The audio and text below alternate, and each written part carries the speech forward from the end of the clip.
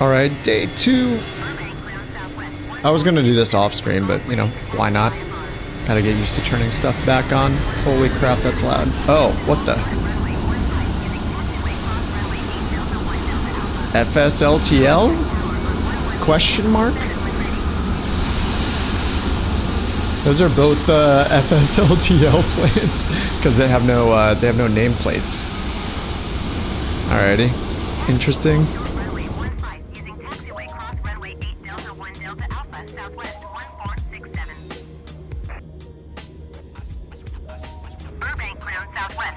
Alright, I'm just here chilling at Burbank while I figure out what I'm gonna do. Well, I know what I'm gonna do, I just need to set it up.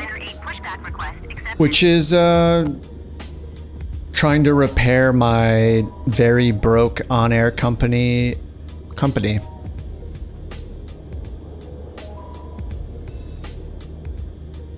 ground, Southwest 400, requesting pushback. Southwest 400. Hey again, Mark, what's up?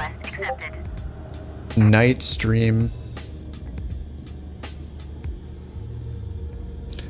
And what's interesting is on-air company doesn't want to start for some reason.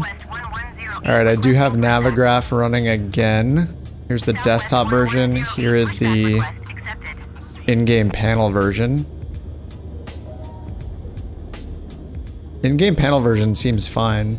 I'm not sure if this existed the last time I used it or not. I think they might have still been working on it, so. But it seems pretty good. This kind of thing is just easier on the stream. Like, I don't have to tab in and out and stuff or set up anything fancy. It's got this large scale map mode that makes all the diagrams bigger too, or all the numbers and text bigger, so that's really nice. See how small I can get away with it being. How much money am I bleeding per week? I'm kind of afraid to look. I don't know if I was because I don't think I had any planes. I think I had leased the planes instead of rented them, so they automatically expired at the end of their lease term and just went back to wherever they were. What's really weird is I can't open on-air right now. I just tried like 3 times to launch it and it's not launching it. So I'll try to find out what's going on. Hopefully I don't need a reboot or anything like that.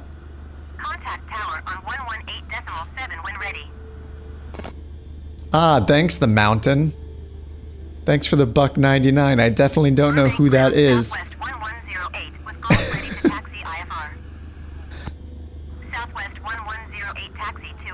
It's a cute little briefcase you got there.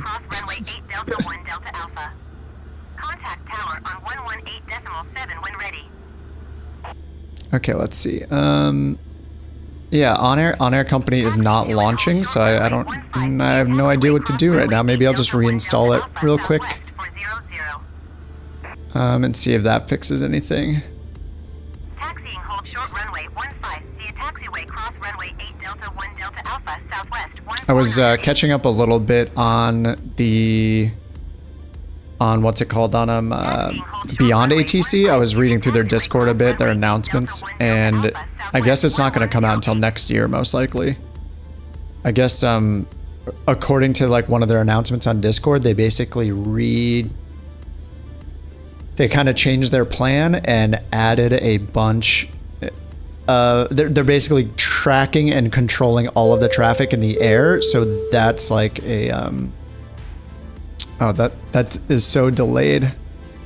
Thanks again, Mountain, who I do not know. Way to get back into streaming. Do I fly an IVAO? No, I've done VATSIM though. I've never tried IVAO, but I've done a handful of flights on VATSIM. Deuce, what's up, man? Good to see you, dude.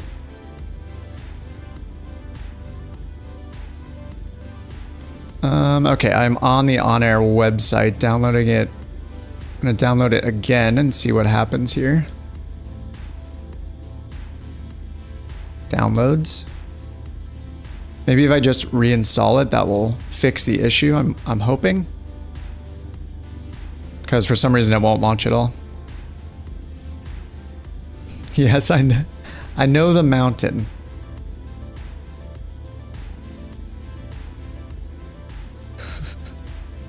Oh, hey, that worked. Okay. Nice. All right. I think we're in business. All right, so yeah, couch captains is pretty screwed because, yeah, I stopped flying. You know, we all kind of stopped flying because I stopped flying. So that's fine. I think we're going to have to like dissolve the virtual airline that we were all on because not only is it $9 million in debt or so, but it's kind of not easy to do. Like there's a lot of maintenance you have to do every single day to have the virtual airline and on-air company. It's kind of a lot of work, and that makes it much less fun than it should be. So I think what makes sense is just to pretend we're a virtual airline and we can do the couch captain stuff and the livery stuff and, you know, do flights on Discord, whatever, without the pressure and the technical challenge of using the on-air client to maintain the VA. It's just kind of crazy. It's a nice recruiting tool though. Like we had a bunch of people join just from us doing it on the streams and everything and doing it together, and it grew pretty fast. So that was nice, but anyway, I do have an aircraft. Okay, so last night I tried a freelance mission. I was up way too late, and I forgot that you can actually do freelance missions, which mean you get a plane loaned to you. You have to pay for the fuel, but you get the plane loaned to you. You don't have to like find it at the aircraft market, which is, I was basically screwed because right now I'm at Macon Airport. I think it's in Georgia, and it's a smaller airport and there are no planes for sale at the market. So I have no way to purchase a plane right now, and I didn't want to wait like a day for my pilot to get transported somewhere else that has a plane I can rent or lease. So I just ran this freelance mission. I'm not super familiar with freelance, but I believe I can just find, like it'll just generate a mission for me. Oh yeah, I had this sightseeing mission, but I want to abandon it. So I'm going to go and abandon that if it'll let me. Pretend in the simulator? Yes. No, for me, this is as real as it's ever going to get. So, Boeing Man says, I fly in VATSIM and IVAO, more on IVAO. I'm an IVAO private pilot. I'm not sure what that means. Is that like a ranking?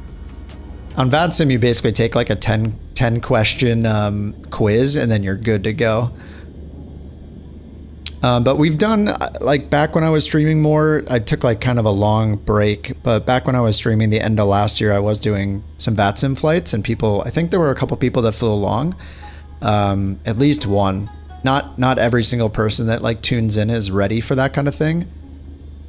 That's actually why I'm really excited about Beyond ATC. We'll see how good it is when it comes out next year supposedly, but that kind of thing makes it so much more approachable to doing ATC and getting in the habit of talking and things like that. So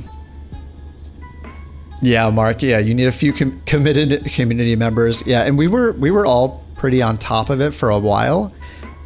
But since I like took a break, it kind of just died down because I kind of just jumped ship. Okay, so I can go here and just go to freelance jobs and then say search freelance jobs for the aircraft I've loaded in my sim right here, this button. And I think this will actually just like in real time generate a bunch of jobs for me to do. So I can at least get to somewhere else where I have a plane that I can lease. Oh, I'm in the 152. Maybe I should, oh no, not this song. I swear, Harris Heller, he's the guy that makes stream beats and he's a YouTuber. He puts out so much music on this that's copyright free. And I swear I hear this song, like every other song, this song plays somehow. Anyway, back to, just keep that elevator music going. It is tradition. 4,000 hours on IVAO. Good God. Yeah, that's a lot. I don't know how many I have on VATSIM. Probably like 20. Definitely under 100 for sure. Okay, let's see here. Let me change planes real quick. Go back to the main menu. And I can't fly out of Burbank. I actually have to fly out of... oh, whoa, wait, what? Oh, no way. Okay, so I'm learning a bit, I guess, about... Let me see if I can make this bigger for you guys.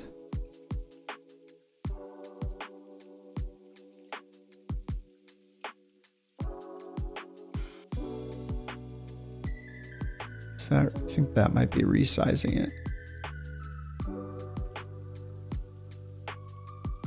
Nope, not what I'm intending to do. All right, I'm just gonna leave it at its normal size, I guess. Oh, that did get a little bigger. Sorry, I know it's microscopic on the stream, so I'm trying to see what my options here are. That's kind of scaling it up for you guys. Oh, but I can't see the map. All right, whatever. So it looks like, yeah, I'd never done freelance before, but it looks like this is kind of cool. I didn't realize you could do this. So you just load in any airport, any plane, and then you can hit this search freelance jobs button, and it will just find the freelance jobs for you. So you can do something and earn money and get to an airport that you want to get to. So this is super flexible. This is a lot nicer than, it's just less strict. Like this is a very, you know, one-off mission kind of thing. And I didn't even know this was a thing. So note to self, I should put this in the next video I make, whenever that is. Continue. I know I started the on-air series and didn't continue it. So yeah, but this is great. I mean, this is really good because if you just want to take a detour and go to a different country and fly up one mission anywhere in the world, you can just load in with any plane and just grab a freelance mission. So that's awesome. That's actually the reason why I liked Sky Park for such a long time, is because it didn't have all of the, you know, strict realistic things that On Air Company has, where it's like, all right, I have to be at the place my pilot is, all that stuff. Oh, freelance generates once a day. I'll have to do some reading about it on in their like manuals and see. So are you saying that I can't? Oh, the jobs probably generate once a day, right? But I think it's flexible enough where I can go anywhere I want in any plane that I want. Oh, do I have the analog caravan? I do. Excellent. Oh, I don't have the Couch Captain's livery for it. There was a way to hack it for that to work. Yeah, I'll do the analog. I gotta get used to the analog again. Let's go with red.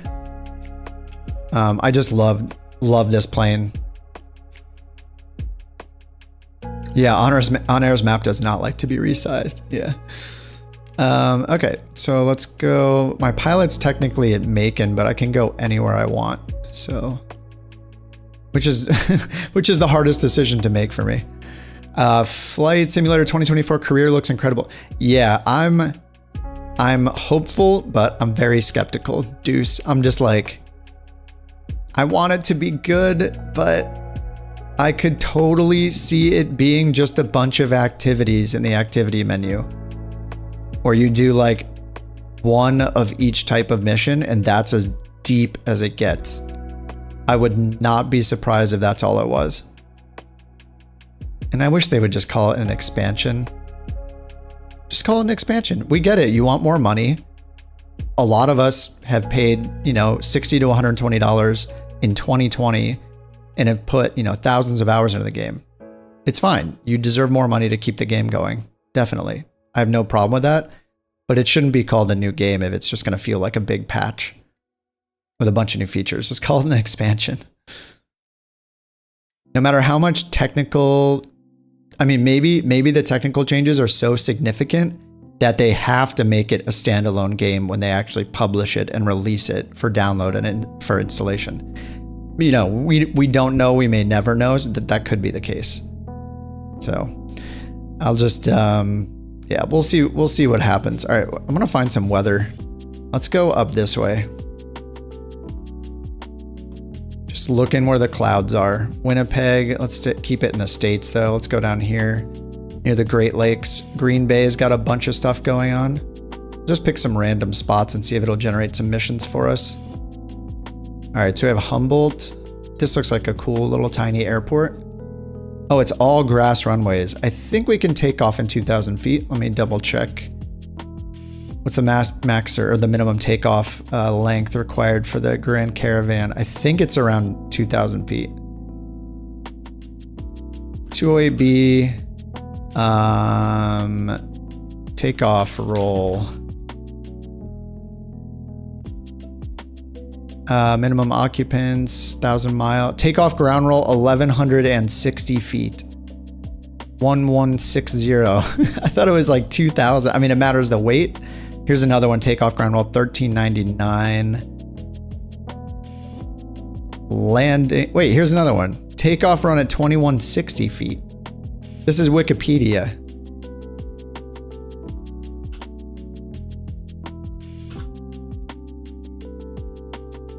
Similar fuel capacity. This might be max gross weight. 2160 feet. Whatever, let's try it out. And we can only start, oh, we can only start on a runway. I don't like that. It starts the plane up automatically. Is there parking here? How big is this runway? 2,300 feet. All right, let's try this out. What do I think about the fly-by-wire A380? It's not out yet, right? I saw somebody joking on Discord or something that we're gonna see like 1 million 380s on VATSIM as soon as it comes out. I've not been simming for like 8 months, so I'm very far behind and I'm just catching up on kind of everything. I mean, the 380 is iconic. I don't really fly airliners, so I don't have like a very strong opinion about it. I mean, fly-by-wire, as far as I know, has done a really good job with the planes that they've made and released. So, yeah, I don't really know though. Most people have anybody that flies airliners will have a better opinion than me. I mostly keep it low and slow. I was getting into the CJ4 quite a bit before I took a break, and I'll probably get back into the CJ4. I was mainly flying it because the working title team worked on it, and everything they work on is just amazing. So I'll probably eventually also try the 747 and the 787, simply because they worked on it. I just respect all the work they do, and it's super high quality. Hey Words, what's up? Yeah, it's live. How's it going? All right, let me try this again. Search freelance jobs for the aircraft I've loaded. Chris, what's up, dude? Come up to the Bay Area and let's fly in real life. I know a guy. Okay. Actually, I wouldn't accept it that I would accept coming up and like having a beer at some point if I happen to be up in the SF area, like San Francisco area or something. But man, dude, little planes terrify me. I gotta be honest. Whenever I've flown with my girlfriend who has her private pilot's license or endorsement, I just like, I don't know. I definitely felt safer in a Cirrus when we took the SR-20. Just knowing it has a parachute, I know like whatever your opinion on those is, for me, it made me really comfortable. Much more comfortable than I normally am. But if I ever make my way up there, it would be awesome. Awesome to have a beer or something. When you started doing VATSIM, gave me the confidence to start it. Nice, Adrian. Are you still doing it? Oh, awesome, cool. It's now only what you use.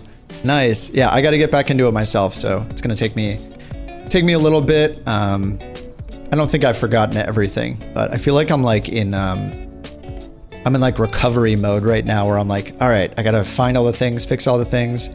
I got Navigraph, got my subscription started again last night. The parachute's not saving you on base to final. Yes, very comforting, thanks. Yeah, I know. But when we're cruising, it makes me happy. That one time I did it, it made me happy. All right, so it looks like this does just work, right? So here's the airport that I'm loaded in at. It just says it detected the 208B, even though it's the third-party one, the black square version. Max payload. And for some reason, I'm getting a double XP and reputation certification bonus. All right. Anyway, let's just do one of these, get back into the swing of things, see if I can earn a little money, and see if I can get my... Actually, I don't know what this is going to do with my actual pilot. So if I go here to my employees, it's going to show my pilot, yeah, at Macon, Georgia Regional. Wait, is it Macon? I thought this was Macon. It says Middle Georgia. Sorry if anyone lives in Georgia and knows what that is.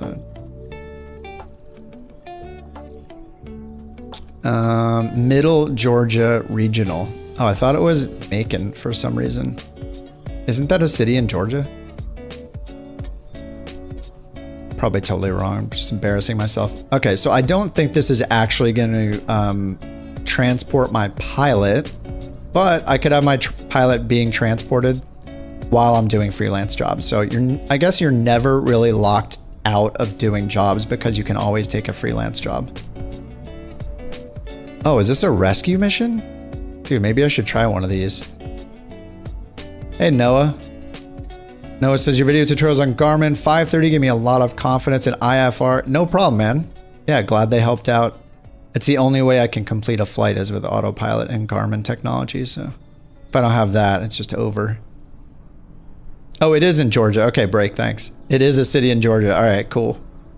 I wasn't just making it up like I do in all my videos. I just make everything up. All right, let's see. This is a rescue mission. I normally only do cargo and stuff, but maybe this would be fun. Off-road rescue mission needs a search. I think the tricky part with something like this is you kind of need a moving map to get out to that point, or you need to use the world map to plan the flight, and you can, if it gives you the info, I think it might give us a latitude, longitude. It gives us a heading and a distance. Can I get a lat long from this? I'm not sure that I can. If I could get a lat long, you can actually put latitude, longitude coordinates in the search field of the world map and put a custom waypoint there. Did they add, maybe they added that? Let's get this on. Let me just see if they added that in the 530, 430 custom waypoints or not. It's probably not a latitude, longitude thing. It's probably just like saving a waypoint. All right, let's see if I remember to start this up. It's similar to it's pretty much the same as starting up the non-analog version, right? Fuel boost is on. Avionics 1 and battery is on, and then starter is on. I open the fuel tanks, and I believe we just wait for the EGT to rise up to like a few degrees. Or do we wait for not the fuel flow? That'll be 0 until I introduce it. I have to look this up again at some part. I think, yeah, it must be the RPMs. Anyway, we'll introduce the fuel.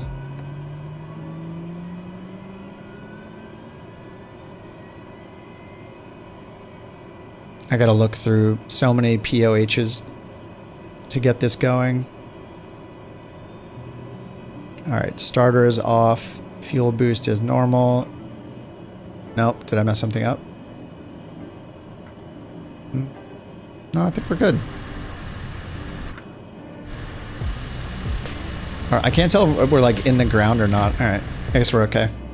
Are there missions for airliners? Oh yeah. With the On Air Company and NeoFly and all the career mode apps like that, yeah, you can fly pretty much any plane you want. I think you can even fly like the Halo Pelican, whatever, the TC whatnot from Halo. Pretty sure you can do cargo missions with that as a supported plane. But yeah, you can definitely do airliners. If you've never used something like On Air Company, I would recommend starting with NeoFly, because as far as I know, NeoFly 4 came out recently, but I think it is still free. You're able to donate to unlock more features, kind of like enhancements to it, but you don't have to. And that's a quick way to get started with them. I like On Air Company, but On Air Company costs money. It's pretty affordable if you commit to like a 1 or 2 year membership with it, but they are constantly updating it. But you can totally get by with, and a lot of people love NeoFly. NeoFly is very similar, and it has a lot of really cool mission types too, like search and rescue and stuff like that. Oh, a pilot's life? I don't think I've tried that. I think I looked it up. I'm pretty sure a pilot's life is the one that takes you like in a very like you start as a bush pilot, right? And then you have to like really work your way up until you can become an airline pilot. Whereas with On Air, I think you can kind of start wherever you want. You can start as an airline pilot or like a freelance small pilot, like small plane pilot, single engine piston kind of guy. All right, I'm gonna skip the rescue mission for now. I should try the other types, but I tend to go for like cargo or passenger missions. And I want to find one that just has a single leg. And let me just filter. Hey, this has a list of all of the types as well, so Oh, can I not scroll this? Oh, you guys can't see the tooltip either on the stream. That's kind of annoying. Anyway, here it looks like I just have cargo and sightseeing. So let's sort by the distance to pay ratio and then pick based on that. All right, so this one's only 60 nautical miles. I want something a little longer than that. One leg, here's 104. Oh, that's sightseeing. I don't want a multi-leg trip just yet. 130. Here's 197. All right, to 6-2. Oh, it's 3 legs. Ah. All right, here's one to 47 Yankee. All right, to the west. It's gonna be a small airport. Let's look up 47 Yankee and just see how tiny it is. 47 Yankee. Pelican Rapids. All right, longest runway, 3,200 feet. Runways. Is it not showing? What is the surface type? It has a slope. Doesn't say whether it's hard surface or not. And are there any charts? There are no charts at all because it's too tiny. Maybe go for something bigger. 2 days in a row. Hey JJ, Santa's real. Hey, I got a lot of catching up to do, so you know, I figure I'd just hit the stream button. Why not? Get to chat with you guys. You get to see me make a bunch of mistakes as I'm trying to relearn stuff. It's like a win-win. Yeah, it seems like a lot of these freelance missions don't go to... Okay, some of them go further. This one goes 600 miles. Okay.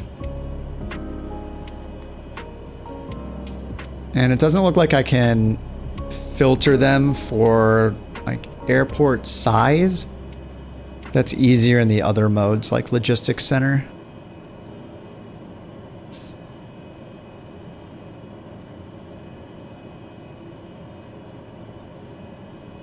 Oh, 25 passengers. Wait, I can't even do these. This one is to take...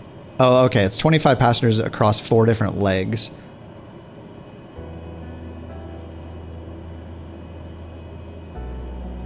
This one is cargo. All right, I guess I'll do the 60-mile one then. We're going to Whiskey India 07, which is just south of here. And it's daytime. The weather is supposed to be crappy though. Like I picked this area because the weather looked really bad. So this might be tricky. I'll have to see what the weather is at that destination.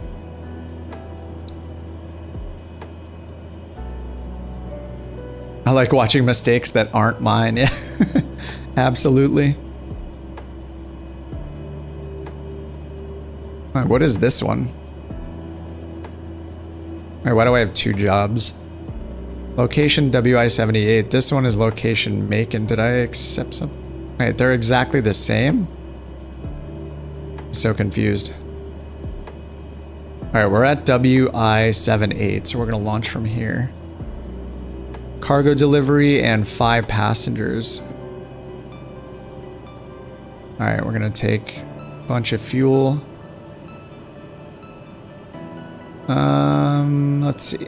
All right, total distance is, where do we have 60? Yeah, just 60 nautical miles, and the like vague range estimations here have us. We already have enough fuel for double that, so I'm just gonna raise it up to like 300 miles just to be super safe. Okay, and then we're going to WI-07. So let me put that in up here. I'm not going to use SimBrief for this one since it's such a short flight, and we'll try the auto routing here. I mean, it's probably just going to be a direct to. It's only 60 miles. So we'll go to flights, new flight.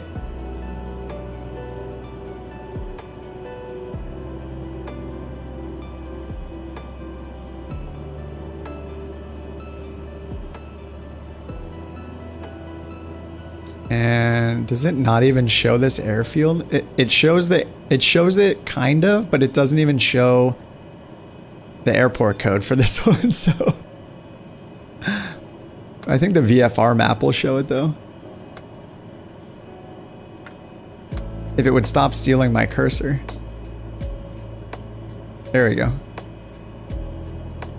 It's WI-78, right? Yeah, okay. All right, Whiskey India 78. Not found. Really? This is even with Navigraph data? It doesn't exist. All right, I guess we're just gonna have the moving map up and we're not gonna just have the VFR map up. All right, let's see if it's in here then. I guess I didn't turn avionics 2 on.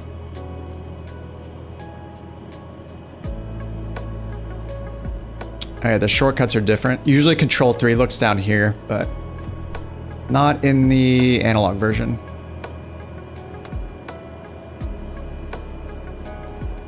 All right, let's try it in this database. I mean, it should be a Navigraph. I'm kind of surprised it's not there. I mean, it's not even showing. I mean, maybe it was, maybe the airport is closed.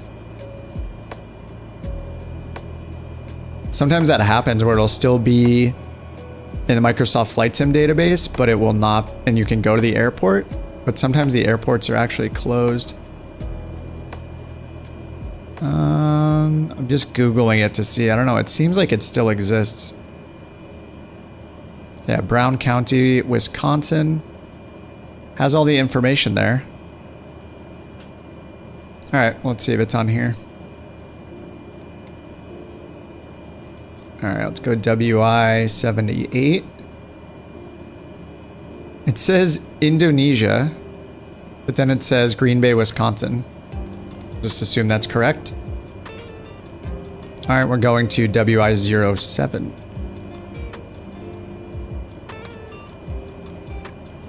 Yeah, why does it say Indonesia? Walpen, Wisconsin? All right, 60 nautical miles, direct flight there. Let's see if we can at least get some altitudes here. I'm on the VFR map. I should be seeing our little MSA, our sector altitudes here. Where are they? Probably zoomed in. Oh, I saw one. You know, I have it, maybe it's because I have it in large scale map mode that it's hiding some things. Yeah, that's why.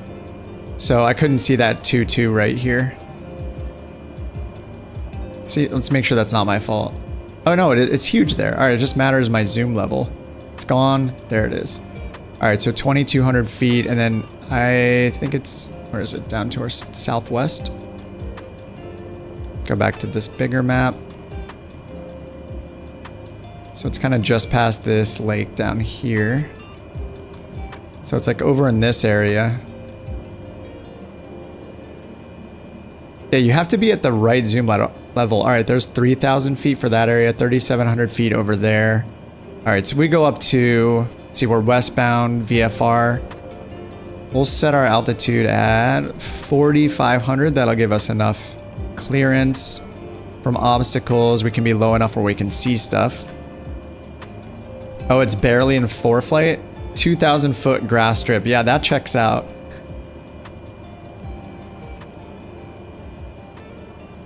Yeah, I think Navigraph is just failing us here, unfortunately. Failing me. All right, taxi lights. I'm just going to put strobe and landing lights on as well. Okay, what am I forgetting? Flaps to takeoff position, and do we have a windsock?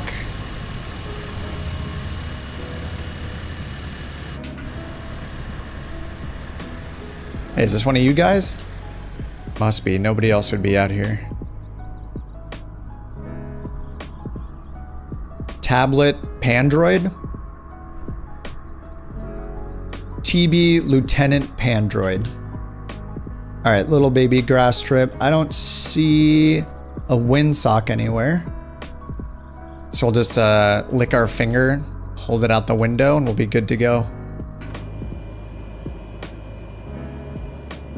And Navigraph's not really super helpful right now. All right, so we're gonna climb up to 4,500 feet, if we even get that high. And let's see, we do not, I'm trying to remember this plane. So we don't have flight level change in this, right? We just have vertical speed, but we thankfully have a heading nav, approach, and can obviously hold our altitude. And then we just have vertical speed for our vertical modes. Oh, tabletop Android. Oh, it's you? You're in a Comanche?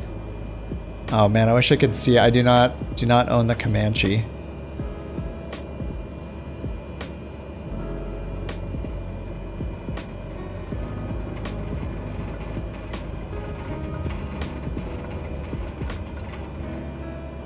All right, which way looks better to take off from? It's pretty flat here. There's some trees there, so we're gonna take off heading this direction where it looks a little more flat.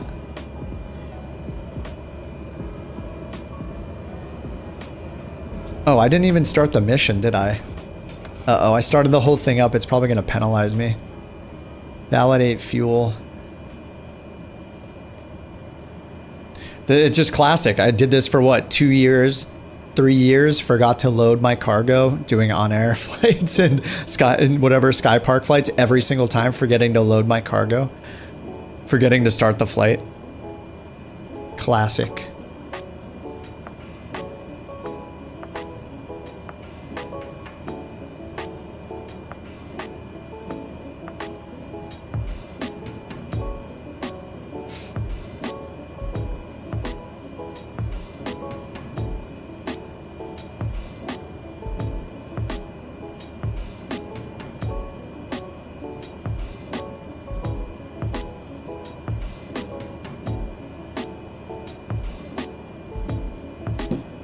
Okay, cool. Fly now. And I think let's see. It's 8 p.m. here. It's midnight there. We're going to go plus like 9 hours on the time offset. So we're going at daytime still. So it should change the time of day in a moment.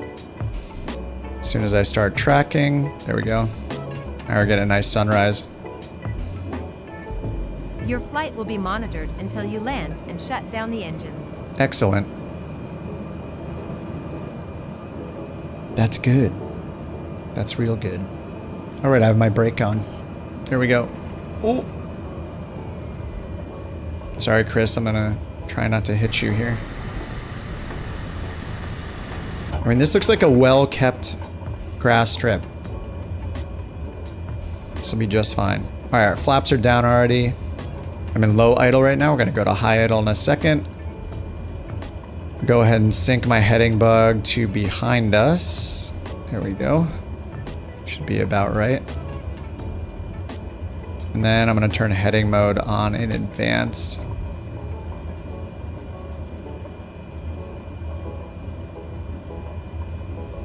Gene!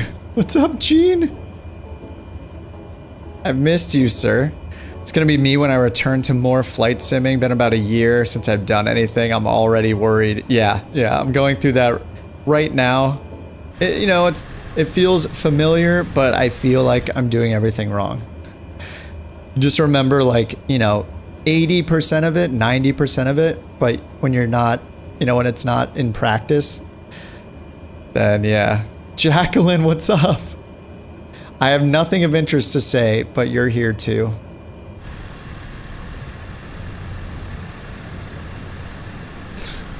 How have you guys been?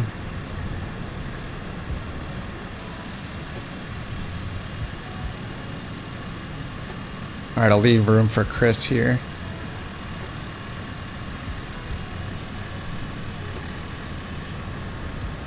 Well, he said he's in a Comanche, so I guess you're just like good to go. All right, high idle. This grass is really slowing me down. There we go. Takes a lot of just a lot of throttle right there to even just get going. I mean, this is so flat. All right, let's go. Flaps are already down. We're good to go. I just need to watch the torque on this thing if I remember right. Yeah, you can over torque this one. Looks like I'm set.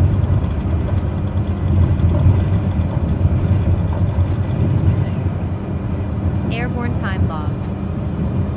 Me and Squat miss you so much. Dude, I haven't talked to Squat for a bit. Him and I caught up. Did we talk on the phone or something?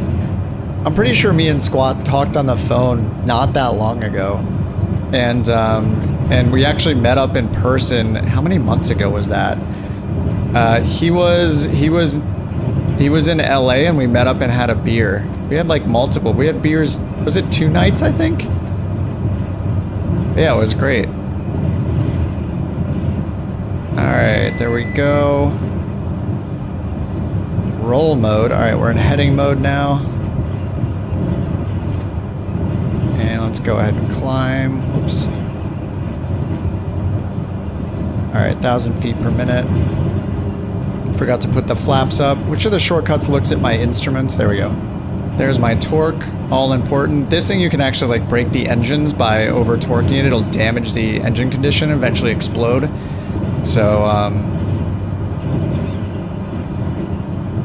yeah, let's not do that. All right, now we just need to turn to the right to get on course. Oh, and I forgot to set, I already forgot to set my course here because we have an HSI. So I need to set the course manually here to 221. All right, there we go. And now we'll turn towards it so we can intercept the course and get on nav mode.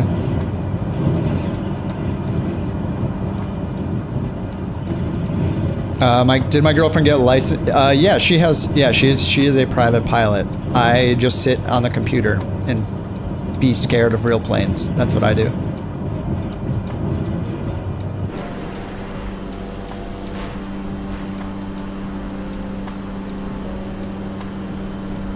Man, I hope in Flight Sim 2024 that they make it so you can see what plane everybody is flying, even if you don't own it.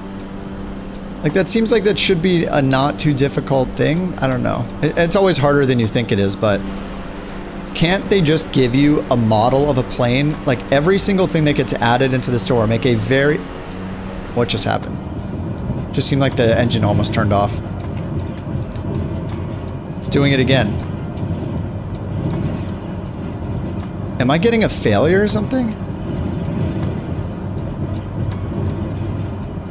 The torque was like sputtering. What's happening? Dude, what am I I didn't do anything. Oh, that's just a 1,000-foot warning. Okay, we're good.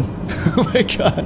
Yeah, how hard could it be? It's just flying a plane. Exactly. What sim hardware? I use the TCA Airbus side stick, left-handed.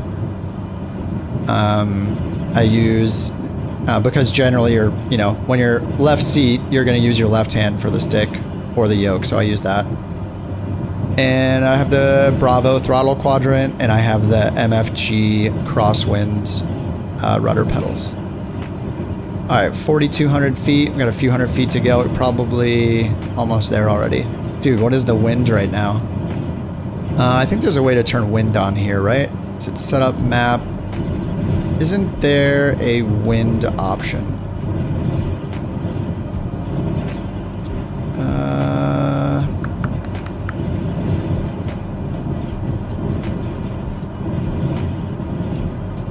Data fields. It's not Nextrad. It might. Is it under data fields? No, it's not. I should know this, but I don't. Oh, I think it's on this screen. I swear, there is a way to enable wind on one of these displays. Alright, whatever. I'm going to the regular map. That's the traffic map. That is our terrain map, which does not have wind either. And yeah, traffic is off. I forget, on this one you actually have to turn the traffic on manually each time, unlike the G1000, which turns itself on automatically.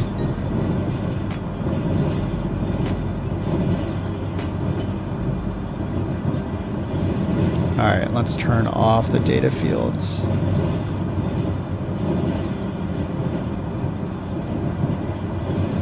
I actually really dislike the north up map, but it's nice that the data fields are in the corner. It's not too bad. So we have 50 miles to go still. The wind is insane.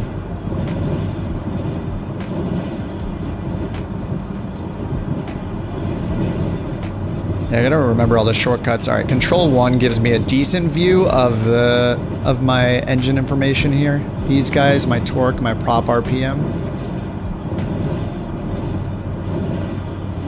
Pull that guy back just a little bit. Once again, I'll have to look up the POH for a lot of this stuff. I'm gonna turn off Navigraph because it's not giving us any information. There's not even any information for this airport, so maybe SkyVector will have something. So let's look up WI78 is where we're at, WI07. Let's see if SkyVector has anything. It's probably hopefully it'll give us a nearby ATIS. Oh, Oshkosh is the closest VOR.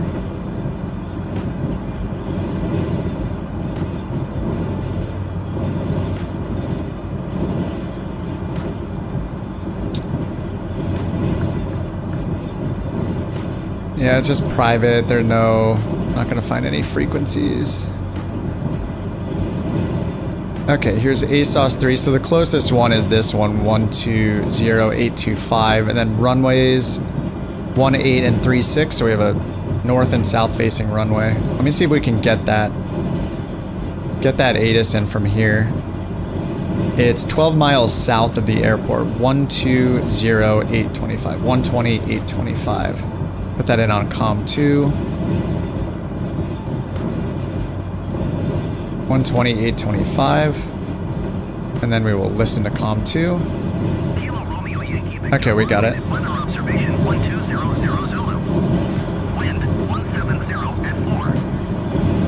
Alright, 170 at 4. So we want the southbound, south-facing runway.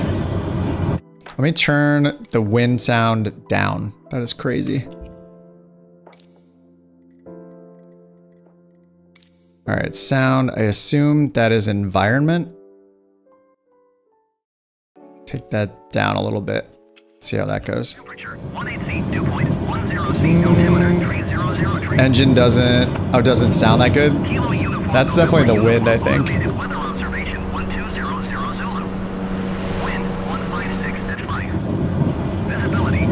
Wind 156 at 5. I think that's the wind. Yeah, we were really crabbed into it. Oh, maybe not so much now.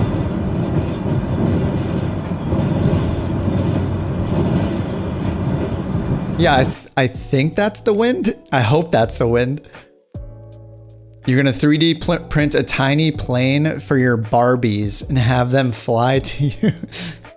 Did you guys see the Barbie movie? I did not see it. I didn't even see Oppenheimer either. Okay, aircraft. Okay, it's maybe it's cockpit sound? That should be environment sound if it's the wind, right? If I turn this to 0 and we still hear it, then maybe it is the plane. Uh-oh. Storm window. Oh, the storm window is open. What? Chris, nice. Nice call, man. Nice call. How? I don't remember opening that?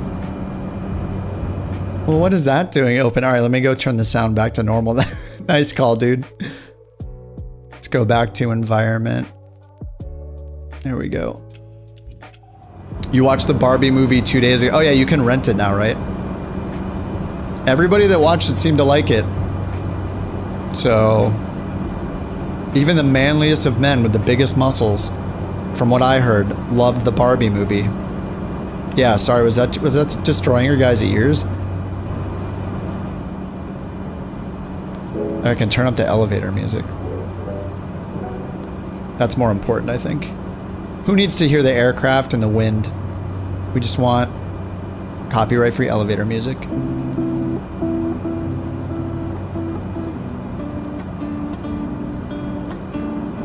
You bought the virtual version. Wait, what is the virtual version? What does that even mean? You're not talking about you're not talking about DVDs, are you? Like, I know the virtual version would be the downloadable version. Are you saying that you did not buy a DVD? Is that what you're saying? Do people still do that? 39.5 miles until our destination. And let's see, the elevation at the airport is 940. All right, so we'll call it 1,000 feet. So we'll want to be around 2,000 feet for a standard pattern altitude. Digital. Gene is basically Ken. He loves horses and the patriarchy. Digital. We got the VHS, yeah. I'm just confused. I mean, maybe people still buy DVDs and stuff. I think the only people that I know of who still have DVDs are people that invested in like a Blu-ray set or a collection of Blu-rays and swear it's the best quality of all time and it can't be any better and all that kind of stuff. Personally, as soon as I could download movies, I was like, heck yeah, I'm not buying a DVD ever again in my entire life for PlayStation games or for movies or for 24 Season 1 from Fox. As soon as 24 Season 1 was available digitally, I never brought out the copies of it that I had from my Netflix 8-out plan when I was a youth that I definitely didn't use to make my own copies of 24 Season 1. And once that happened, it was digital for life. You brought a small cast of... you bought a small cast of people to act it out for me? Wait, what? What do you mean you bought a cast of people? Did you like jump into whatever the new version of Second Life is and hire people to act out Barbie skits for you virtually? Is that what you're saying? Was Gene one of the actors? Literal paid actors. Virtual paid actors. All right, 34 miles. Yeah, I thought that was the wind the entire time. I mean, the wind does sound pretty crazy. If I open this, we're not gonna crash, right? Oh my God, no, you gotta be kidding me. What? That makes no sense. How does that make any sense? It was open the entire time and we were fine. I close it and then what? It builds up so much pressure, you hit the button and it... Dude, come on. Oh my God. Why? Why is this happening? It's very upsetting. Why does this happen to me so much? I mean, surely we had it open for so long the entire time, blasting everybody's eardrums. Oh, I don't get it. I don't get it, man. Why? Oh, I hate it. I think this is why I had stress damage off for so long, right? This is why people have like stress damage off and they have like all of the like so many realism options turned off is because of stuff like that. You can totally open a plane at open a window at 4,500 feet. We're going like 150 knots. That is such BS. I should turn off aircraft stress damage. Gah. Horrible. Horrible. It's so touchy. Aye. Aye. All right. I guess I'm gonna find a new freelance mission to do. Says I have 2 aircraft. How did I get... I must have started this one? Everyone got sucked out. Oh, man.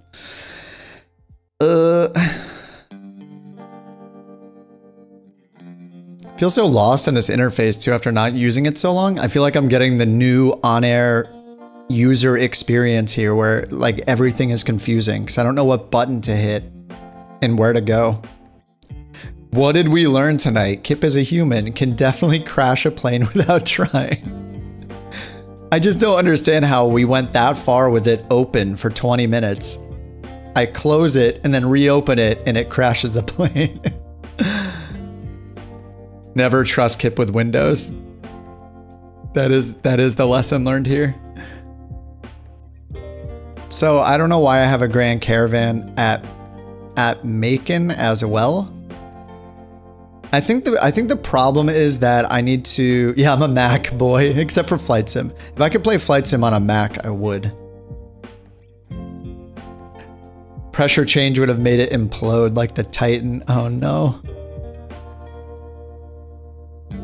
So I think what's throwing me too is like the freelance stuff. I never do it, and it's pretty limited what they give you.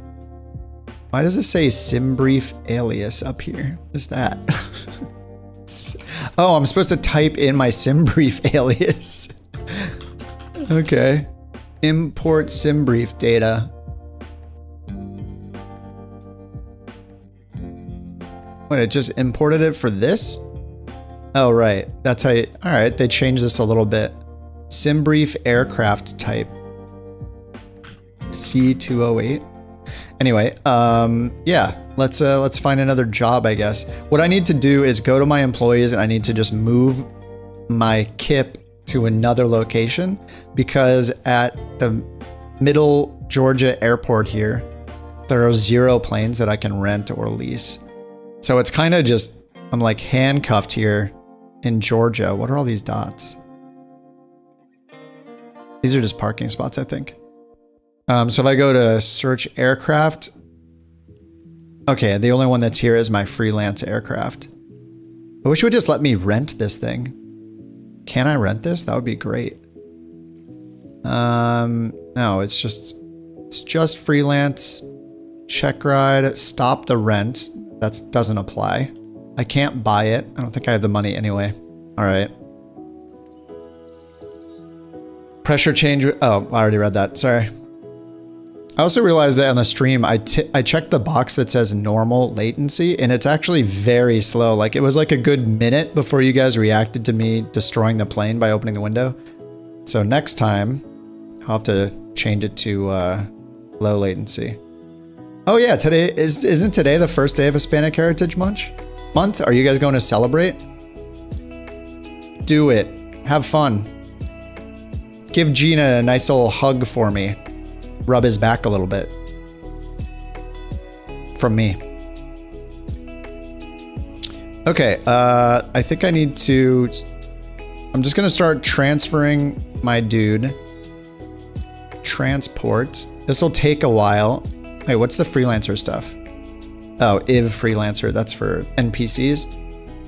Where should I make my headquarters? Do we go back to Teterboro? Teterboro is pretty fun base. I'll just have him go back there. It's gonna take an hour and 38 minutes, so we're just gonna do that, and I hope it still lets me do freelance jobs.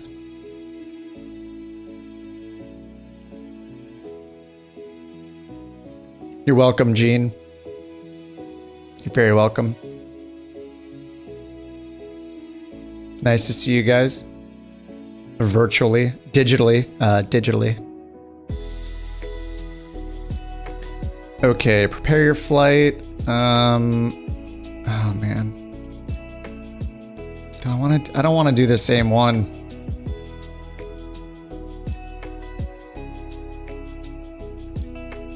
Yeah, the freelance thing seems very convenient, but at the same time, it's not really giving me jobs that I want to do.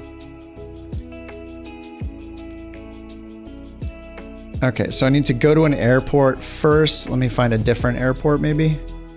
Go to a larger airport. I think the issue is the jobs that I got were all based on the size of the airport, which is like a size 0 teeny tiny airport. So if we go over here, we can go to Green Bay or even like this one. This has 2 runways. Oh, these are both grass.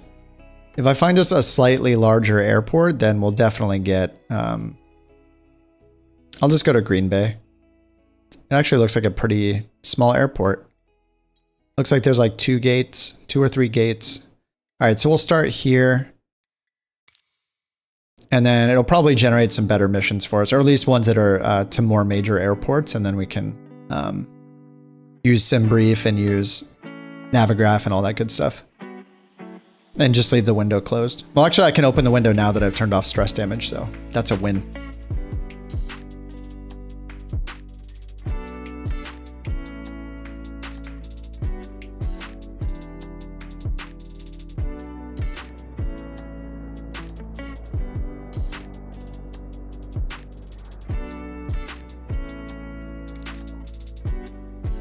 All right, let's try this out again.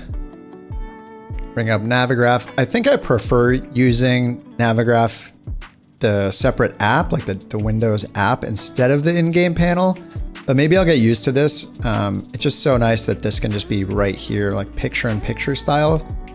Kind of nice. All right, let's change over to IFR low maps as well.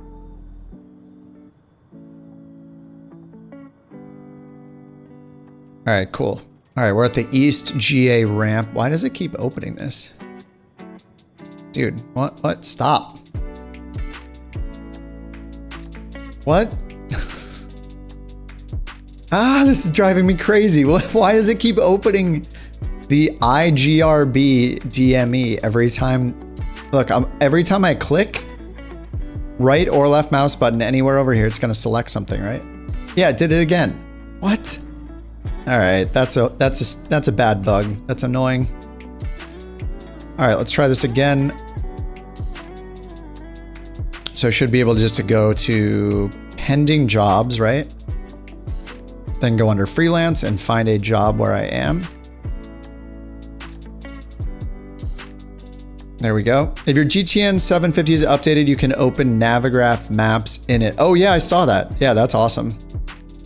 I do think it's really cool when you can open it up like right in the avionics in the plane. It's still a little weird for me. Like, I don't feel like, you know, because we're in a sim and it's not, at least for it, it's not super easy to move and glance at something really quickly in the sim, you know, no matter what you're doing, you gotta like grab your mouse or something like that to look directly there and zoom all the way in. I feel like even though it's cool that they have those features, I prefer to just have something like this up because how quickly you access this, I think is actually more realistic. Just because of how long it takes, you know, to like do this in the sim. But maybe I should just set, you know, could just set some custom shortcuts or something. Speaking of the GTN 750, why did this change to the GTN 750 instead of the 530? That's over here, right? Oh, there we go. I don't remember hitting that. Maybe, anyway, somehow I reset it. And I did pay for a lifetime of the PMS 50 version of the 750, but I have not installed it. For some reason, I prefer the 530 and 430. I think it's just because with Navigraph, like I already get my touchscreen thing here with all the info. Nice, Chris. Do it. Join me, sir. Oh, the Kodiak. Did I install? I don't think I installed the Kodiak yet. That is one I will need to install. Man, I used to fly that thing a bunch too. Okay, yeah, let me install the Kodiak. SimWorks Studios, that's right. Just gonna get this going in the background just so, maybe I'll restart the sim after this flight so I can see you if you join for the next one.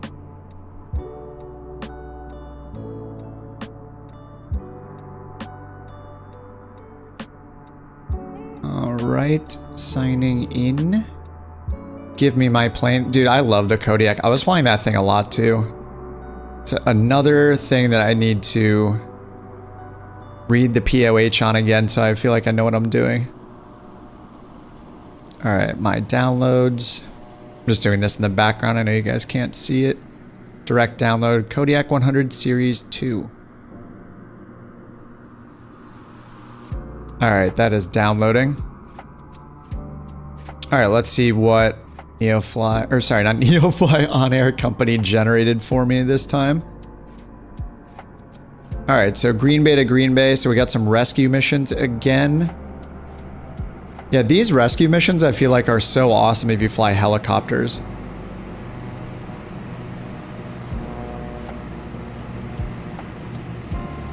And I do need to get into helicopters again. I had a good time doing like VIP missions, VIP transport. You're gonna flip the Kodiak on takeoff?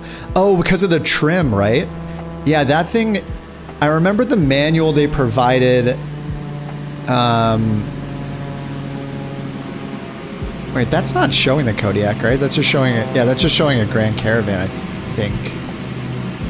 No, what is this plane? It's not a Grand Caravan. This is all wrong. Is that the Baron maybe? That's probably the Baron. I don't even know what planes look like anymore. That's how long it's been. But the helicopter missions are always fun. All right, Green Bay to, is this a single leg? No, it's not. I filter for one leg. There we go. One leg. And filter for cargo. Okay, we have 3 options now. All right, these are each one leg. 139 nautical miles, and they're all to major airports, so that's good. Oh, that's the PC-12.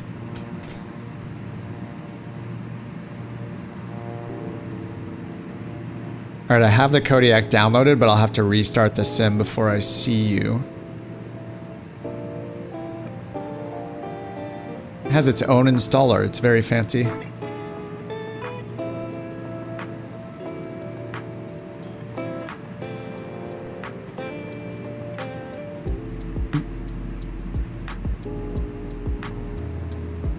Alright, almost done installing it. Just want to make sure I don't forget to do this.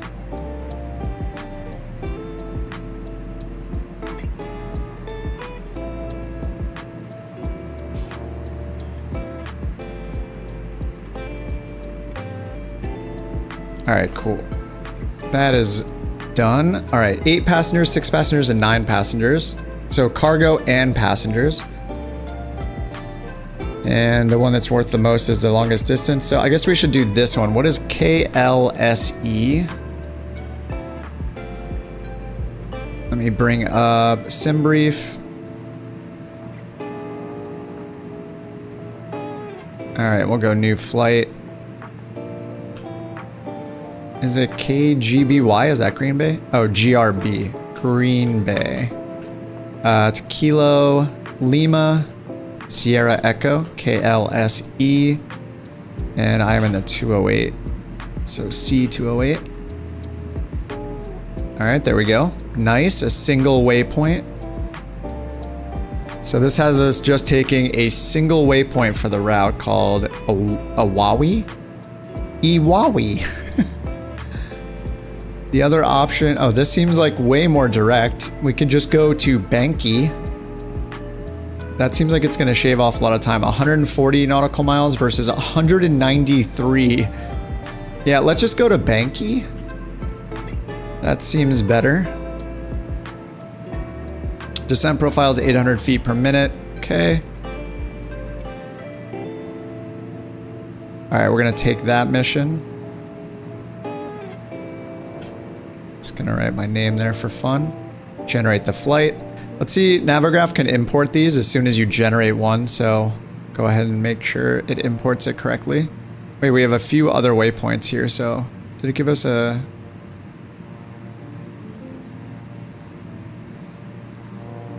This is all new to me too.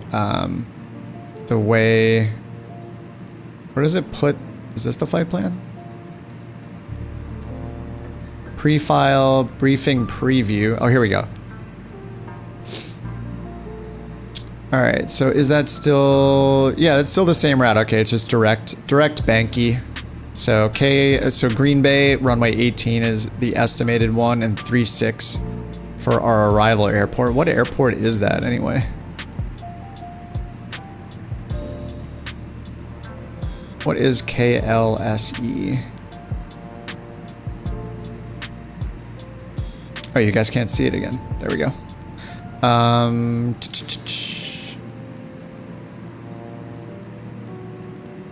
Yeah, Green Bay to... Oh, okay, La Crosse Regional. All right, weather here. This is the latest. Winds 180 at 3 knots. 10 miles of visibility. Overcast at 700 feet. Sorry, 7,000 feet. Temperature's 18, altimeter 3003. So we can get this from the ATIS, see how that goes. All right, cool. Let me import this here. Go to flights, import flight, import from SimBrief. It's the first one right here. that looks like it imported it correctly. Green Bay, runway 18. That's cool. It shows the wind right there. Might be microscopic for you guys, but it's showing a 3-knot headwind on takeoff. And then 2-knot tailwind right now at the destination. So that's, dude, that's so cool how it just pulls that in. It's becoming just more and more like ForeFlight.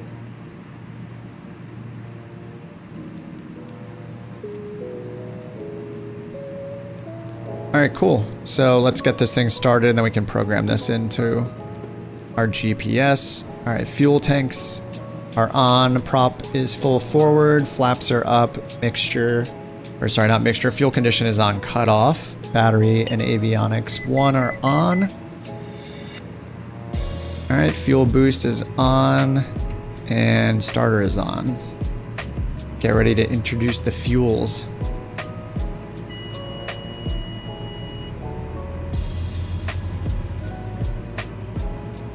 All right, there's fuel.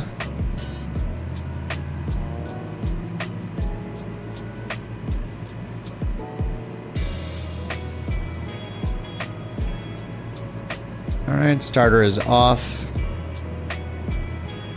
Okay, fuel boost is normal. Avionics 2 on. Flaps to takeoff position. There we go. Oh, I didn't turn my lights on, did I? Parking brake is on. I do not have keys bound for my nav and strobe lights, or beacon and nav, sorry, so I'll just turn both of those on for now. Just so I don't forget the nav lights. Did I see how you can get real world ATIS and VATSIM ATIS in the weather tab in Navigraph? No. I saw that you can get weather up here now. Oh, does it? Oh, it doesn't have it up here. It must only be in the desktop app. Let me open the desktop app. Oh yeah, so I guess you can't get weather inside the in-game panel just yet.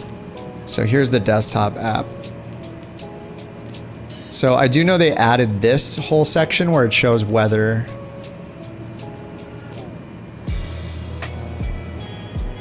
But I did not know that you can switch between ATIS and VATSIM ATIS, but that's really cool. How do we do that? It's probably in the settings. Let's see. Settings. Oh yeah, right here. Oh, nice, yeah. ATIS runway status. Prioritize real world, IVAL. Oh, they have Pilotage in there too. Or VATSIM. Very cool. I like it. I'm just going to stick with real because that's the weather. Theoretically, the Microsoft Flight Sim uses it. Airport weather tab. Let me check it in here first just to compare and see if it's in here. So if I go to airport information, open airport, weather, ATIS. Oh yeah, they have it as tabs here too. Apparently none of them have ATIS info for Green Bay. Oh, this is weather. Okay, I see. So it's weather through, it's giving you, it's like it's digital ATIS is what it is, right? I see. So the airport has to support digital ATIS. So I'm guessing if I look up something like a huge, just a huge airport, like LAX or JFK or something, maybe we'll get it. Let me do that real quick just to see what it looks like and see if it's in the in-game panel. All right, so I'll go LAX, open airport, weather. Oh yeah, look at that, awesome. Yeah, so this is, I've never used D-ATIS or like digital ATIS before, so I'm pretty sure that's what this is. I've just used METARs forever or tuned into the ATIS on the radio, so this is awesome. You love Waupun, it's pronounced Waupun. Waupun? You live in Waupun? No way. Wait, really, do you? How is that possible? There's like 20 people in here and one person lives in Waupun. We just happened to look at it on the map. I don't know. I don't know if I believe you. Go take a picture of the city sign right now. No, I'm just kidding. All right. Well, this D-ATIS stuff is awesome. That is really cool. What are the odds? I watch a streamer called Asmongold. I don't know if you guys have watched him before on Twitch. He's like this RPG player from Texas who's kind of hilarious. But something he always says is the odds are always 50-50. Either it happens or it doesn't. And I think that's hilarious. All right. Yeah, the digital ATIS is amazing. Sorry if you guys can't see that. I guess that's one downside to me using the in-game panel compared to just going into the full desktop version like this. This is probably going to be a lot easier for people to see. But having the moving maps here in the corner is also going to be nice. So, you know, it's a trade-off. I'll probably play with both of them. All right, let's go back to our route. Let's go back to Green Bay. So it doesn't have digital ATIS, but I can still look up the METAR. Or at the least I can just look up the comms here. I just want to do this to get in the habit of it anyway. Hey Riz, what's up? Glad to see you back in MSFS. Started playing the game, watching your video shortly before your break. Fell in love with the game.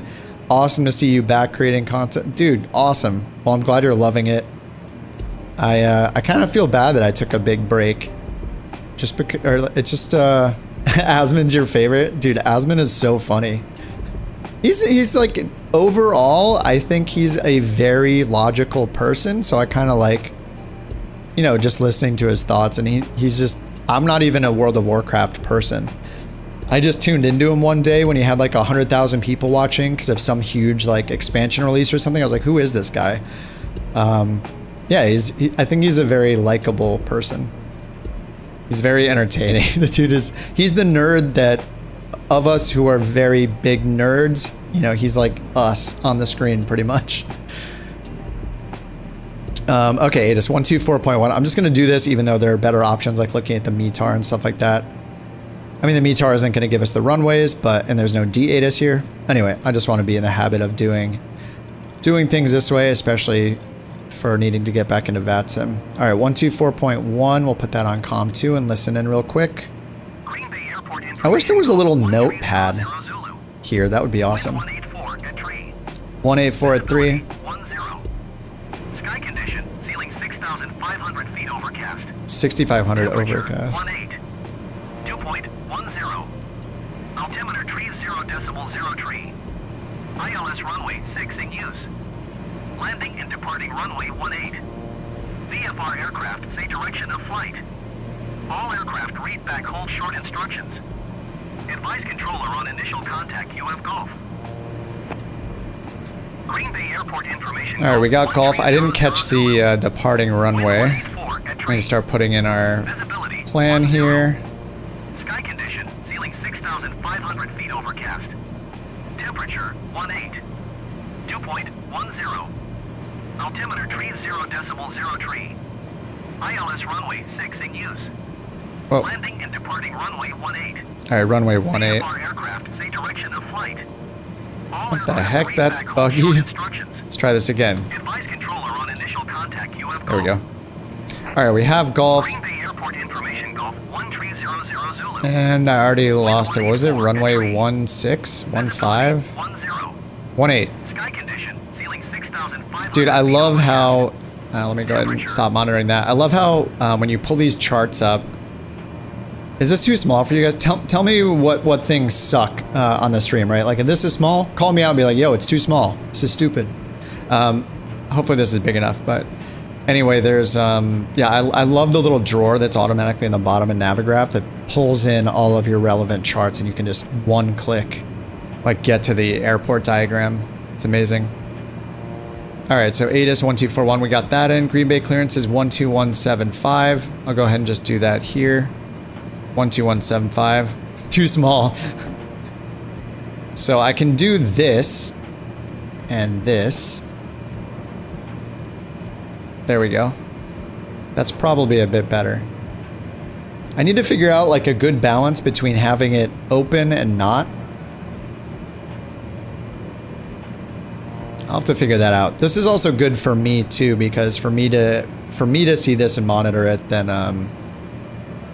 yeah, I need to be able to fly, but I also need to be able to monitor this on the side too. All right, so let's go to ground. We'll get our... Oh, sorry, they have clearance. There we go. Why can we not get our IFR clearance? It has our route in here, so it should let me get clearance. But it's not. Not giving me the option. I thought this was a bug that was fixed forever ago. I remember making videos, or putting this in my video, specifically pointing out how to get in-game ATC clearance. And it seems like maybe it's a bug again.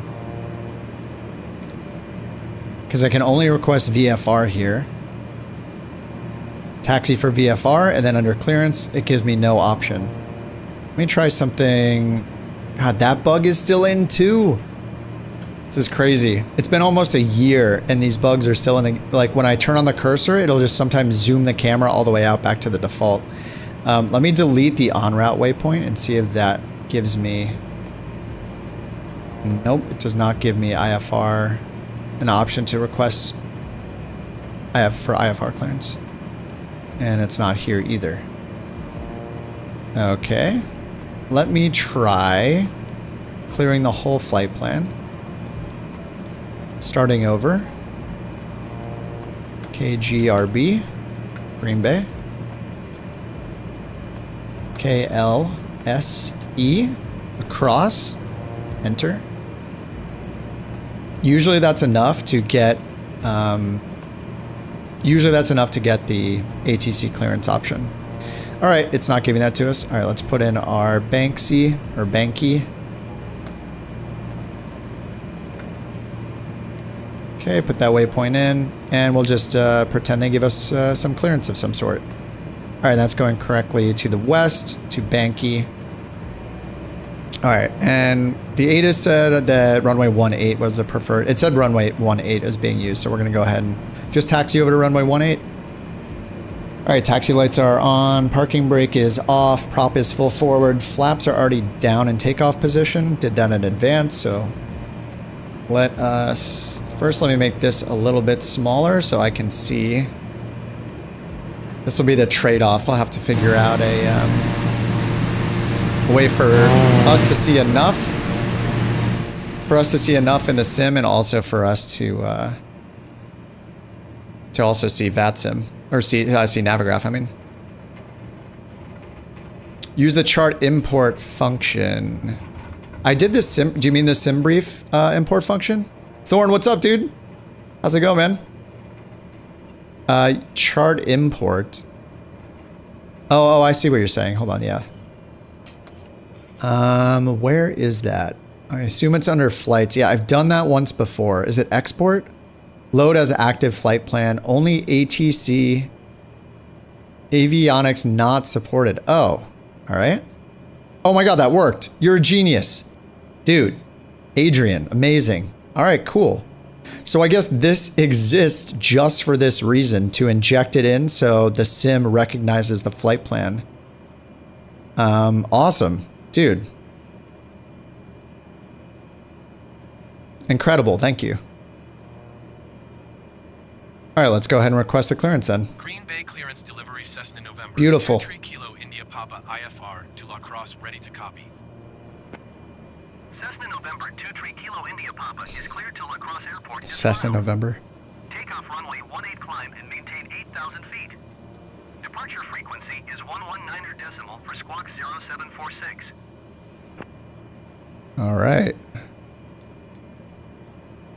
0746. 8,000 feet. November 23 Kilo India Papa cleared to La Crosse Airport as filed. Was it 0746? Takeoff runway 18 climb and maintain 8,000 feet. Departure on 119er decimal for squawk 0746. All right, 119er 4. Readback is correct.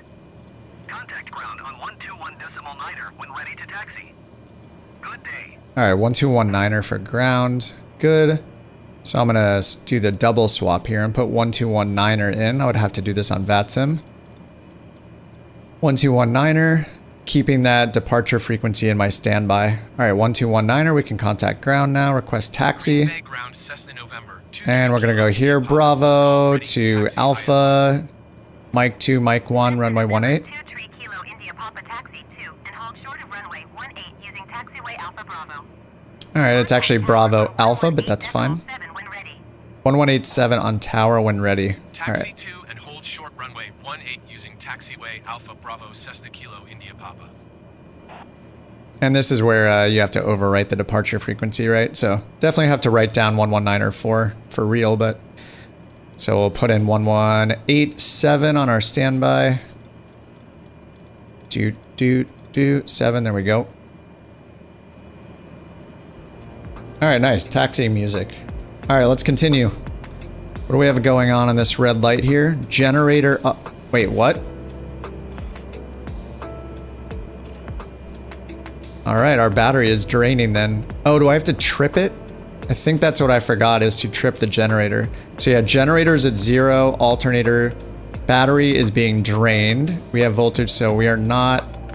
Our battery is going to slowly drain without the generator on, right? So I think I just need to reset. Alright, now generator is on. And battery is now charging. Okay, cool.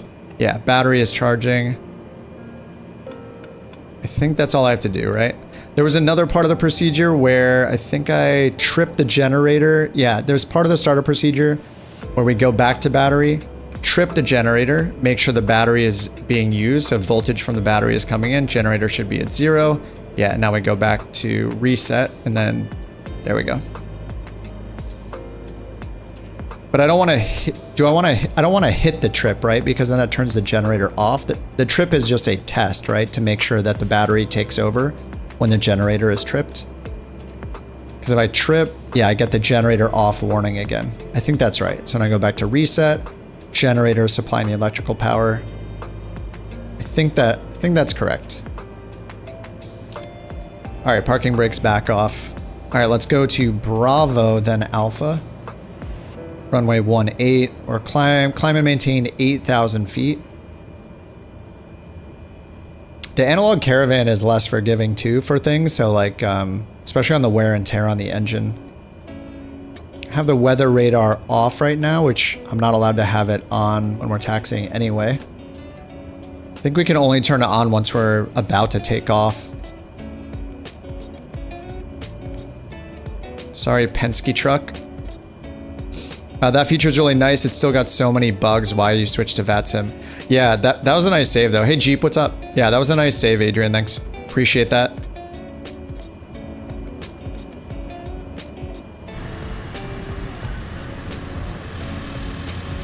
Two shallots. Did you change your name again? What just happened? Oh, that's you, Chris. Sorry. It was who was following me earlier? Head-on collision with Penske. They never get out of the way. All right, I got my liveries in. I did set up FSLTL and it is running? Question mark? Yes, it's still running. FSLTL is running. And I got all of the livery pack installed again. I deleted Aerosoft Simple Traffic because it really doesn't make sense with FSLTL and its gigantic livery pack existing. So that's where we're getting the Frontier Bear from.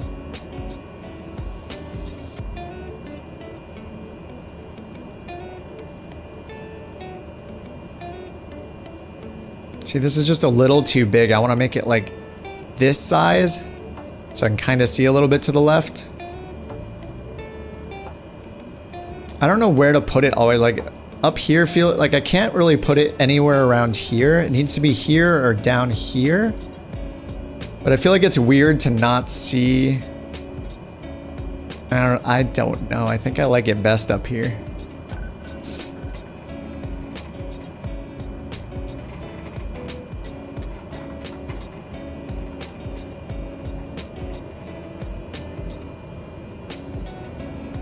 I think that's going to Delta or something. I think I just go this way for Alpha. Yeah, this looks right. Subdued rat died in a shitposting accident. Hey, it happens, you know? Not a big deal. It happens from time to time. Who doesn't have 10 usernames on the internet at this point?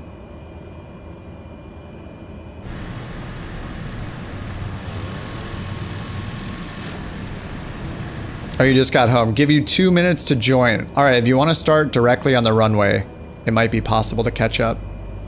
Just start on runway 18 at Green Bay. Kilo, Golf, Romeo, Bravo. KGRB. Kilo India Papa, hold position, caution, other traffic. Hold position. Kilo India Papa, continue taxi. Continue. Ah, airport. Airport what? Operations. Oh. Some nice driving. Almost as good as my taxiing. Not quite as fast as my taxiing, but pretty good. Cessna Kilo India Papa, did you hear my last transmission? Yeah, but you said to cancel. Roger Cessna, Kilo India Papa.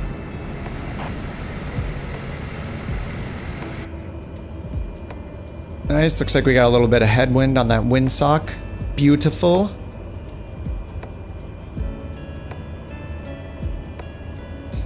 Alright, coming up to Mike. She didn't say to use Mike, but we're gonna go on to Mike because it just makes sense. She didn't say to cross Foxtrot or use Mike. But here's Mike, Mike 2.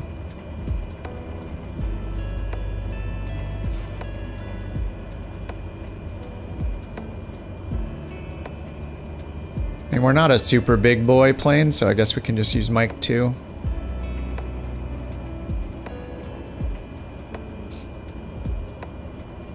Oh, you got the Couch Captain livery? Yes.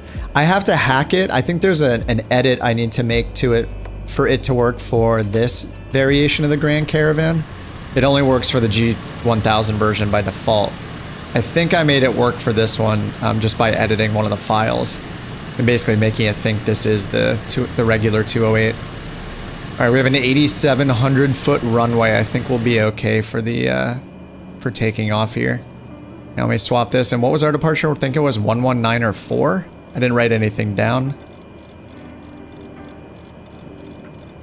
All right, 119 or 4. Request takeoff clearance. Green Bay Tower Cessna. It's not called takeoff clearance, right? It's just called takeoff, like permission to take off, right?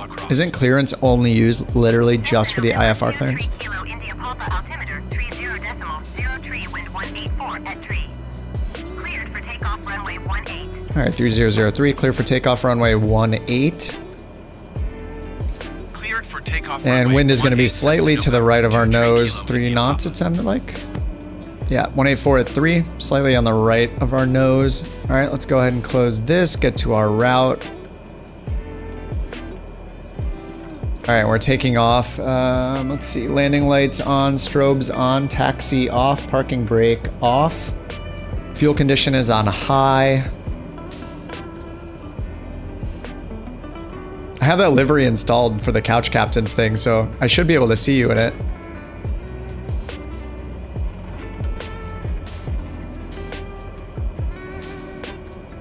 Takeoff clearance is issued. I'm not sure it's actually called clearance though, right? I think that it might be inaccurately using the word clearance when clearance is, I thought, specifically used for IFR clearance.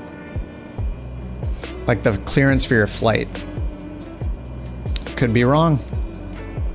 Okay, I want to set my first course here. 266 is our first course. I have to set that manually on the HSI here.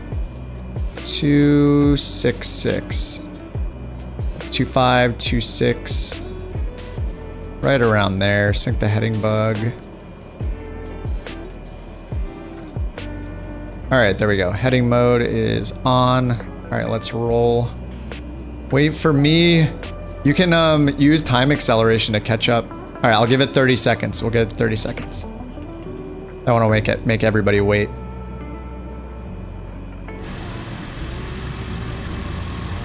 There are no other planes here to be seen though. I see nothing. Alright. I think when I was flying this before, I used to keep this kind of zoomed in so I could see the torque here as I set it for takeoff. Oh, USA West. I am a California dude. Yeah, because the takeoff torque, the torque limit for takeoff here will damage the engine. If I leave that up too much, it's gonna wreck this plane. Yeah, alright. Course 266, so that is set. Altitude reporting mode's on. 8,000 feet set on our selected altitude.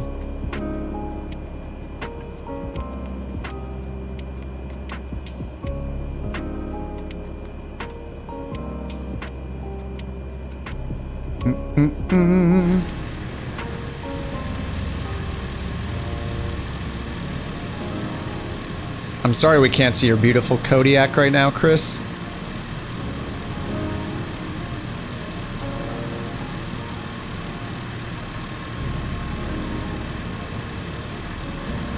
Alright, he's loading again.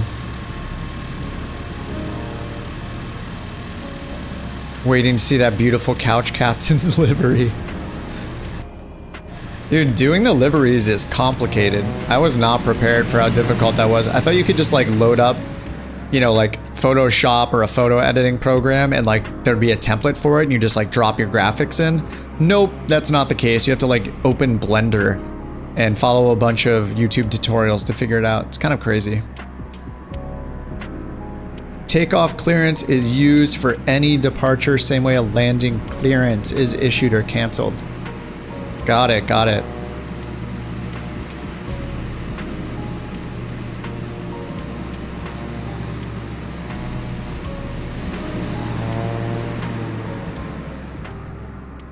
You're killing the vibe. No, no, no, I want to know the right things. Otherwise I sound like an idiot. I don't want that. Even more than usual. Oh, you're gonna use the turbo, the turbo arrow. I think I have that, but also have not installed it yet. All right, let's go. Parking brake off. We have 8,000 feet of runway in front of us. I think we'll be okay.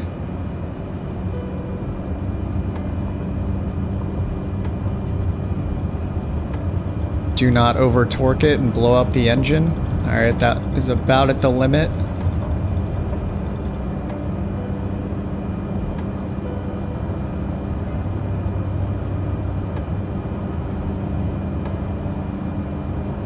$8,000-foot runway, it's just ridiculous.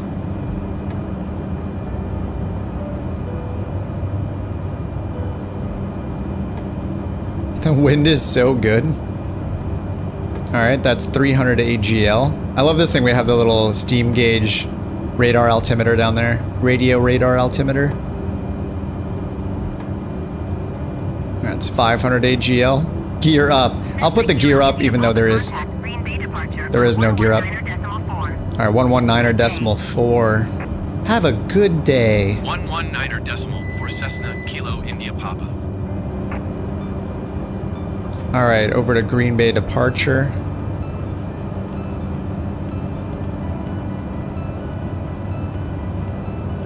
I hate the vertical speed mode in this thing.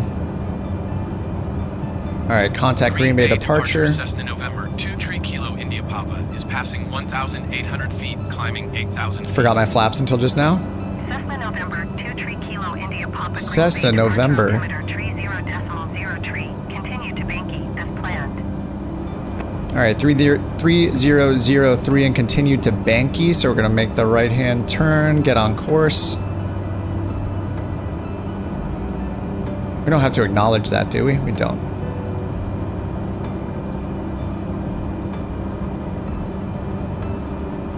Alright, on our way to Banky, 2,500 feet. We're climbing 8,000. And I can up the vertical speed on this quite a bit. Our VY is like 95 in this, I believe, so we can climb much faster.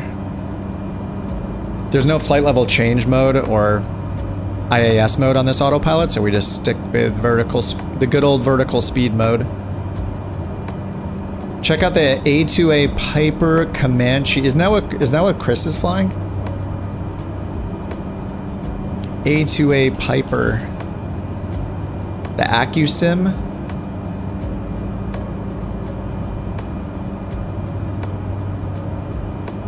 This guy right here.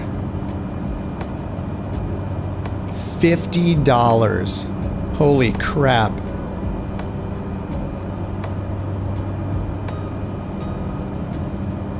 Oh, is that the like EIS right there? Oh, nice. It's got the little, it's got a 430 and a radio over here on the left, like to the left of the yoke. That's pretty cool. Let's just check our speed here. We're at 120 and climb a little bit faster. All right, I'm gonna cut in towards our course a little harder and then prep nav mode, so that's ready to go. Going up to 8,000 feet, we're at 4,500 so far. Keep an eye on our torque here. Push it a little more. And our prop is like redlined, and pull that back a little bit. All right, sweet. Comanche rocks. Yeah, oh no, I'm gonna lose a lot of money now. You guys are gonna be telling me like a new awesome plane that has come out in the last 8.5 months or whatever it's been, and I'm just gonna buy everything. I also need to set up my little, I have a little Steam Deck, that little push button thing that's really good at like switching between applications. I need to get that going again so I can bring these things up a little bit faster when we're looking at pictures and stuff like that. This looks like my speed. Actually, I hope that, well, you're in the turbo arrow, right? Damn, Chris got up there super fast. Armed Dinosaur 28. That must be you, Adrian. But you're in the turbo arrow, so I assume you guys will, at least Adrian will be able to catch up. I could slow down a little bit if the Grand Caravan's a little too fast once we're cruising. All right, we're turning onto course right now. All right, that's all intercepted, so we're heading towards Banky. That is 57 miles away, so we got some time. ATR PMDG? What is the ATR? Oh, I think I know what that is. All right, that's 1,000 feet to go. We're at 7,000 feet, climbing to 8,000. And I need to lower my vertical speed just a little bit. It's not too bad. I mean, we're still going like 110 knots. That is fine. Our VY is like 95 in this.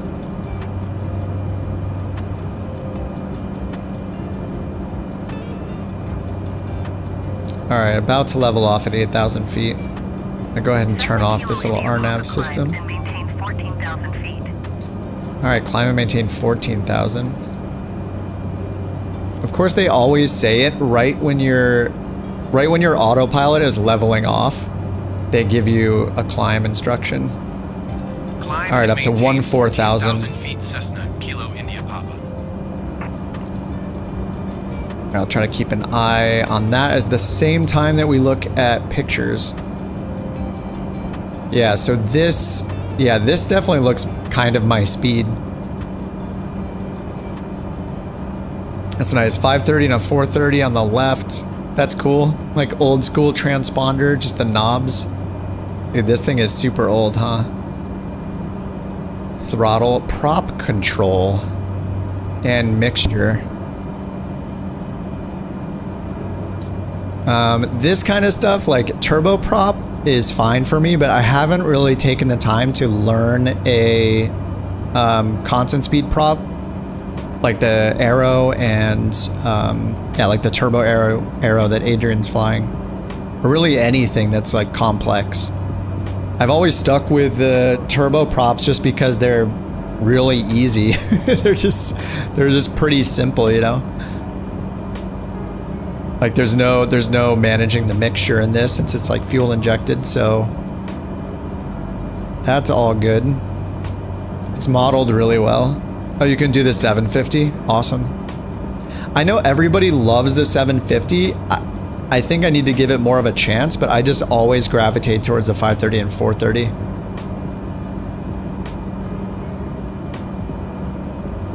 All right, do I have an outside air temperature? Oh, it's on my transponder, isn't it? I think over here, function. Okay, 3 degrees Celsius. All right, pitot heat is on. Oh yeah, cabin temperature on this thing, that's right. How do we do the cabin temperature? So it's cold, so I think it's down here, right? I think it's this guy. Let me slide this way. Yeah, temperature hot. We turn this up, and then I think I turned bleed air heat on. Contact Minneapolis I know there's cabin heat, mixing air, ground, pull, flight, push. Whoops. I was supposed to be... Alright, let's see what she said. Minneapolis Center, 125.55. 5.55 Cessna, Kilo India Papa.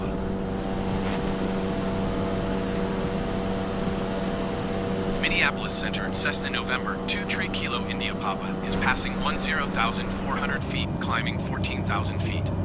I'm curious if the cabin temperature is going to get hotter without me turning the bleed heat air on, or bleed air heat on. I think I have to turn bleed air heat on.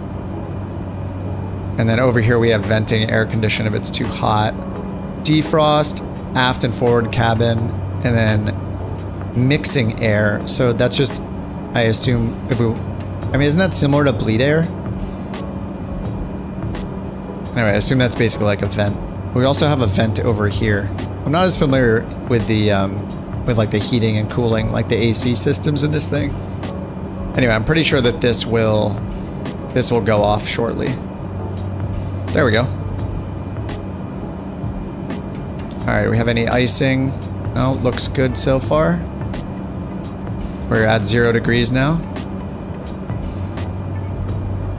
And our speed's looking decent.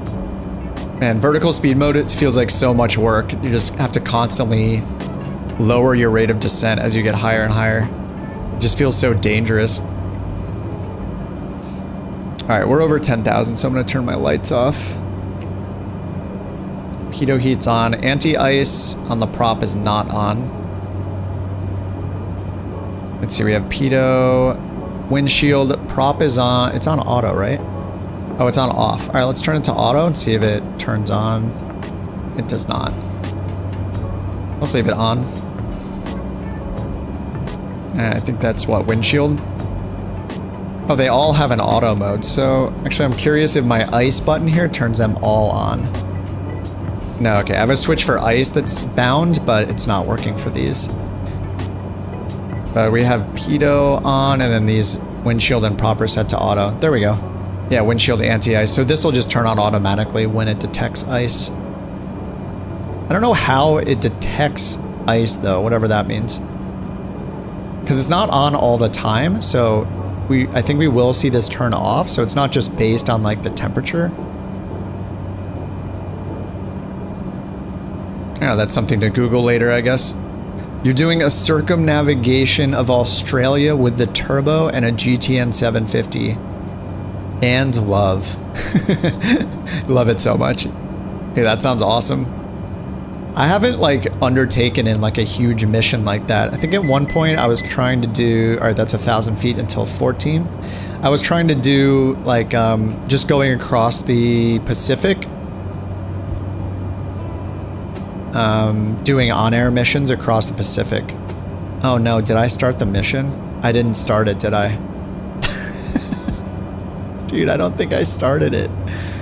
I do this every time. I need like a sign in front of my monitor. Yeah, like, wait, where is it even? Green Bay right here. Pending missions.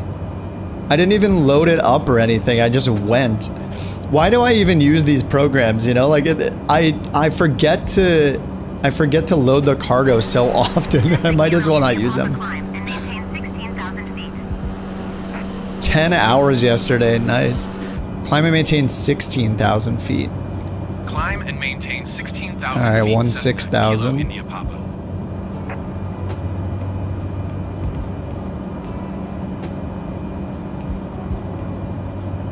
Let's try like 700 feet per minute. Still using local altimeter.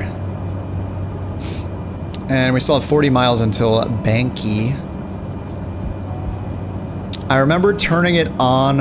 I turned it on for the grass strip, but I didn't turn it on for this one. Because there's no tracking or anything. I didn't load it up or anything. I'm so bad. Whoa. It's just a weird bug with the chase camera too. Alright, once we get up to cruise, I'll slow down a little bit. I don't know how far behind you guys are, but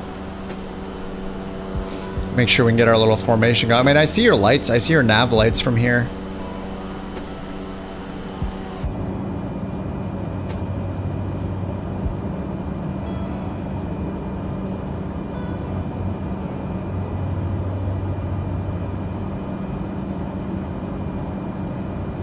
Alright, almost at 15,000 feet.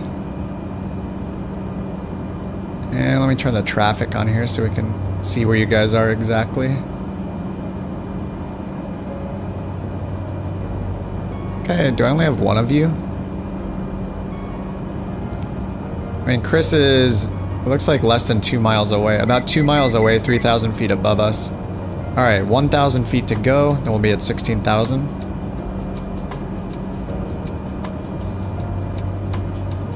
Oh yeah, I can pull up the LFP in here now too, right? If I click here, yep, there it is. And you guys of course can't read it because it's microscopic.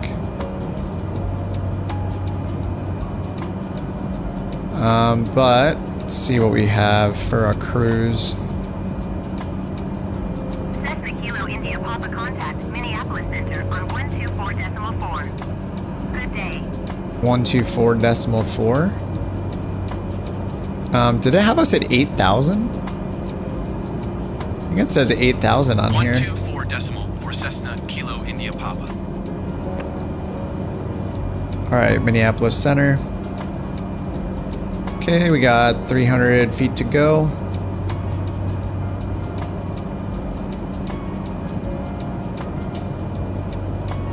So there's our routing. Yeah, it had us just at 8,000 feet the whole time, so. But ATC is putting us at 16 so far. Descend and maintain 13,000 feet, Bombardier 9er Mike Alpha.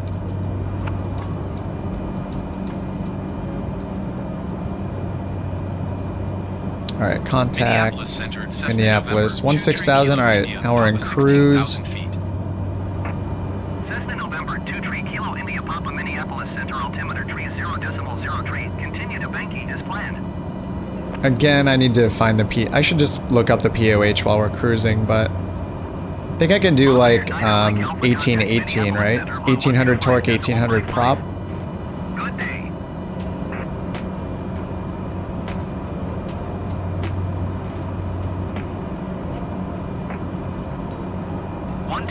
There we go. Bombardier 9er Mike Alpha. I mean, I know there's just a bunch of different combinations. Basically, you just have a target fuel flow.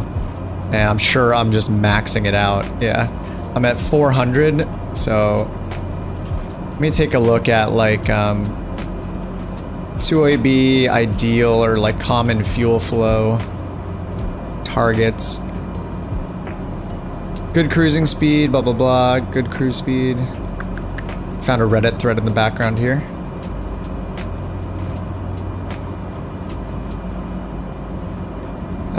Blah blah blah. KTEX.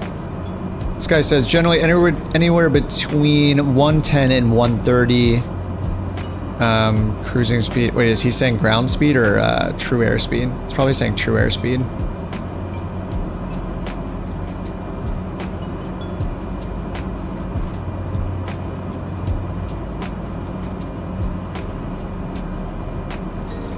But I think you go for like fuel flow usually, right? This guy says, don't worry too much about chasing numbers. Cruising is exactly what it's rated for. At exactly what it's rated for is rare. Stay in the high green. Green is max maneuvering speed. Yellow is cautionary speed. Yeah, yellow. They're talking about just the bands on the tack. Or on the airspeed indicator.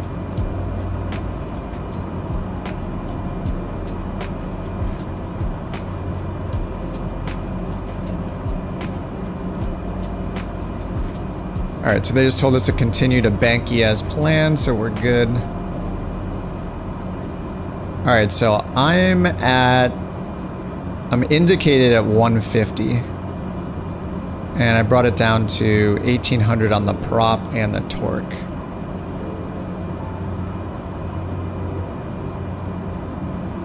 But the throttle is just maxed out. Everything else is in the green. Fuel flow is at 410 though.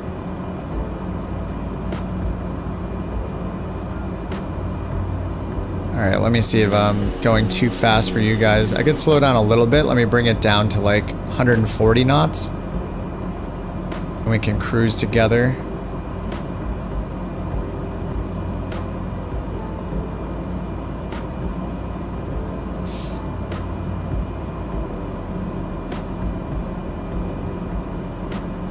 True airspeed. Let's see. Have I ever done this before? I don't know that I've ever used one of these rings to look at my true airspeed before.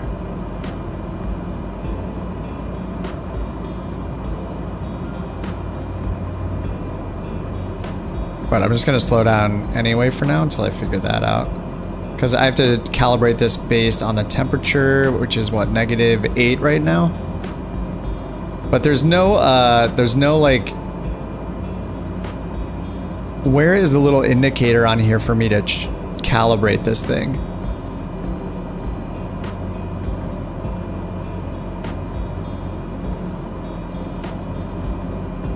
It's not here, right?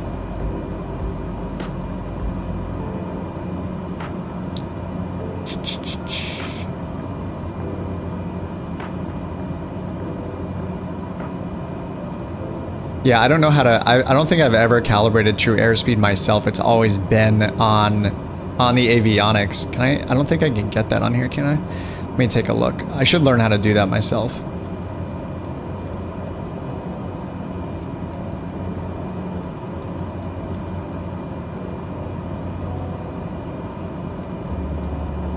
The charts telemetry? Oh, I can change it on here, can't I? IIS is 142. Oh yeah, there we go. Nice. All right, 184. Yeah, I don't think I've ever done it on a steam gauge airspeed indicator before. So if I did, so if it's saying I'm going 184 right now, that would turn this dial about here or so. But I don't know how to calibrate one of these. That's something for me to learn. Yeah, I've only ever cheated with the digital version. You're doing 145 and I'm doing 180, so I need to slow down quite a bit. It's cool they added the telemetry stuff into Navigraph. Also, I'm pretty sure that's new since the last time I used it.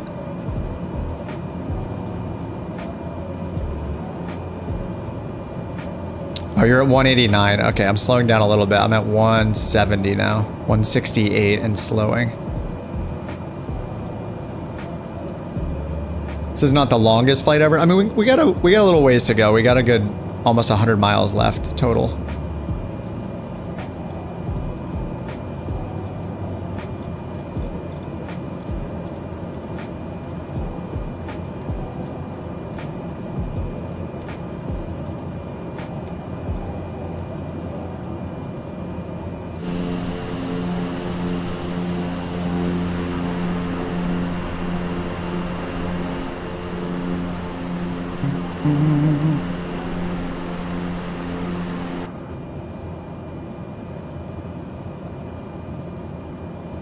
All right, I'm down to 156 true, so you will probably catch up pretty quickly. All right, we are 13 miles from Banky. Once we get to Banky, we're gonna make a slight left turn, bearing 253. Hey Jayfa, what's up? It's pretty easy to calibrate. Align your altitude on the ring. All right, let's try this out. Align your altitude on the ring with the outside air temperature markings at the top of the airspeed indicator. Oh, your altitude. Okay, so this is our current altitude and you line it up. So we're like -8 right now, right? -8 degrees Celsius. Are you sure your altimeter is set correctly? 16.2. I haven't changed it from 3003 yet. I think the last thing they said was 3003, right? We're still below 18,000. Yeah, I'm at 3003. I haven't changed it since takeoff, and that's the last altimeter setting they gave me. So I'm leaving it there. Indicated altitude in Navigraph is showing 15,984, so I'm pretty much right at 16,000.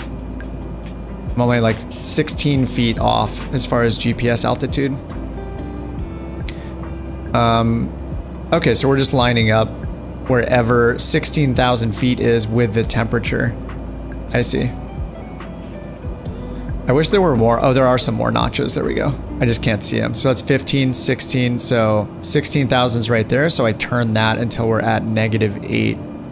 So it's -5, -10. So in between there, kind of around there. So then, let's see, that would be pointing to about 150, 140, 150, 154 or so. Yep, and it's 151 according to Navigraph. Awesome. Thanks, J-Foot. That's really easy to do. That's cool. All right, Shallott's, Chris, you're catching up pretty fast. Your lights are a lot more clear now.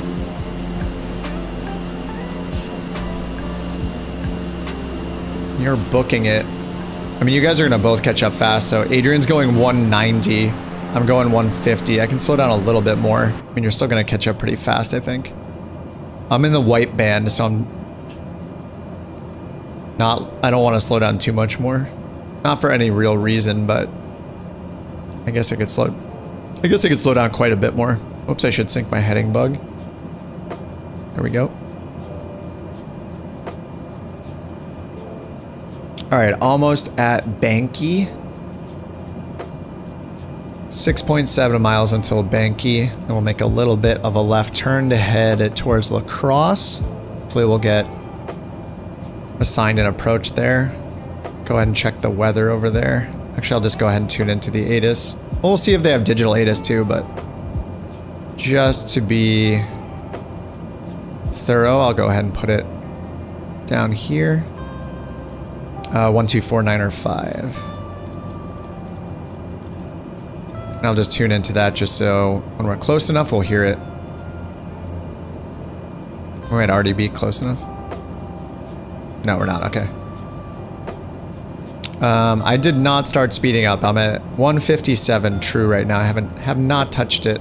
I think Chris is probably really close. Oh yeah, I can see your plane right now. Hey Chris, did it assign you a different altitude? It's showing you at 18,000. It looks like. I'm at 16. You're at 18.3. At least according to the nameplates. And yeah, Adrian, you're catching up to me really fast right now, dude. You're just gonna go right past me. Oh, you told me to start speeding up. Sorry, I misunderstood you. I thought you were asking if I sped up. All right, I'll try to get up to. You were doing 145 indicated, 189 true. All right, let me try to get up to that. Yeah, I can start speeding up. I got you. Oh, they gave you 18. Dude, that's so cool. That's awesome. It has us at different altitudes. All right, Adrian's here. Sorry that we don't see your turbo arrow. I need to install that as well. I'm just going to do it in the background in a second here, just like I did with the Kodiak. All right, there is Chris right above us. So he's up at 18.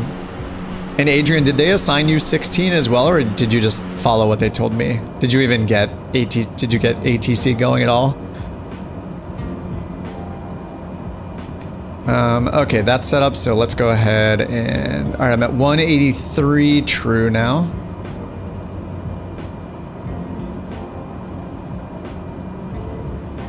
$185. Close enough.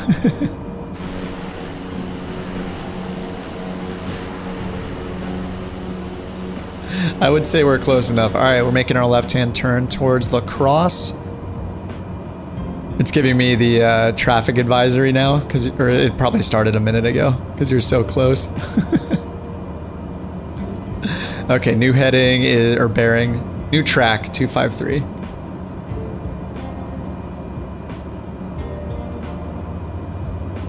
I'll have that traffic alert the whole time. All right, let's update our course here to 253. And our heading bug synced up. There we go. Okay, so at La Crosse, let's see what we got. All right, La Crosse, elevation 655 feet. We got a perfectly north-south runway. And they have 3. North-south's got a 1-3 and a 3-1, a 2-2 and a 4.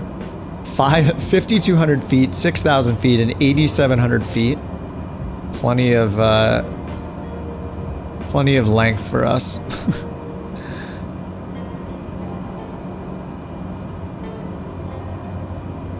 All right, and then let's go look at the weather there. Open airport. Okay, there's no digital ATIS. The METAR there at the field is winds are 160 at 4, 10 miles of visibility, clear, 15 degrees, altimeter 3004.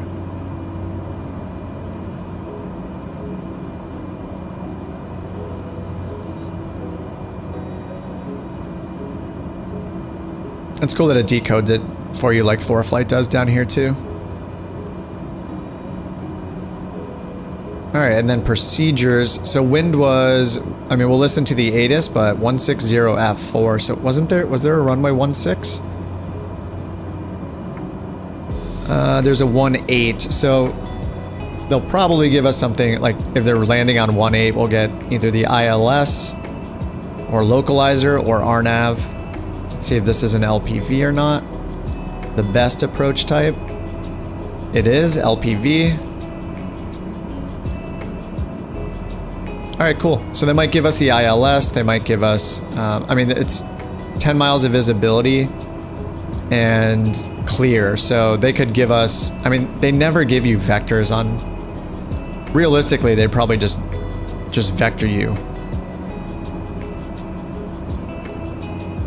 Instead of giving you like the full, like giving you an initial approach fix. But yeah, well, they'll probably, knowing Microsoft Flight Sim ATC, they'll probably give us the ILS or the LPV approach.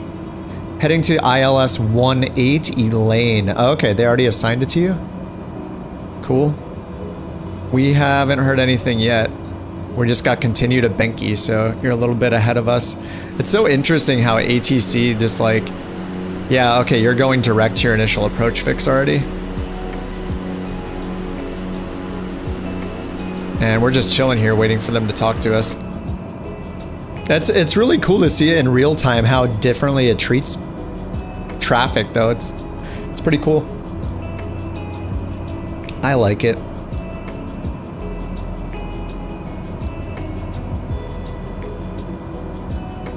Oh, you just programmed for it. Oh, okay, okay. I'm not gonna deviate until they expect me to be going to Banky still. Yeah, that makes sense to program for it in advance. I thought you deviated and you're going to that waypoint already, but you're just programming that in. ILS 18 Elaine. Yeah, I could do the same then. All right, procedure, select approach, ILS 18, Elaine, and load. Yep, GPS guidance only because it's an ILS. Get that warning. More traffic, more TAs happening here.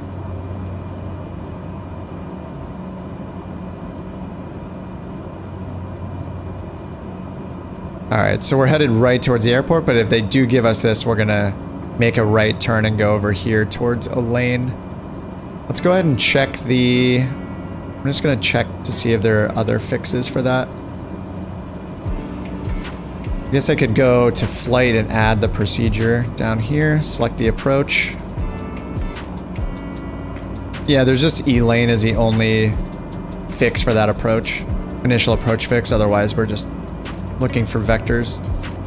All right, so we'll add that for now as well. Yeah, I really like having this in the sim itself. Is really convenient. I don't have to worry about doing like some picture-in-picture split screen thing.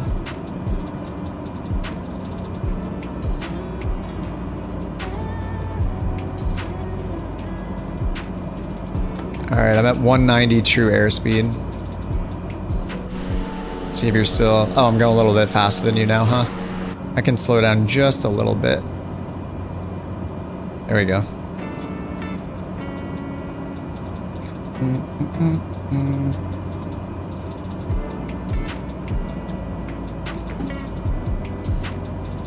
And follow the plane again. There we go. Camp Douglas down to the left. Can we see that from here? Where is Camp Douglas? Is this it right here? That might be a runway right there. Oh, did I see a flashing light somewhere?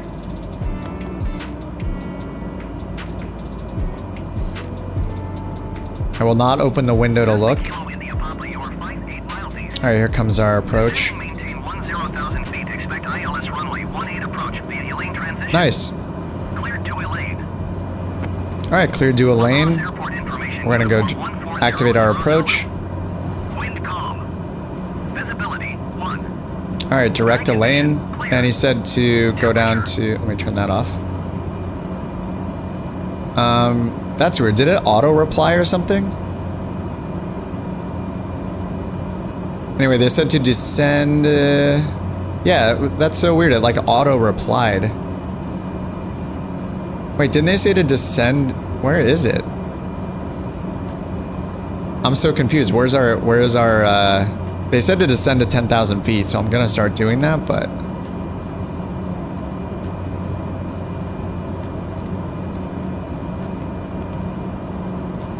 Alright, going 800 feet per minute. Oh, you accidentally touched the mixture, cut the throttle for a second and slowed down. Oh my god. Nice recovery then. Yeah, I don't know where that just went. That should be here in the transcript, and it doesn't let me say anything. So I'm not really sure what's happening. Am I on the wrong frequency? I don't think so. Select another approach, and it's not letting me change the approach or respond to them. But it definitely said descend and maintain 10,000, clear direct a lane for the ILS 18. So that is where we're going. We're on our way direct a lane for the 18. And so let's pull that guy up.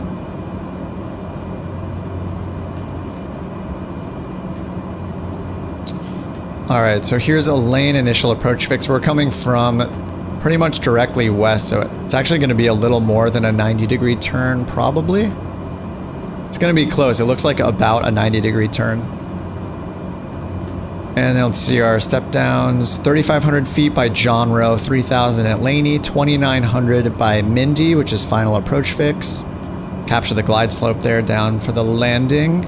Missed approach procedure. We climb straight to 2,400 feet. Climbing right turn to 3,400 feet, direct ODI. That is the... What is ODI? I have to look up the name of that. The ODI VOR. And then hold there.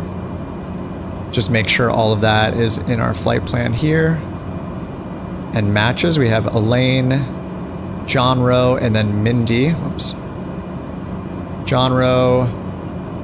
We have Lanny. Oh, right, yeah. John Rowe, Lanai, Mindy, then the runway, 2,400, then to ODI, holding at ODI. And then we got Green Bay. What is that? We have Green Bay twice, Banky again, Green Bay again, La Crosse again, and then Green Bay again underneath all that for some reason. Weird. Oh, I see you guys on the traffic now, right behind me.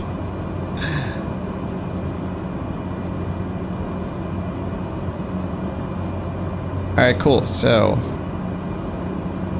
we are 43 miles from Elaine still, so we got some time. We're going down to 10,000 feet.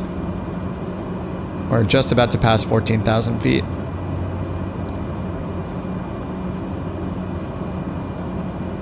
All right, outside air temperature. Bring the elevator music back in. Beautiful. Yeah, I don't think, it looks like it's bugged with ATC. I'm not sure that it's going to actually let us reply to anything here. Have I played around with the Piper Seminole? No, it's a twin, right? I've always been like intimidated by twins, and like anything complex I've pretty much stayed away from, and I need to just, you know, grow a pair and do it. I should learn how to fly all the planes that I've gotten. Like yeah, the Comanche looks like my speed and something that's like probably good to train, like basically train on for like a complex plane. I didn't even finish looking at it, but this, yeah, this speaks to me. The one thing I don't like about some of these, I hate the traditional like HSI. I hate setting my course every time. I wish it was like coupled, where like whatever it's called, like slaved to the GPS, so it would do it automatically, and I didn't have to manually update the course. See, like I already forgot. I just have to get in the habit of doing it, but I was better about it when I was flying this plane more often. But yeah, I think I own the Seminole because it was one of the first third-party planes that came out that was in the marketplace when Flight Sim first came out in 2020. So I'm pretty sure I have that one, but just never really flew it. I was just too intimidated by it being a twin. The 310R was also a good one that someone was flying that yesterday. That's a good one too because I like the, oh, the turbo is synced with a heading. That's awesome. It's just one less thing to remember to do, which I think is good when you're learning something. And like, yeah, gotta make trade-offs. I feel like with this, I like the analog because I had to learn a few other things. Like it's a little more realistic in terms of like the torque and has the engine wear and tear and failures and all that kind of stuff built in, and got me away from using the G1000. Oh, that was weird. My like USB, my mixer just like reset or something. But the I liked that it got me away from using the G1000s because I was using those for a long time. So I got into the steam gauge stuff. You know, it gives me something extra to do, like forget to update the HSI in this case. The autopilot is also less feature filled than the G1000 built-in autopilot, which has like flight level change mode. That makes things a lot easier. So yeah, I like when there's like just a couple of new things to get used to. So I like that about this plane a lot. It was just a couple new things besides, you know, the overall steam gauge change up, which is pretty big when you're coming from the G1000s. All right, I'm gonna put my strobe or my landing light back on again. Pitot heat's still on because we're at 0 degrees still. We got some clouds up ahead. I did turn the weather radar on. It's not showing anything. This, I think, only detects precipitation, right? So theoretically, we don't really have to worry about icing unless we're seeing this light up like crazy.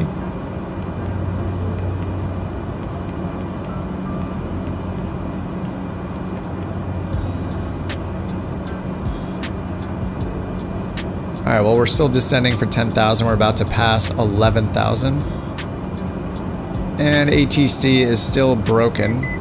Oh, that fixed it. Hey, descend and maintain 3,500 feet. Descend Acknowledge. And maintain 3,500 feet. Expect ILS runway 18 approach via Elaine transition. Cleared to Elaine Cessna Kilo India. I guess that fixed it, just switching to COM 2 on the ATC window and then back. Contact Minneapolis Center. All right, catching up now. Piper Seminole has counter-rotating blade. Oh, that's cool. That's awesome. So it basically helps negate like the left turning tendencies, right, that you would normally have because they're opposite rotation. Minneapolis Center. I assume that's why. That's cool. I would say before you change the Comanche, turbo's better to help you learn the systems. Comanche's a lot harder. Okay. Yeah, I do own the turbo, and I've barely flown. I have the Warrior, which I loved. I haven't flown that one too much either, but I flew it a little bit and loved it. Okay, 3003 still continue to Elaine as planned, and we're going down to 3,500 feet now. All right, I'm gonna turn the weather radar off. We're not really using that, and it hasn't shown anything. But we'll just keep the anti-ice on auto while we go through these clouds. And I should go ahead and check the ATIS again. I actually have it tuned in, so I'm just gonna monitor COM 2 again. Cross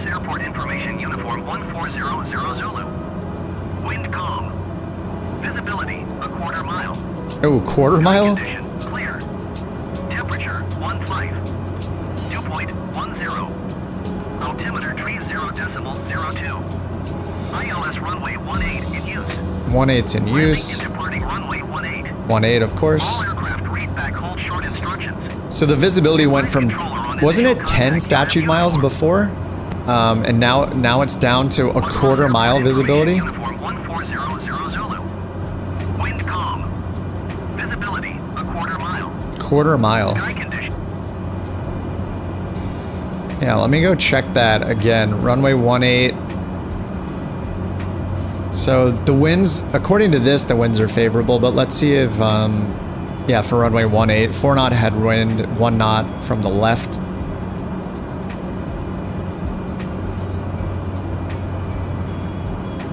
Turn that telemetry off for now.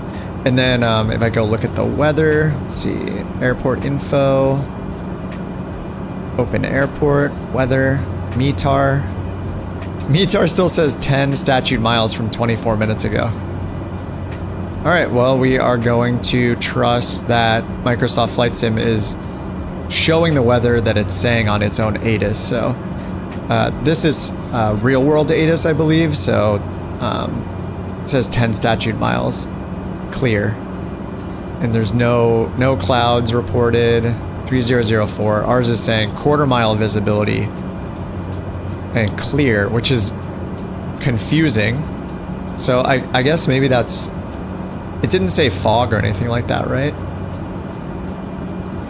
Anyway, I gotta pull back on the torque just a little bit.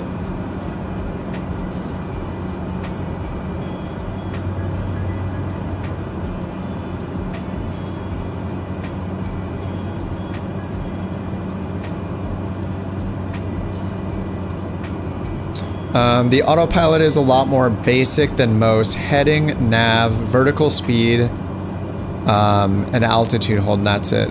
Oh, you can do ILS, okay. So it has like an approach mode.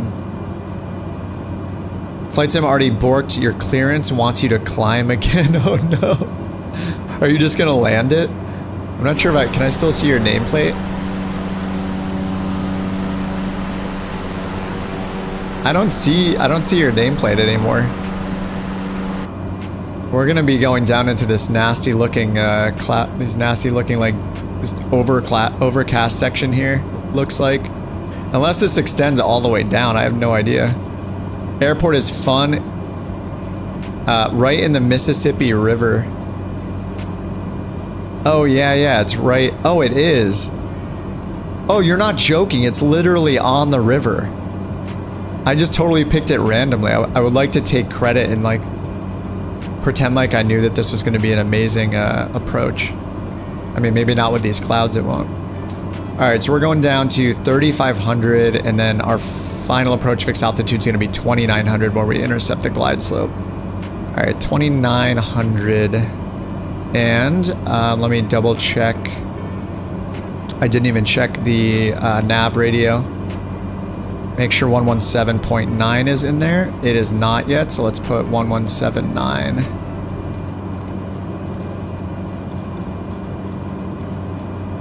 All right, 1179, and we'll put it in. All right, we're already getting it in. 29 miles to the ILS, or to the localizer, I mean. 1179, or we'll put it on the backup as well.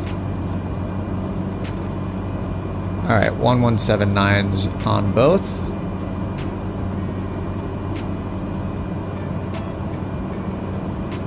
Alright, so we can just hit the CDI button to switch over to the localizer once we're turning onto our final approach course, and then we will turn on approach mode over here on the autopilot to capture the glide slope, but we need to be down to 2,900 feet for then, before we get there. It's gonna be fun flying through this mess, whatever's in front of us here. Should probably keep my speed up. That's something I haven't. I think maybe once I got yelled at when I flew.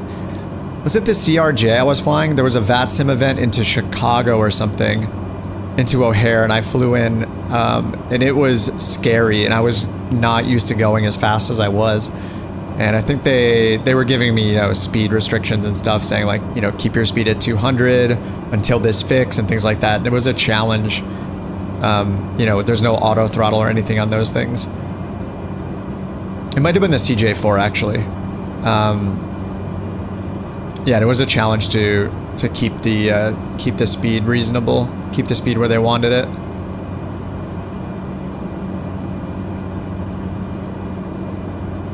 All right, how are we looking? 10 miles until Elaine. That's the initial fix. Once we make that big left-hand turn 90 degrees, I'm going to switch over to the localizer once it's once the needles are alive for that. And we're still descending at 800 feet per minute. We're about to be at 5,000 feet. We're going down to 3,500 feet, which matches our first altitude.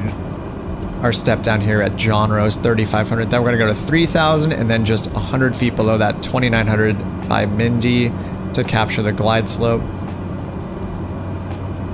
And our minimums are 853, so that's 200 AGL. That is already on the radar altimeter right here. Though, like somebody told me a while back, technically you cannot use that as your minimums, even if you have the equipment. In this kind of plane, I'm pretty sure you can only use radar altimeter for minimums in an airliner, is what the person was saying. And I think I remember doing some Googling about it and finding the, like, looking in the FAR aim or whatever and figuring out, I forget which one it was. It's the FAR or the aim, and figuring out, and seeing that what they were saying was true. Like there were restrictions on when you can use radar altimeter or radio altimeter for your minimums. And I think it is that you can't use it on a Cat 1 ILS. It has to be like, you have to be authorized for like a Cat 2 or a Cat 3 in order to use it as your minimums, for your minimums. So for a Cat 1, you're forced to use baro minimums. The RA is almost coming alive down here as we're getting lower. All right, we're almost passing 4,000 feet. And they said it's still is it 3003 still? Yeah, still 3003 on the altimeter. All right, 4 miles from Elaine. And once we get to Elaine, our course is going to change to 181. That is our final track all the way lined up for the ILS. Actually shows 180 here on the chart and 181 in the database.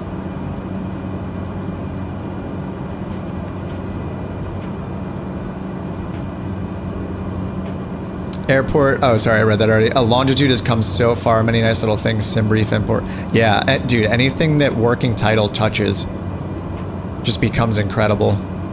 This is probably some FSLTL traffic out there. I don't know if you guys can see the... Yeah, you guys can see that.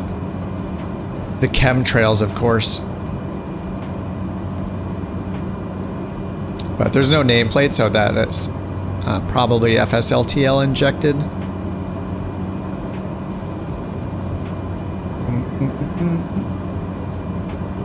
All right, 1.3 miles until Elaine. It's going to start making that turn a mile out because we have a fun 90-degree turn to make here. All right, the ILS needles are alive right here, or the localizer needle is alive.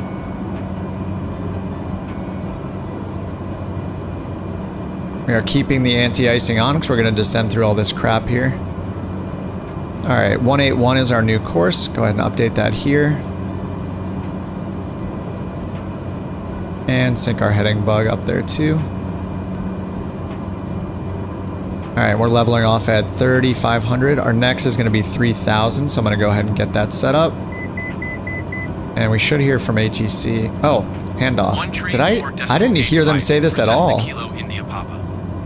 Did I miss that? Was I just talking too much? I didn't hear that at all. We're going to need to get down to 2,900, so I'm just going to start that. Yeah, I think it's broken. I'm not hearing their responses. Yeah, see, 2002 continue to genre as planned. They did not say to descend yet, though. 3002, update the altimeter right here. Just 1 notch, there we go.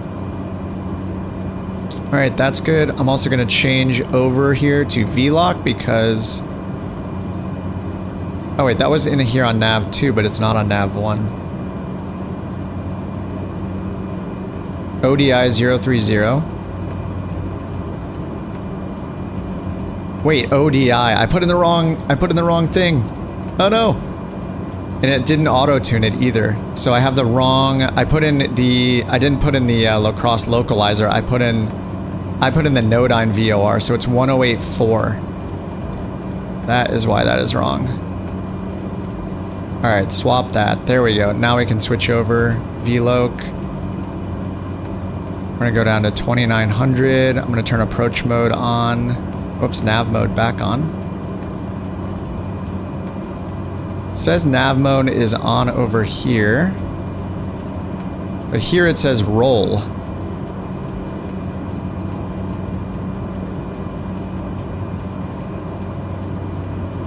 What's going on here? We have VLOC. We have the ILS tuned.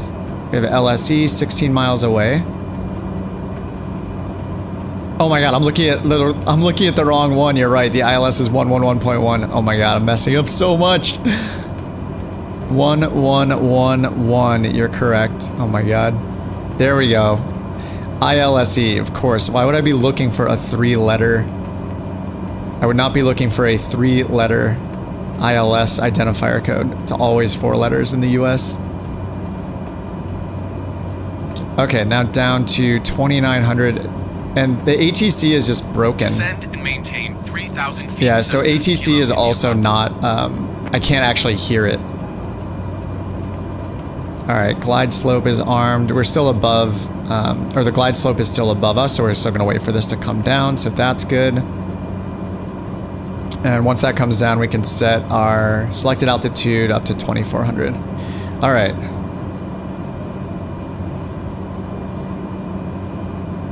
I looked, how did I get ODI first? I mean, it's right up here in the top left corner in the box. That's the easiest way to find it. But I tuned to 1179 first, right? I think it's because I looked at it down here and I was like, oh, 1179 instead of looking at the localizer frequency. Yikes. Yikes.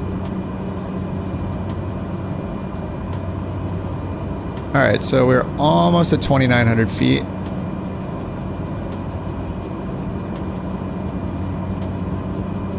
Alright, we're almost at Lanny. And then Mindy is right after it. 3 miles after it, we would be down. So I'm actually, I guess, technically 100 feet below where I should be right now.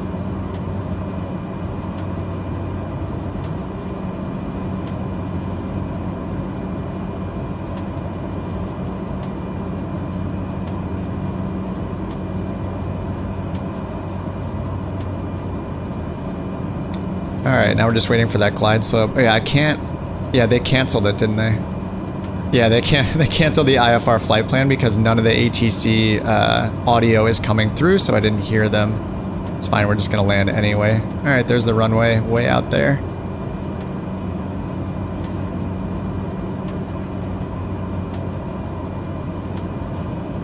Alright, I could probably turn all the anti-icing off. We're at 18 degrees Celsius. Definitely don't need that. Turn these back to off. And I got my switch over here for pitot. That's off. Landing lights are on, strobes are on. Man, that cleared up really fast. So it's more than a quarter mile visibility now. We're like 4 miles out, 5 miles out. 6.7 miles out. Plus 2. Almost 9 miles out. We got plenty of visibility. Just out of curiosity, I want to see what the ATIS says now. Across airport information, uniform 1400 Zulu. Alright, glide slope's coming down. Visibility 10. Yeah, it's 10 now. Condition clear. Temperature 15.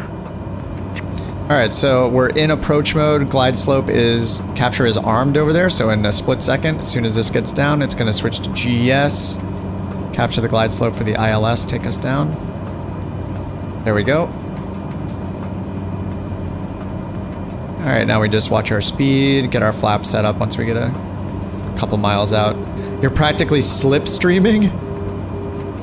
Wait, where are you right now? You must be above me. Oh, you're right behind me. And Chris is out there. Chris, did you do like a, did you do a missed approach?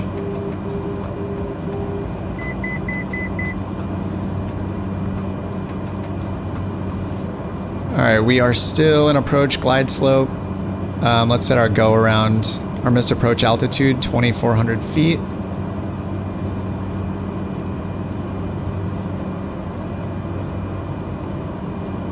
I'm gonna wait a little bit till I slow down. Just a little. I feel like I usually slow down like way too soon.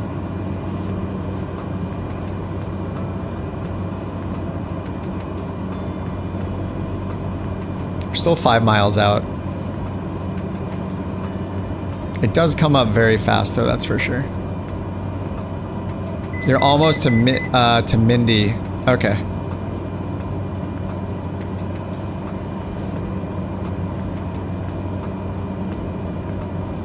Alright, and our minimum is here at 200 AGL, which it was about, I think I said 1,000 feet, right? Airport elevation, 853. So we'll call it 900 for a little buffer.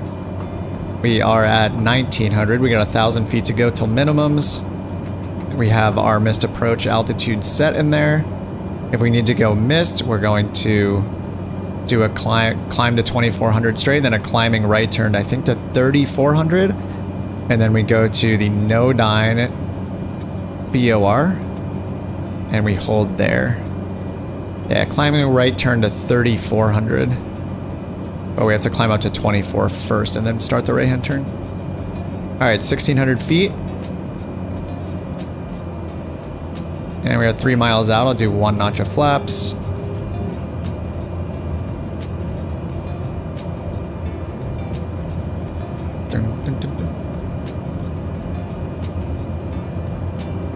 All right, 1,500 feet.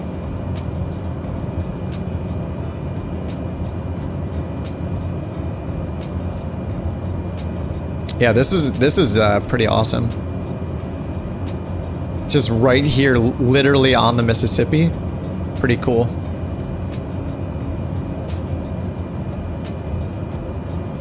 All right, 2 miles out. 1.7 miles.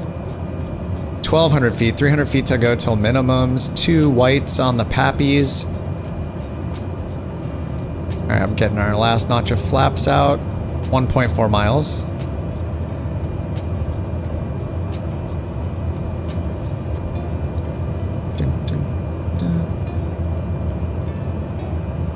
Still 2 whites on the Pappies. All right, 100 feet till minimums.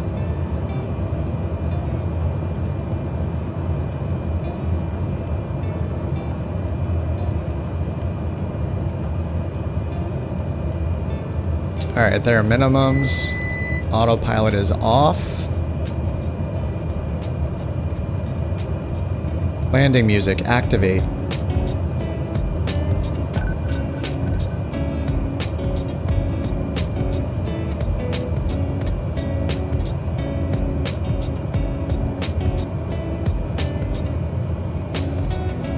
There's like no wind at all.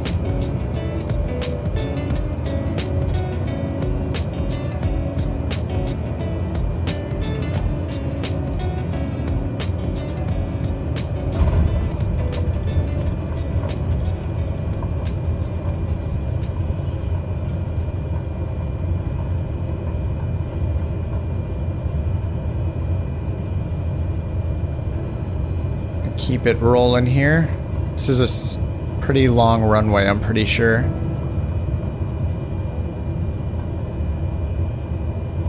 Yeah, this is the 8,000 foot runway. All right, here's a turn off right here.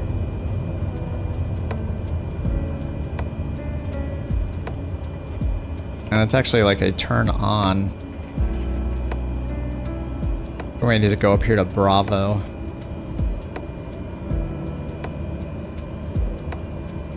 And ATC stopped talking to us a while ago, so I don't have to do anything.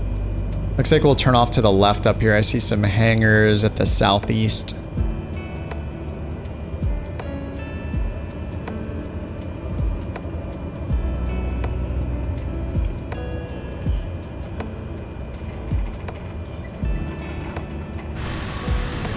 You are right on my ass. Hopefully we can stop here and I can bring the camera over and we can watch Chris make his landing. No pressure. Alright, stopping here. Alright, brake is on. Flaps up. Fuel condition. Taxi lights on. Fuel condition is low. Strobe and go to the external camera. Whoa.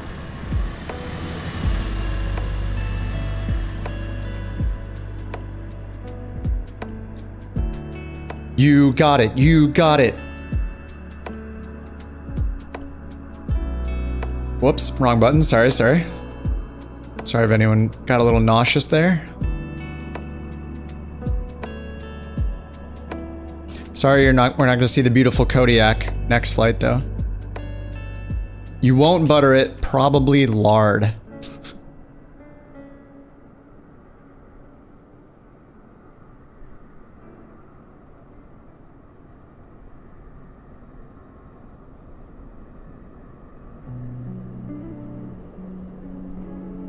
Alright, he's at 1,200 feet. 900 were minimums. So the elevation's around 700 feet for the airport.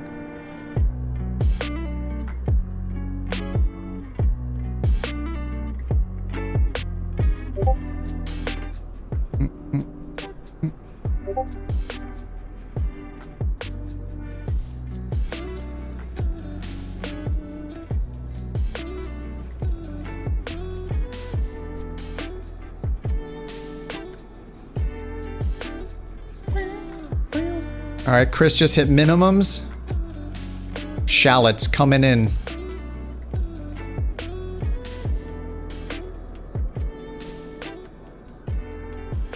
All right, he's got 100 feet to go.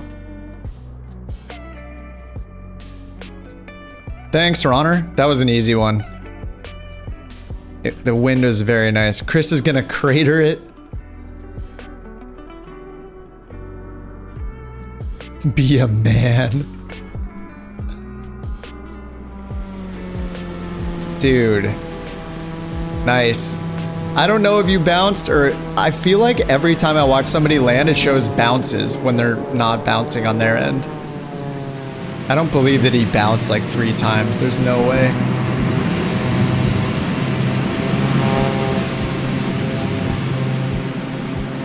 Bouncy, bouncy. Wait, did you actually bounce or does it just show that on the stream? Or just show that in multiplayer, you know? We're pretty far up there on, we exited at, was it Bravo 2? Just says Bravo. Actually, I bet if I look at the actual... Here, it'll probably tell us the names. It doesn't have a number. We just took a left onto Bravo. Ooh, and there's a hotspot up ahead. Maintain center line though. So did you bounce from your perspective or not? I'm always confused about that. Whether should I open the storm door? Oh god, it's terrifying now.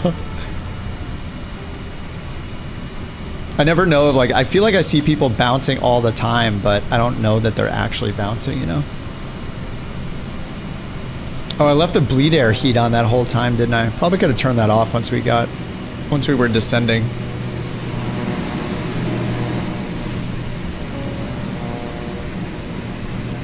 All right, parking brakes off. I don't have ATC anymore. They ditched me, so. All right, they gotta fix this bug. Every time, so I'm closing the airport panel, and now if I click anywhere on the screen, I'm gonna click way over here in the top right corner. Okay, it didn't happen that time. It seems like it's like if I happen to click something that's clickable out of the bounds of this window, it still counts as a click and then brings up the panel again. Anyway, didn't have enough throttle, kind of hit hard. Oh, okay. Grass shortcut.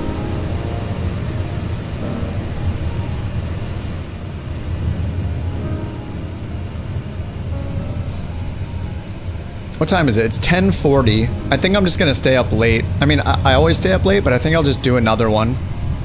I think I'm gonna go grab a beer from the fridge, restart the sim, just in case you guys follow along again for another flight if you want to stay up. Just so I can see the Kodiaks. The Kodiak and the, oh, I need to download the Turbo Arrow again as well. Alright, looks like there are a bunch of hangars over this way. Yeah, there's the hangar at the very end of this thing. Anyway, I'm gonna chill and do another flight, I think. I really like really like the analog caravan.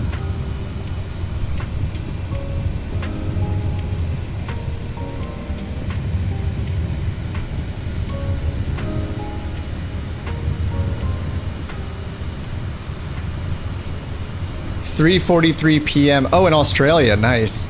You got the whole day. It is 10:42 p.m. in California. So we can just park anywhere over here, I guess. Yeah, I have to go and download as many planes as I own, pretty much. Just so when I see traffic and things, it's just more accurate. Beep. Oh yeah, it has the ghosting thing on as well. I know I can turn that off so it doesn't like fade your plane when you're close. It can turn into some weird stuff where it'll make it so I like see you in my plane basically. Is that under camera? Where is that? Accessibility?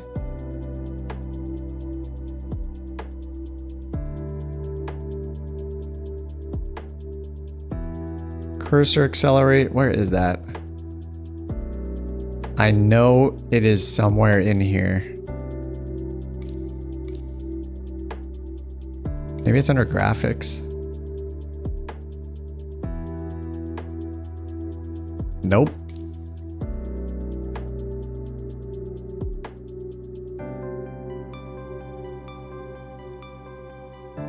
It's like a collision. Oh, it must be, is it under traffic?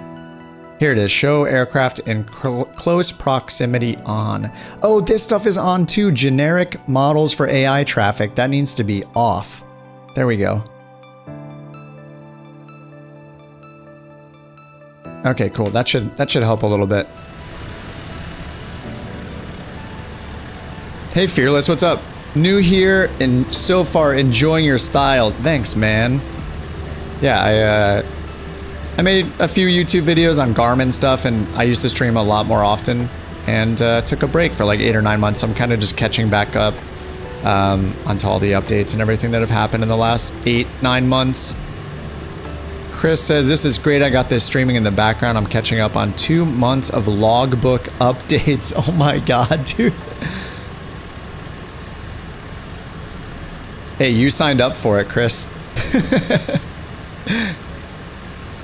How has everything been going? How have your... I think the last we talked, I forget what exactly you were doing. Were you going,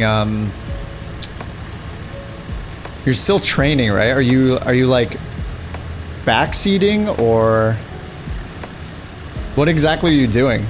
You're not flying yet, right? Are you still training, or are you flying now? I think it's been a couple months. I forget, did we just catch up on Discord? Yeah, we caught up on Discord. Alright, I'm gonna restart my sim. While I'm doing that, let's see. I'm also gonna go download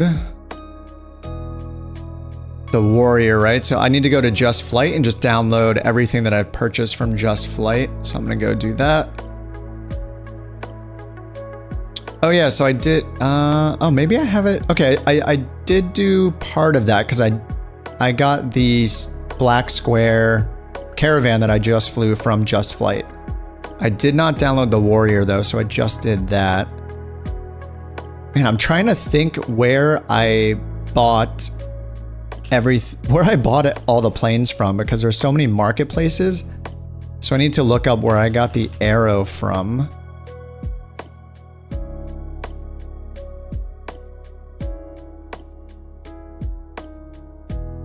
It looks like I might have got it from Caranado, so that might be from the marketplace then, right? So maybe I have it here in my content manager and just didn't install it. I didn't install everything. So I'll install things that I think people will be flying. Yeah, I don't install any of the world updates if I'm not flying in those areas, just to save on disk space and stuff. Do I need to Airbus 310-300 enhanced? I probably don't need any of that. Aircraft carriers global. I have the regional environment installed for the US. I don't need the static aircraft because FSLTL takes care of that stuff.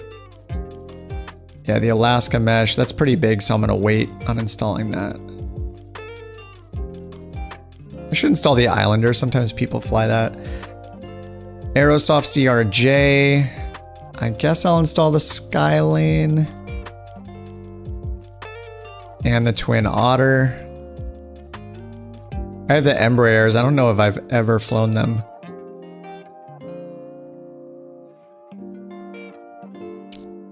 FS Birds. Oh, I bought all the FS Birds. Do these cause bird strikes though? I don't think they do. I don't think there's collision enabled for those. I think it's strictly cosmetic. Oh, I have the Mooney. Should probably install that. There we go. Okay, I have the Aero 3. I don't have the Turbo. I just have the Aero 3, the original one. Yeah, Turbo Aero. So I did not buy the Turbo Aero 3 and 4. I heard people raving about them, but I didn't buy them because I knew I had the Coronado version and I barely flew it. So I thought it was kind of a waste to also buy the Just Flight versions. I don't think I bought them. Stearman. Oh yeah, the V-tail Bonanza is pretty cool. And then Traffic in Sight was cool, but you can run into like drones and stuff. So I stopped using that because I didn't want it to ruin my flights anymore. All right, so I'm gonna start these installing. It's probably take like maybe 4 or 5 hours. Especially now that I'm on Wi-Fi. All right, so let that go for a minute. I'm gonna take a bathroom break and I'm going to grab ein beer from my fridge and I'll be right back.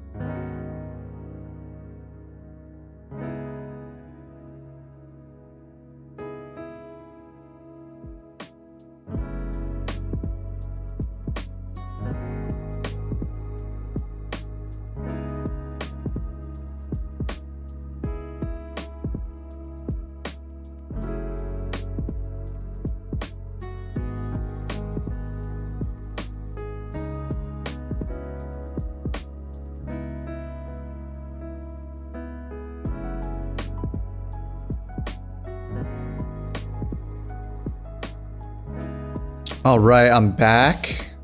2 arrows, one good, one Coronado. I know. I didn't know at the time when I bought it that there could be such, like, just better planes in general. Sorry, Coronado, but you guys are not known for producing high quality things. But they do make a lot of planes. To their credit, they make a ton of stuff. The BN2 Islander is 11 gigs. Dude. Soul of Noctum says, I'm amateur level, but will be joining you all. Yes, do it. Waiting on Flight Sim 2020 to load. All right, yeah, we got some time. I'm gonna let these download and then I'm going to restart the sim so I can get get the other ones that I just installed in there. So we can see Chris's Kodiak. I wonder if it's smart enough to replace the turbo arrow with the Coronado arrow. It's probably not, but we'll find out. And in the meantime, I'm opening a Modelo because I'm allowed to. Soul, did you say armature on purpose? Like armchair? Like armchair captain? I don't know if that was a pun or not. If it was, I enjoy it now that I've caught on. Navigraph is paid, yes. It can be a little expensive. I think a year is like 80 euros. But when it comes to, I mean, the amount of stuff you get with it is pretty incredible. The alternative is something like 4Flight if you want like moving maps. Little Nav Map is free, I think. Oh, it was a typo.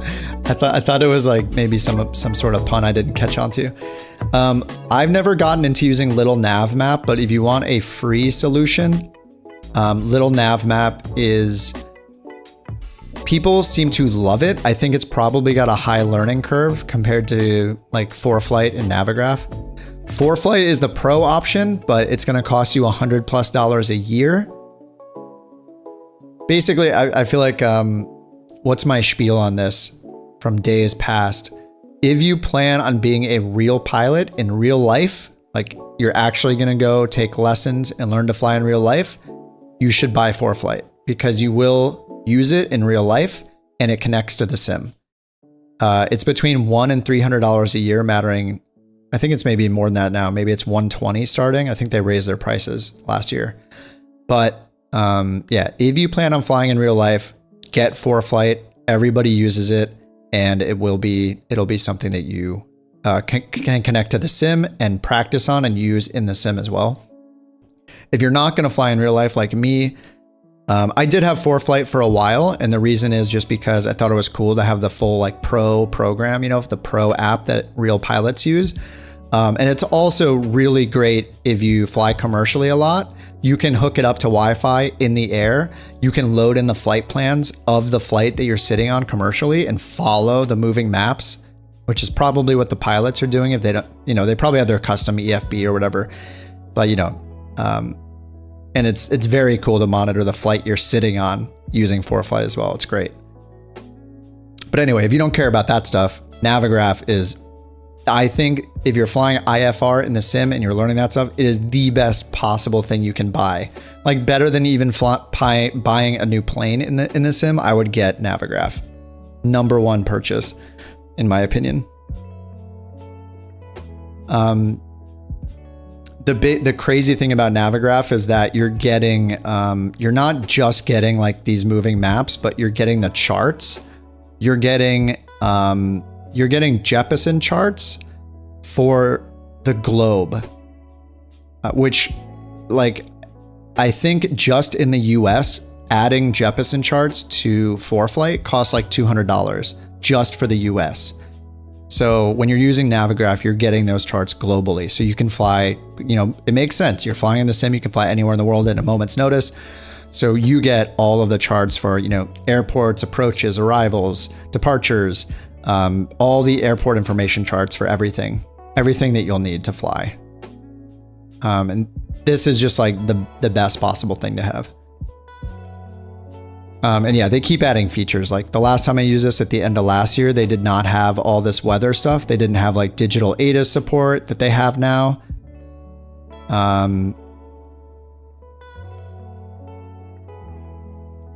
Yeah, it's always improving. It's just, yeah, it's great.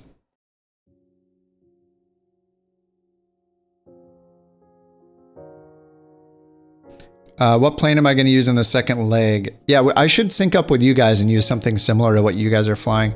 I could try to remember how to fly the 310, but I have a feeling I'm going to mess it up. Do I have that installed? I think I do. Yeah, the Milviz 310R. I didn't restart the sim, right? I don't have the Kodiak yet. Yeah, I have to restart the sim still. What else do I have in here?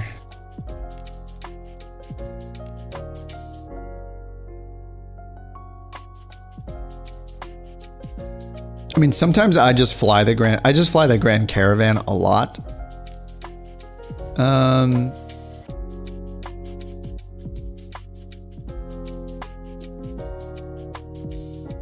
You know, the Beaver is actually, I like the amphibious Beaver just because it's not a tail dragger.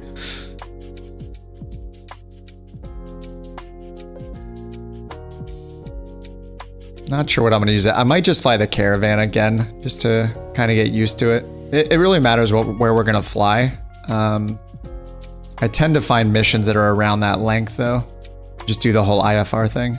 But if you guys want to do like a more of a sightseeing tour kind of thing and go somewhere just more scenic, we could do that too and just fly around VFR and just kind of have fun. You've been learning a lot more aviation stuff in general, considered at some point wanting to get to flight school. Yeah, I mean, you can just go take like an introductory flight at a local, with a local flight school. Like go and take that introductory flight and just see what you think.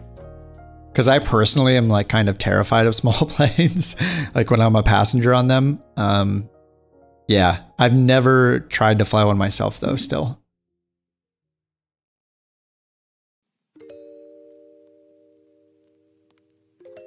But I mean, that's how you're gonna know.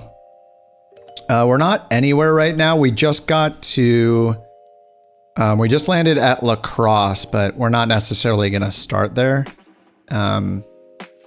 It's in Wisconsin, right? Or is it, where is La Crosse in Michigan?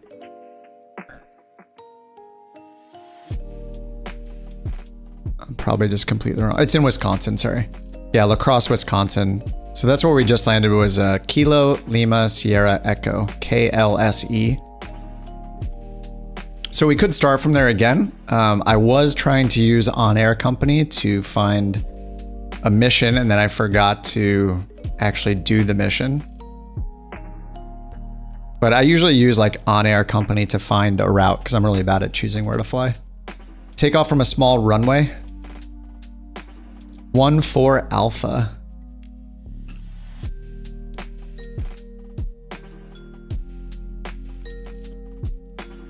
Oh, it's a hard surface. Oh, this is cool. Yeah, it's actually got parking, which is nice. Oh, this is cool. It's like right around water.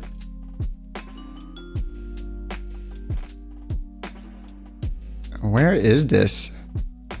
Is this in like Tennessee or something? What state is this in? Oh, you said North Carolina. Sorry. Mooresville, North Carolina, 14 Alpha. You literally told me and I'm like, where is this? Halfway through doing my recreational private or pilot license, basically a restricted private license you get from 15 years old. Crazy. Yeah, I don't know. I haven't had the... I just haven't gone... I haven't even done an introductory flight. I don't know if I would like it or be terrified. I have no idea. I feel like with all the simming I've done, I would be a little more comfortable knowing what I've learned over the last few years. But yeah, I still haven't done it. I don't know if I ever will. I'm just a video gamer.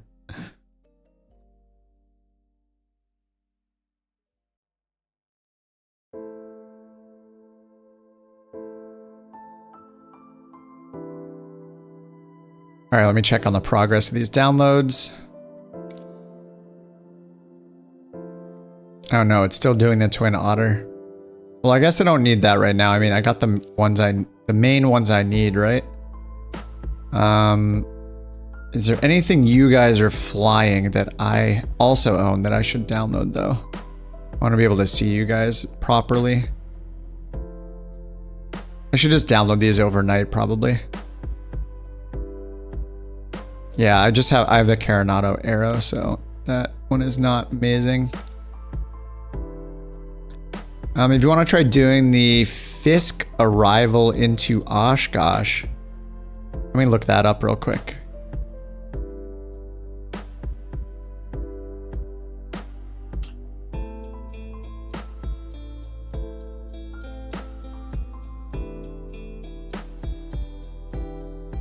Wait, what's the Fish arrival?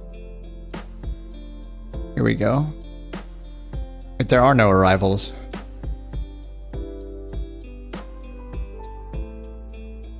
Is that published somewhere? What's the fish arrival? Oh, DA62. Oh my god, yes, I love the DA62. Dude, I love that plane. Maybe I'll fly the DA62. I haven't flown this for a while. It's a good one. I really like the DA62.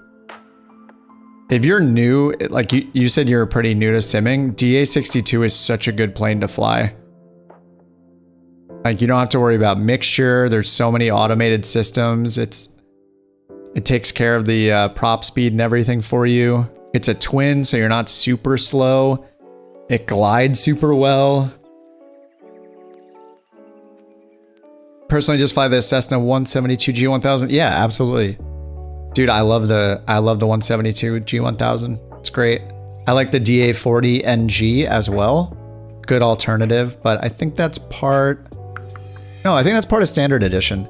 Yeah, DA40 and DA62 are both amazing as well.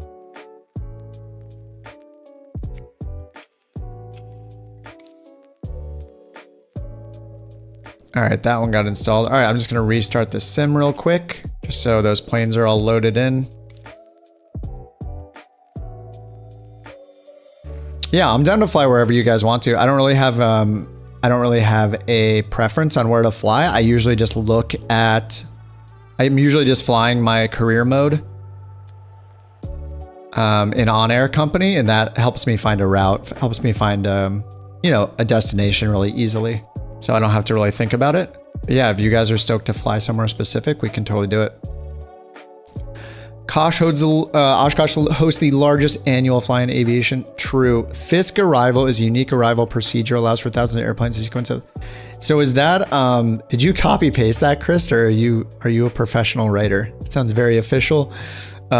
Is that part of the arrival where they're like, I mean, I've watched it on YouTube, like with real pilots doing it.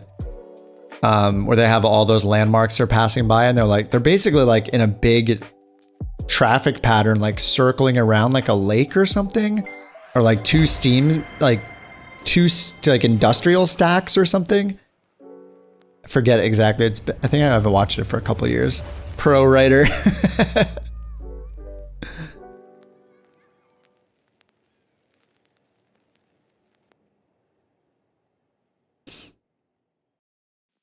Sorry, Chris. I read your message, but didn't narrate it. That you said you're a CFI and you're building your time working at a flight school. That's awesome. I think you did tell me that on Discord. I just have a horrible memory. You watch it on YouTube. It's crazy to land and take off. Oh, with colors. Oh, right. They tell them like the dots to aim for, right? And they use the taxiways as runways. It's pretty insane. Fisk arrival is the most famous. Is there I mean, I guess you just have to read it to know the arrival, right?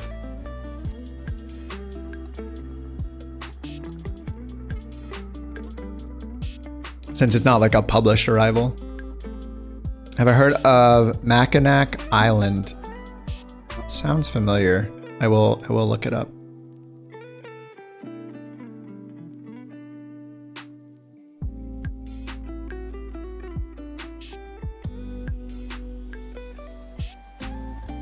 Is there an airport there? Or you just want to fly by it? Mackinac Island. Oh, it's got that hole like through the rocks. I'm just looking at photos of it.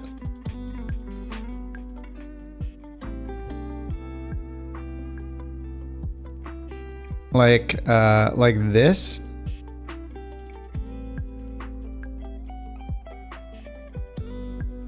Dude, this place looks awesome. Okay, these are the photos we need, the aerial photos. Oh, it is published. All the arrival details are published months in advance on a 30-page NOTAM. Dude. Yeah, the DA62 is amazing. I used to fly that pretty often. I'm down to fly the DA62 as well. And Soul, if you have any questions about it when you're flying it, like just ask, especially about like the G1000. I can definitely help you with that. I think we should do like an IFR flight then, so you can put in the destination and everything, and if you haven't done that already, and do an approach. I'm on USA West multiplayer, and then my settings are for all players. So I usually change the time of day. AI traffic, I'm using a third-party thing that injects real-world traffic. But go to all players, and then I turn on live weather and time, but then once I'm in the sim, I just change the time of day just so it's during the day. It's just kind of boring to fly at nighttime. So I usually just do this until there's sunrise.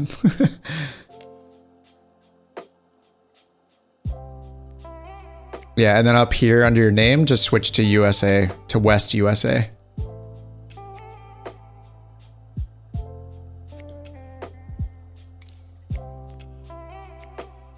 I like that the black livery for the DA62 is also awesome.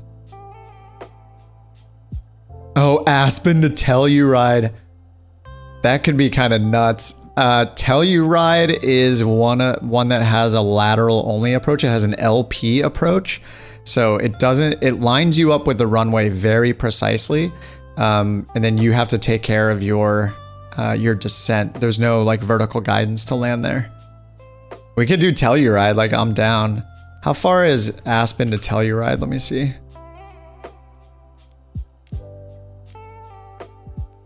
Is it KTEX? Yeah, that's it for Telluride. Oh, that's a good distance too. Yeah, Aspen to Telluride. I think that's a good idea. That'll be fun. It'll be difficult. All right, Aspen. So Kilo Alpha Sierra Echo KASE, KASE. Fly into the hurricane by Maine.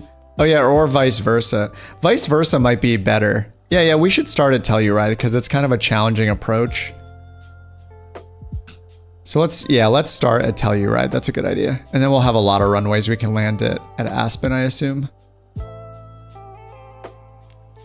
right, I'm gonna start at Telluride parking 5.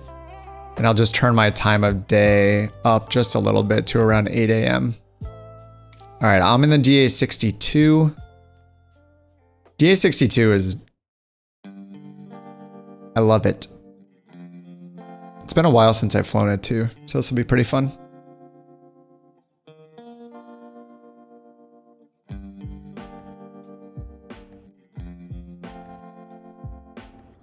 Hope the ATC works in our favor. All right, I'm gonna go get a flight plan going. Go over to SimBrief. If you guys don't use SimBrief, it's free. The only thing you don't get with it is the most up-to-date database, basically.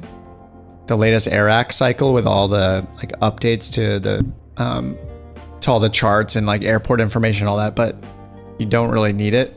It's fine to not have it. Like it's gonna be up-to-date enough. So it'll say your AirAC cycle is out of date, but they still update it. It's just a few versions behind.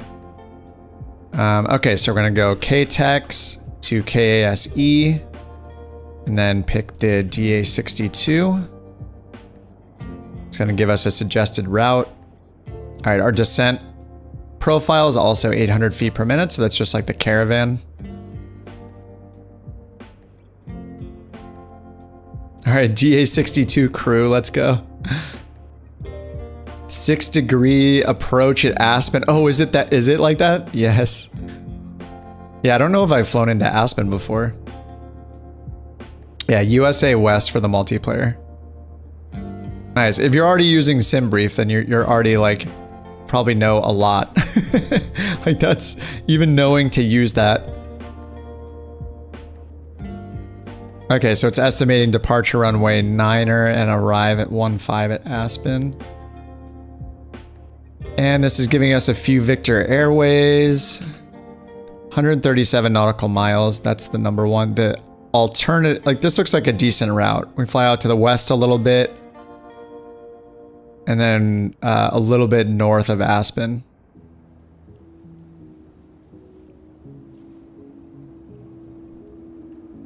It looks like there's some mountains here near Montrose too. Is it Montrose? Montrose?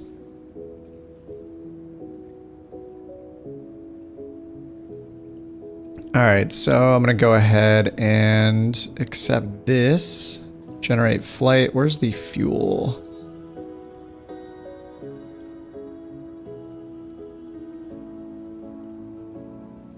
Oh, fuel planning, there we go. Okay, automatic, reserve automatic, and then we'll just look up what fuel it's estimating for us. And we'll load that into the plane. Dude, I love it. The only thing I don't like about the DA62 is the visibility. Like how small the front, like the window is, the front window, the windshield, whatever you want to call it is. Out the side, you're just like blocked by the engine. Like the visibility in this thing is not great. But it is, like the passengers look like they have amazing views. But it's just so nice and like automated, this whole thing. It's crazy. It's been a while. I'll just follow the in-game checklist to start it up, but. Alrighty, that is done. I'll bring up Navigraph and import that. Never use SimBrief. Yeah, SimBrief is amazing. You just enter your departure and arrival airports, and it will do a whole plan for you. It'll calculate your fuel. You know, you tell it what plane you're flying, what type of aircraft you're flying. So I just put in the list, the DA62 is in the list. So just make sure you choose that, and then you hit generate flight, and it gives you all of this info. It gives you the route. The route's right here. So this is what we're going to put into the G1000. And then, yeah, it's giving us an estimate. Like we'll listen to ATC and let it assign our altitude, but it's estimating we'll be at 12,000 feet. And then it gives us fuel as well. Oh, this is based on 5 passengers. So it's giving us more fuel than we would normally need. But the block fuel is basically how much fuel you load it with. It accounts for taxiing, and for your alternate airport, all of that stuff for you. So you just can plop in your block fuel up in your fuel menu. So I'll just go up here to weight and balance. Then I'll change it over from gallons to pounds. I think you can change these. These are in pounds, but I think like if you fly with like, you want to use kilograms or gallons, I think you can change it. So 246. So all I have to do is just make sure that at the bottom here for fuel, we have 246, and we have more than that. So if we want, we can go all the way up if we want, but yeah, it's estimating we just need 246. I'll just put it up to 300. There we go. But by default, 50% of fuel in the DA62 is enough. All right, then I'm going to load this in, unload our previous flight, and then import it into Navigraph from SimBrief. Right there.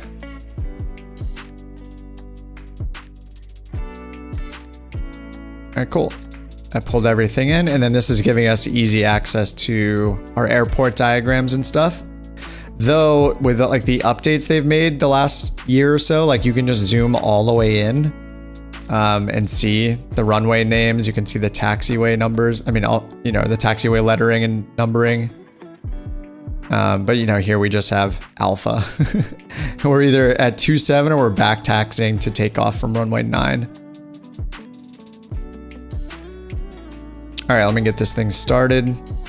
I don't know the startup for this by heart, so if you guys don't have this on, what I love turning on and cheating with is like going to assistance options. And then if you go under piloting, you can turn on assisted checklist.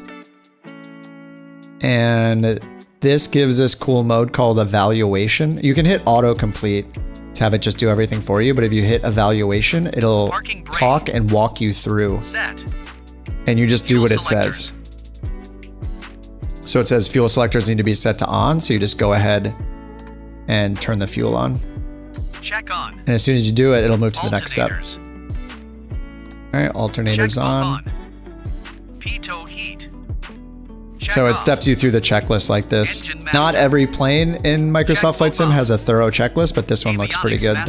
Looks like they have a bunch of checklists. Yeah, no parachute, thanks. Don't remind me. Check down. Flap selector. Check up. All electrical equipment. All electrical off. I think I might have a switch turned on. Off. Yep, I had a switch on my throttle quadrant pushed up. Master. On.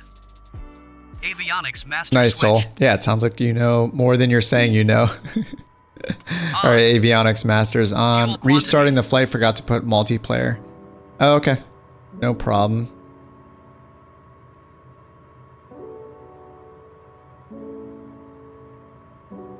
Check indication. Elect. Master. Off. Control stick.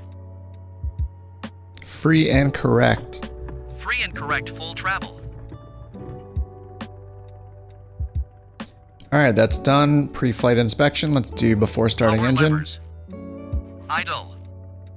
Parking brake. Yep, parking brakes Set. on my switch. Avionics master switch. Check off. Gear selector.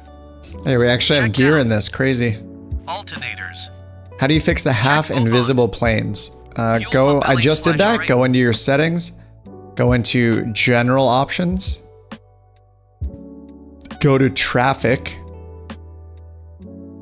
And then at the bottom, turn on show multiplayer aircraft in close proximity.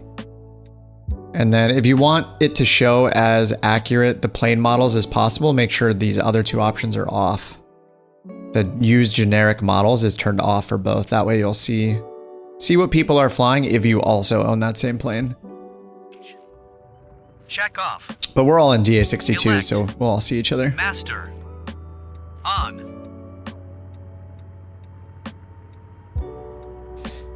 All right, that's done. Starting engine. Strobe lights, ACL.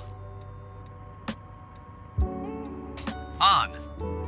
Nice, Engine my master. switch works for that. All right, engine master, On, left L. and right. Oh yeah, we do one at a time. Annunciations.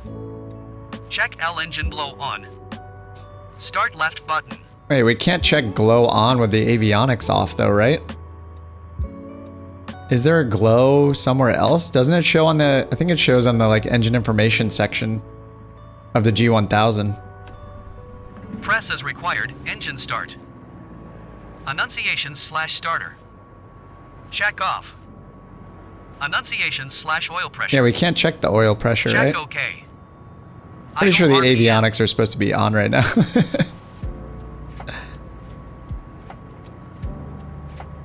Check idle RPM. Well, we are idle, but we can't check the RPM without the avionics on. So I'm going to turn them on. Hey, Delta, what's up? How dare you miss the notification? Unbelievable.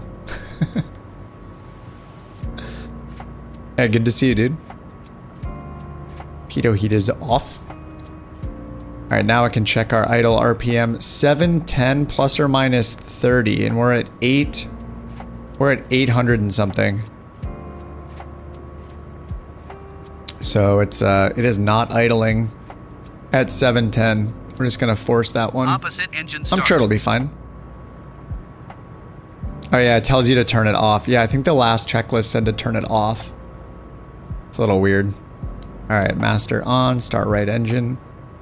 Glow is on. Glow is off.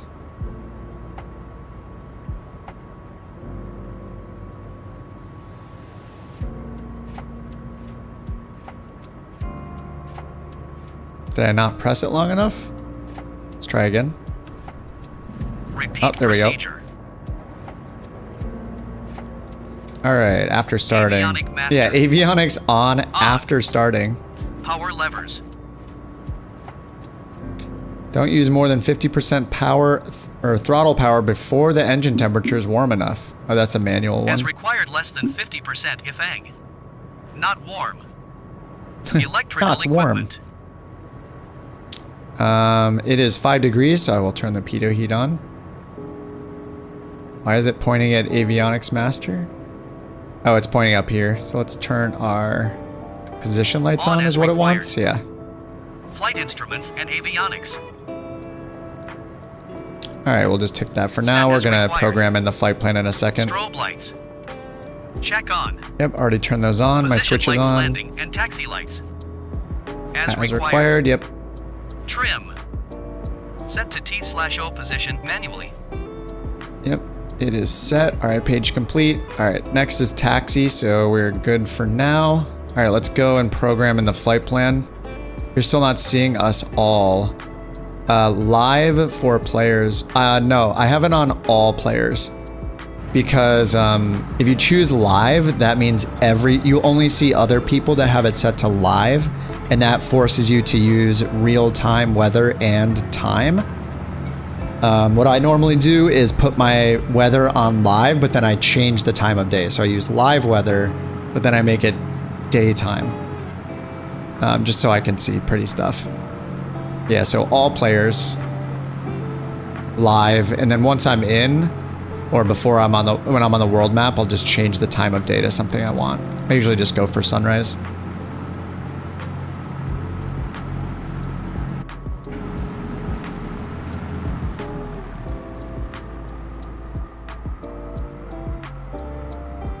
All right. Yeah, I'm seeing Adrian and Fearless Knight. I assume that's Fearless. My powers of deduction. All right, cool. All right, let's program this guy in here. That's a Navigraph. So we got... Oh no, it's gonna do the thing where every time I close it, it's gonna reopen it. Okay, maybe it's okay. All right, flight plan. So we're gonna put in origin first. If you guys want me to do this slowly, let me know. Hopefully I'll do it slowly enough. I know a bunch of you know how to do this, but... So hit flight plan on the right. And then we're gonna push the middle button here to turn on the cursor. And we're gonna enter the origin. So roll the middle knob down here. And then I can click this to type it in with the keyboard. So we're going KTEX is first. And click anywhere on the screen to turn off keyboard mode and then hit enter. And our runway is gonna be 09. So use the middle knob down here, 09. 09er. And then destination, we're going to KASE, K-A-S-E. There we go, Aspen, click it again. There we go. Oh, don't worry about it, Soul, there's no rush. It's all good, man.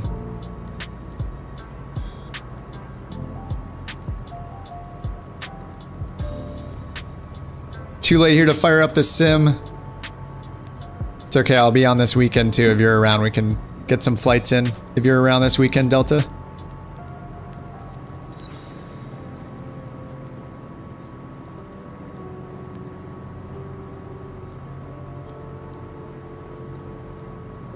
Soul, do you need it? Do you know how to put in the route? Do you want me to hold up? If you already know how to do this, then I'll blaze through it a little bit faster. I just want to make sure. You said you were learning, but it seems like you know a lot already, so. All right, then we're going, after this is ETL. Echo Tango Lima. Telluride VOR. Only reason you're fast, ready to go is you spend way too much time in this game. Yesterday I spent 11 hours flying. Oh man. Never really used G1000 flight plan. Okay, yeah, let me know if I'm going too fast or not. So your friend with the G1000 is this bottom right knob when you're putting in the flight plan. So you have to enable this little cursor first by pushing the small part of the knob. So if you're using a mouse, you point at it, left click, and you hold down left click, and then while you're holding left click, you right click. So you hold left and then right click, and that lets you turn this little highlight on.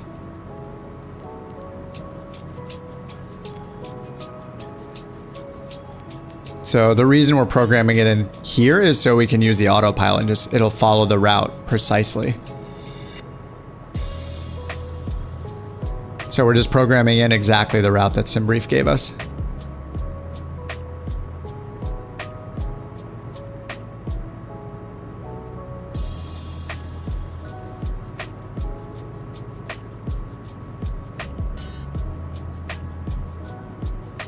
Good to know about the click. Yeah, it's a little weird. They changed like the input method a while back. How do you interact with these things? But this little tiny part of the knob here, and same with the altitude knob, these knobs, this little part's clickable.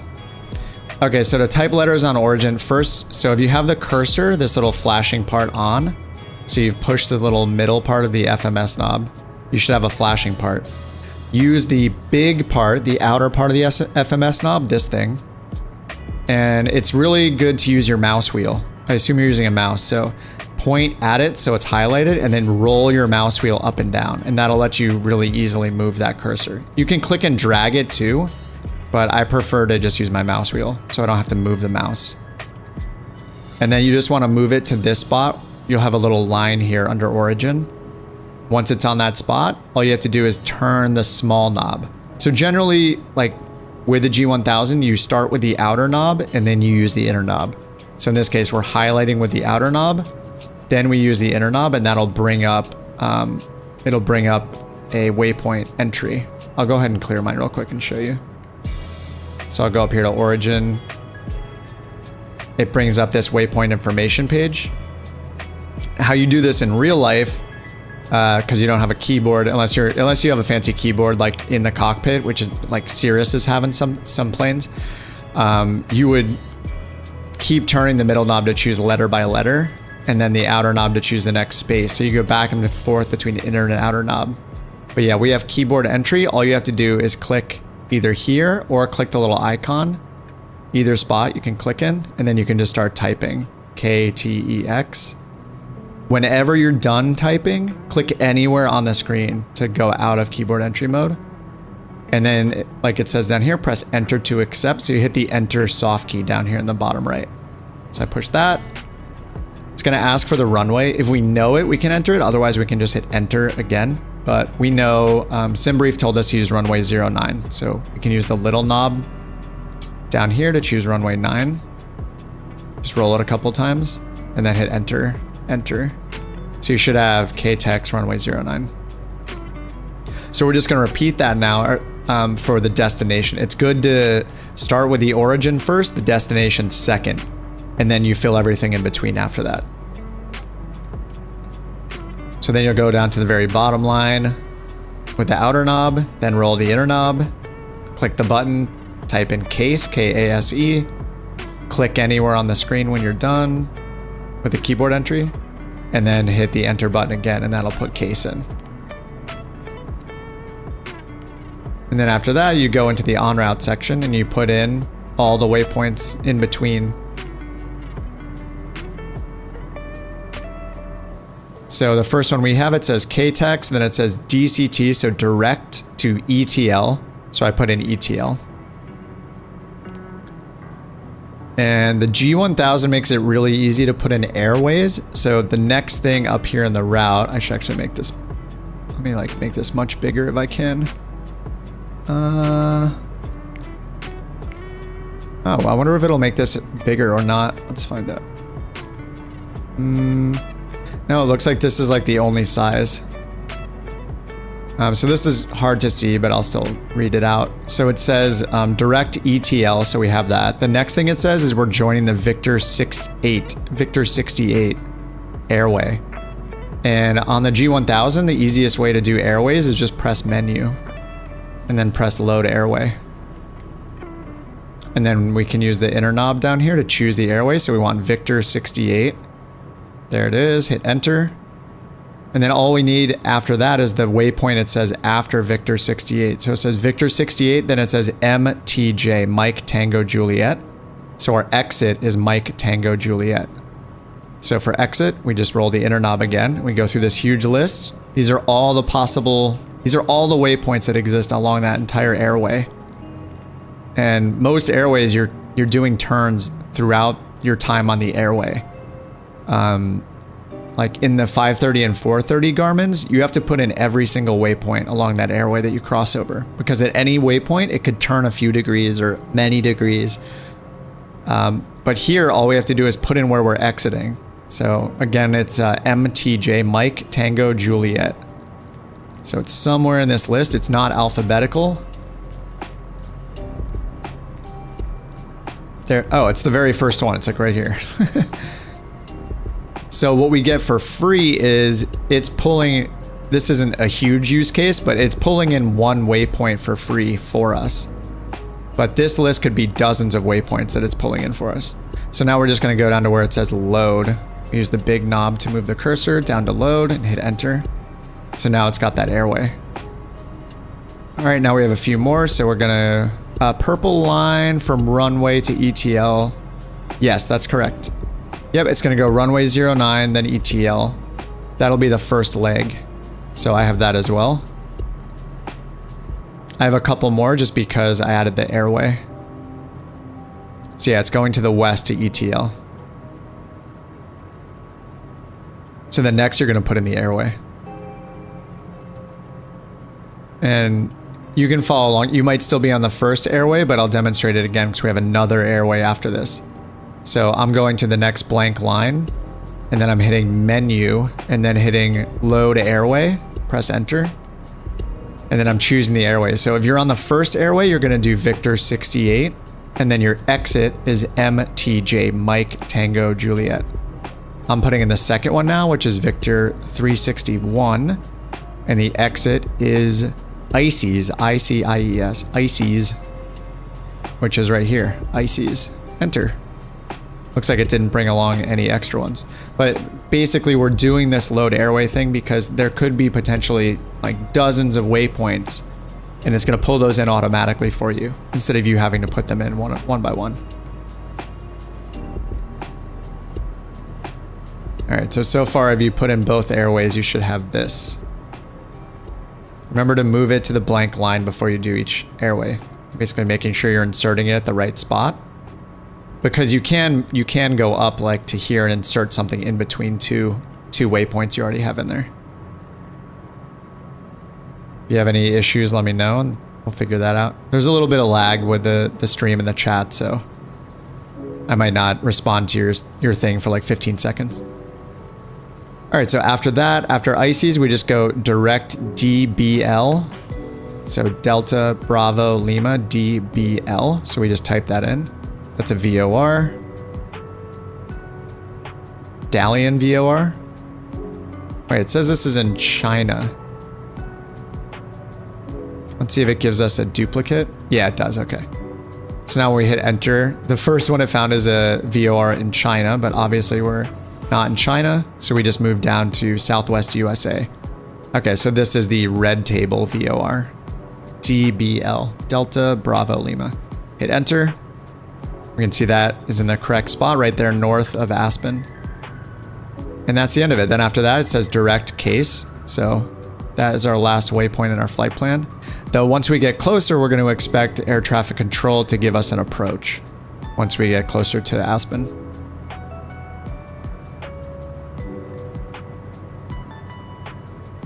Yep, you can look at the approaches. Yep. I tend to do it when I'm in the air just because, you know, once you're up and you've done the climb and you just have cruise, you're just monitoring, letting autopilot take care of it. So yeah, it is realistically, you would do all this research beforehand and know exactly what you're getting into before you even take off, like before you even leave your house. But you know, that's the luxury of this sim is that, did I just hit that by accident? Not sure if I did. You know, we can be a little less realistic when we want to.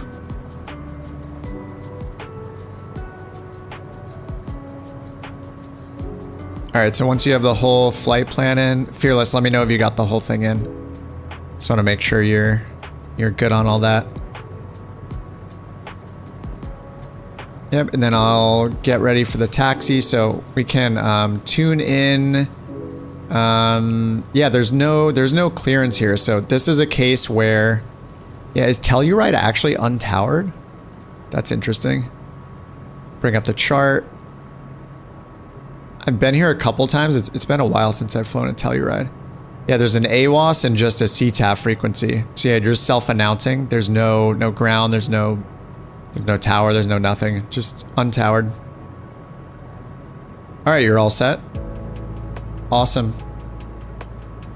All right, so we're gonna take off from runway 9er. Let's listen to the AWOS real quick to just listen to make sure that that's the correct runway based on the winds. They might always take off in that direction. I forget if 9 goes towards the mountains or not.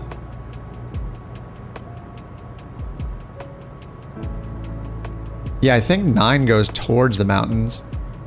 Like without the pass through the mountains. Okay, so I'm just gonna point here to look at the wind. Yeah, that seems...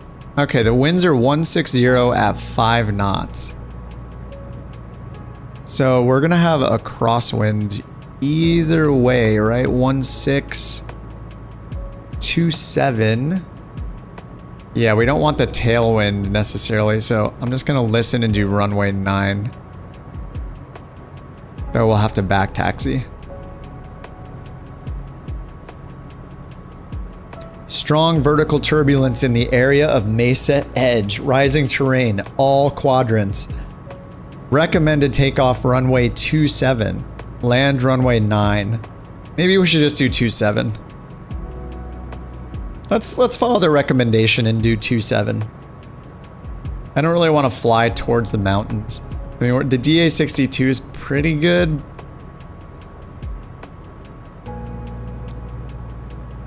Yeah, Chris, great chatting with you, man. Have a good night, dude. Hope you caught up on all your logs. Import flight plan now from Navigraph charts in case I hasn't properly taken it from the sim.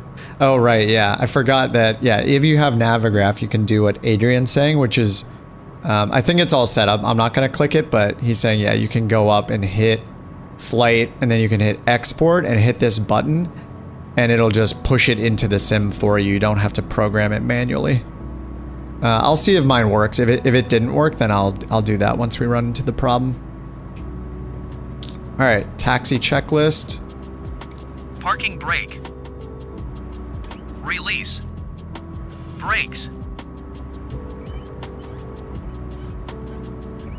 Test on moving off. Test on moving off. We don't know what that means. Instrumentation and avionics. Turn my taxi Check light for on. correct indications. Fuel pump LH/RH. Check off.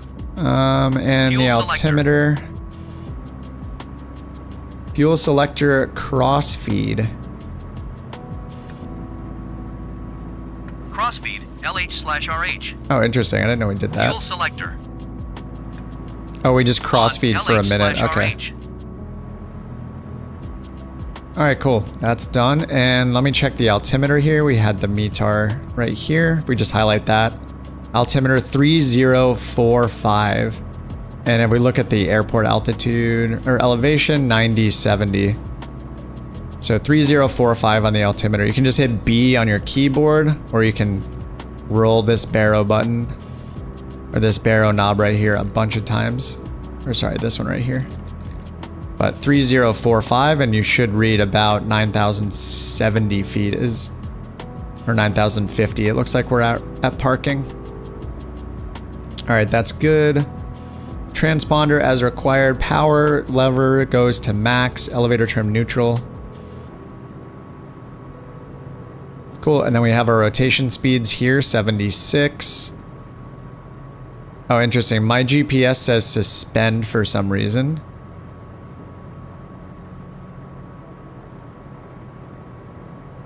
Oh, I think I have to activate the... my leg got changed, so I'm gonna go up here and activate the first leg. There we go. Runway 09 to ETL. The barrow key is amazing. Yeah, just hit B. If you don't know, just hit B. Or you can go look up a METAR, dial into ATIS, tune into ATIS, or just hit B. All right, cool. I think we're good.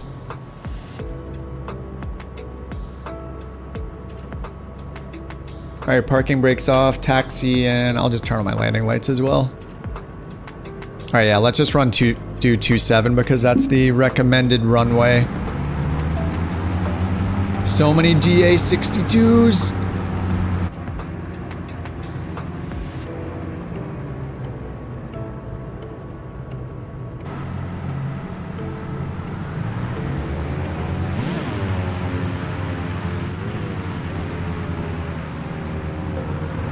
You tried it in real life and it didn't work. You bring a keyboard onto the plane, ask where you plug it in.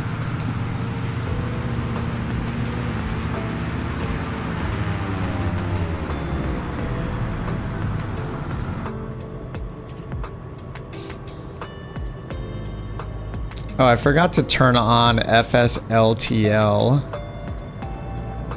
I'm just gonna go and turn on just the regular live traffic, the Microsoft Flight Sim traffic. There we go. Live traffic's on. Corsair K1. I do not. Is that a mechanical keyboard?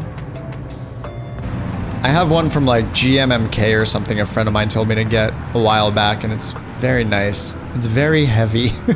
I've changed the switches on it like 4 times, and I think I finally found the ones I like, which are like the tangerines. Oh, where am I going? This is the wrong way. We have to turn on right there. I think I've been to this airport like twice.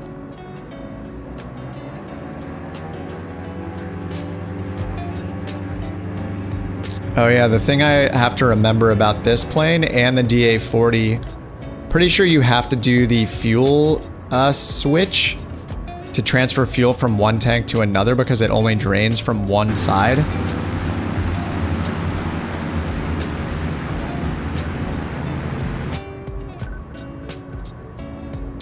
Oh, it's a keyboard with one key.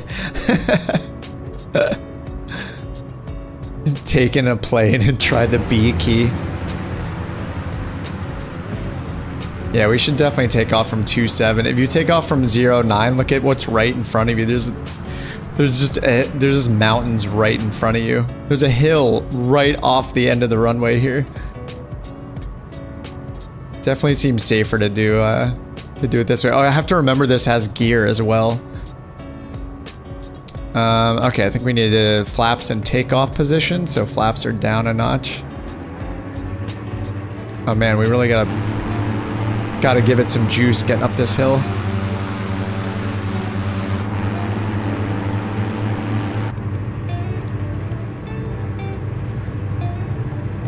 At Oshkosh this year, Diamond had the DA-62 15 feet in the air mounted on a post. What? What is their new one? Is it like the DA-50 NG or something like that? Don't they have an electric plane as well?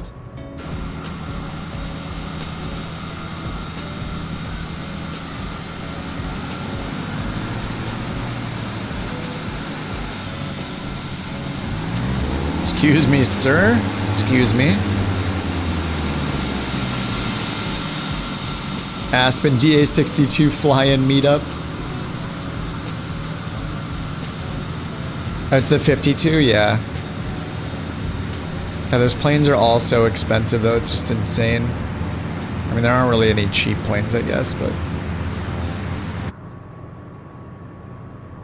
Alright, runway heading is 276, so I'm gonna take heading and turn it to 276 right here. Alright, so that is set.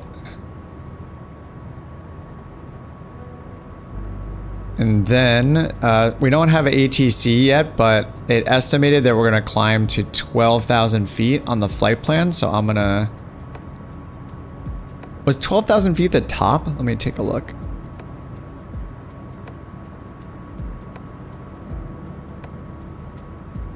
Yeah, 12,000 feet is what it says. And then we'll get ATC once we're in the air and see if they have us climb higher than that. So set the selected altitude to 12,000 feet right here using this knob in the bottom left. Then we're going to press the heading button over here on the right side. Heading's right there, so we have heading. We're not turning autopilot on yet, we're just setting it up. Then we're gonna hit FLC in the bottom left. That's flight level change, so we just tell it how fast or what speed we want to climb at. So we're gonna hit, this is backwards, it should it say nose up? I think it says nose down. I don't know if it's supposed to be backwards. Anyway, we hit nose down until we get our VY speed. 87. 87's VY. It's our most efficient climb speed. Then I'll turn my transponder on just for fun. Leave it on 1200 for now because we do not have ATC. We have no squawk code, so we're squawking VFR.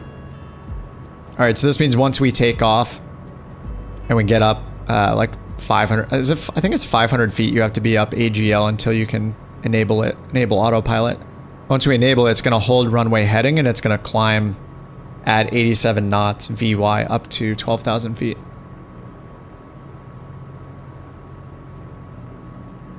Anybody have problems setting that up? Most of you guys are pros. Maybe everybody. All right, I think we're good. All right, make sure your flaps are set in takeoff position. I'll stay to the left. Maximum power.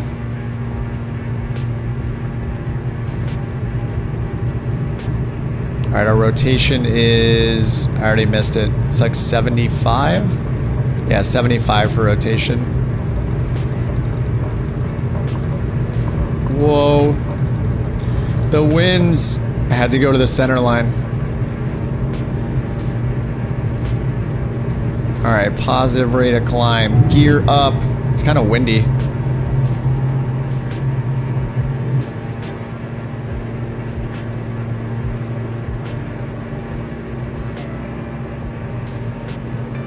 All right, we're up 400 feet so far. All right, I'm putting my flaps up. Trimming. All right, turning my autopilot on. All right, now we're done. Easy.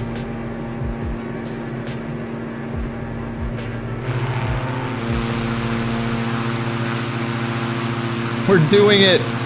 Look at us. Look at us. DA62, $1.25 million. No problem. That's just easy. You're not gonna buy one? You should just buy one. Don't wreck the plane. Alright, now I'm just gonna hit nav mode. Okay, I hit nav, so now it says GPS. That's gonna take us towards our first waypoint. And we're gonna be leveling off at 12,000 pretty quickly. So now I'm gonna bring up the ATC window, tune into Denver Center. And it is not letting me... Spirit Wings 1024 descend and maintain flight level tree 60. Not letting me do the IFR flight plan, so I'm gonna do the Navigraph fix here. The magic fix you guys probably can't do. I clicked it, and it's still not letting me do it yet. Yeah, it's weird how there are so many more bugs than there used to be with like getting IFR clearance with the in-game ATC. Alright, we're leveling. I'm already leveling off at 12,000. I mean, it's letting me request flight following, but it is not letting me request a IFR clearance. Let me switch to 2 and then back to 1. No, it doesn't like me. Alright, anyway, we're on our way to ETL right now. So 12 miles until ETL. And since we're cruising, we can pull our power back a little bit. Just keep it in the green band. It is trending up towards the yellow band, so I'm gonna keep pulling it back. We have a little bit of a crosswind, so I'm just gonna be safe and keep it in the green. Alright, what percent am I at on the power? Looks like I'm at like 74%. That's up here in the top left of the MFD right here, your load percent. And this plane does your RPMs for you. That FADEC goodness. Is it technically a FADEC or not? I think it is, or it's like just shy of being one. There's always like some technicality, I think, for what it's classified as.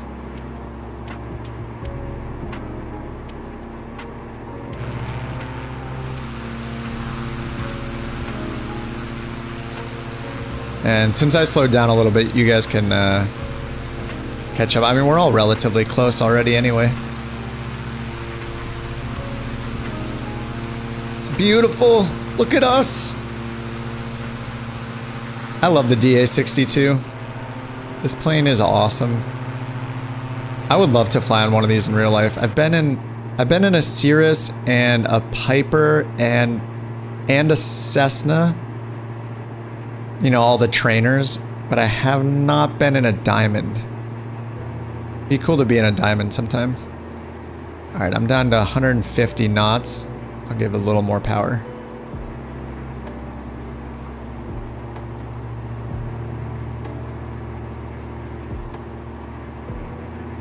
How closely spaced we are. This is great. All right, can we get it yet? No, we can't get IFR clearance.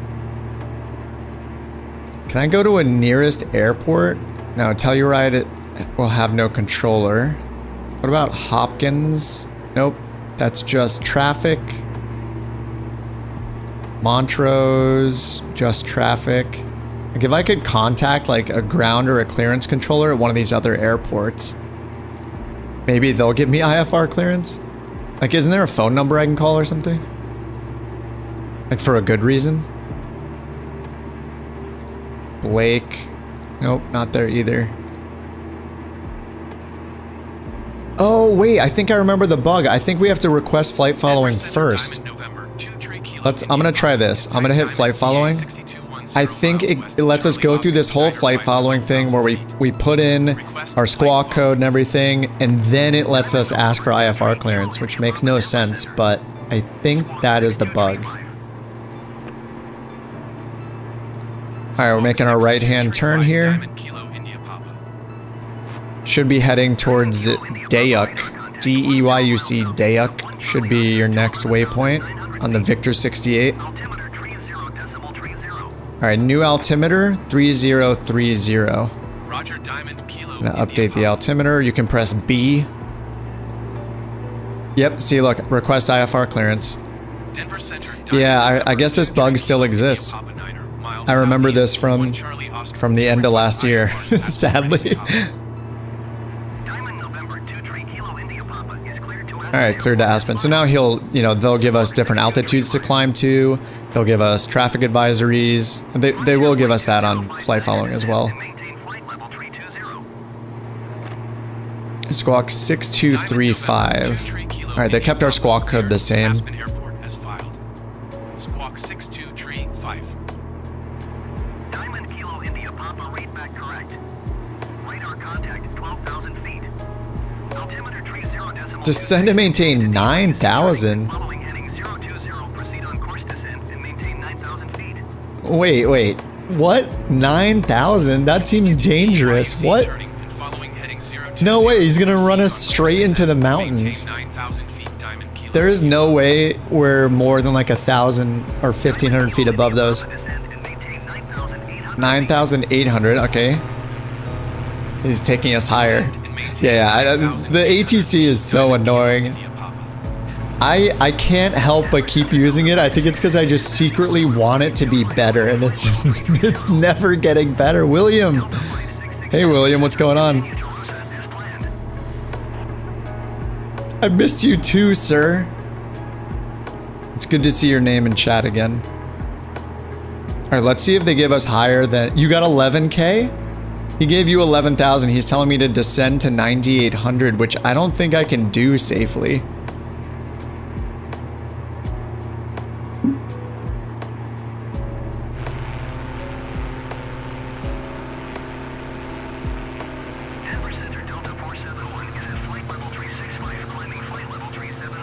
It's funny they're giving us, I mean, whatever instructions they're giving you, yeah, go for it. If you're, well, if he's got you at 11, that seems, I mean, I don't know, 11 seems a little safer. Alright, just for fun, I'm gonna go down to 9,800, but I know we're gonna hit the mountains. But, let me go ahead. Alright, 9,800. Vertical speed, nose down, 800 feet per minute. Yeah, I can request higher. I want to see what I kind of want to see what he's smoking. You got 12,000. That's nice. 11,000 seems still dangerous, but doable, maybe? ATC will have you up and down like a yo-yo, especially in mountainous areas. Yeah. I'm just curious. Actually, if we just look at our... The minimum sector, look at the sector altitude, 16,600, 15,200. And if I pull up the en route chart, yeah, it is flight level. Why does it say FL 120? That's weird. Flight level, anyway, it's telling us to be at 12,000 feet. This seems kind of non-standard. Shouldn't that be on top of the number? Anyway, yes, I'm just going to request higher like you guys are suggesting. Just go back to vertical speed mode. We're going to go up to 12,000. And then I'll just request higher because, yeah, this is crazy. You don't have options for IFR after flight following. Squawk code. Oh, it stopped giving you options. Try going to the COM2 tab up here in your window and then switching back. I think I did that before and it like fixed a bug I had. I don't know if it'll do anything, but it might be worth a shot.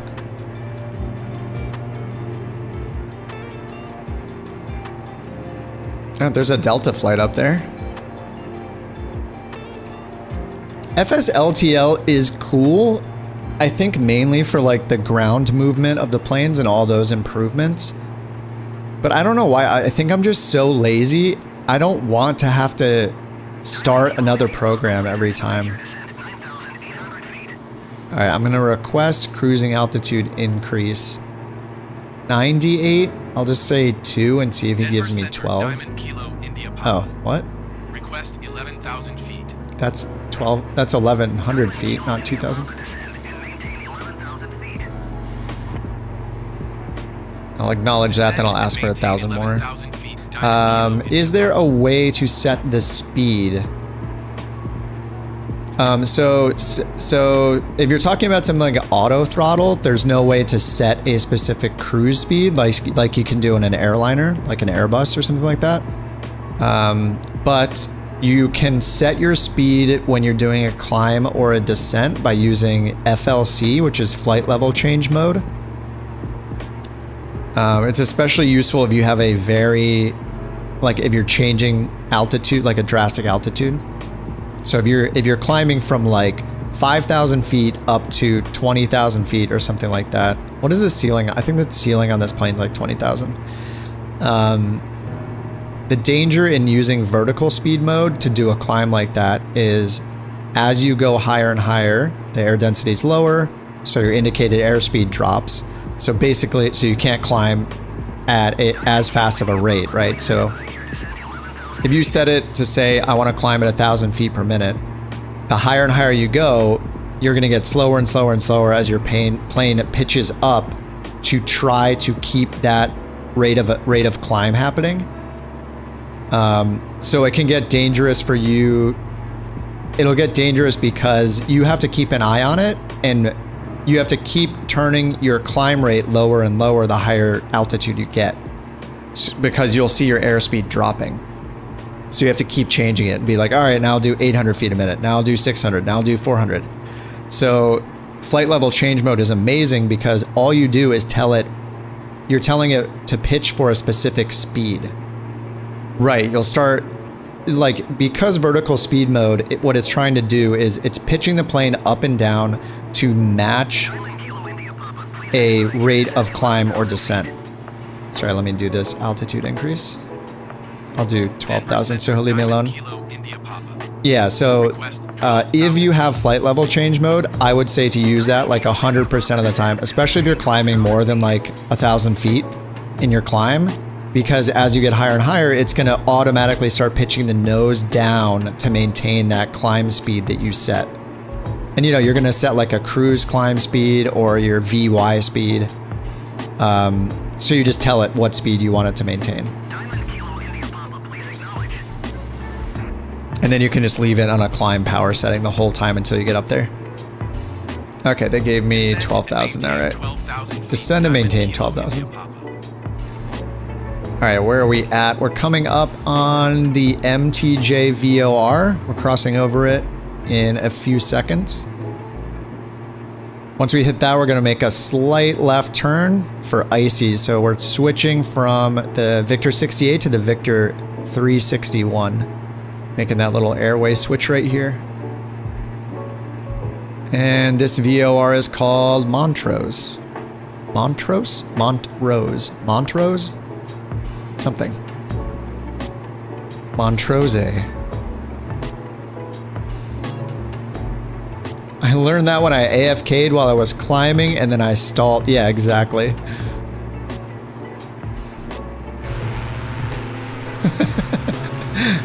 Hold my hand.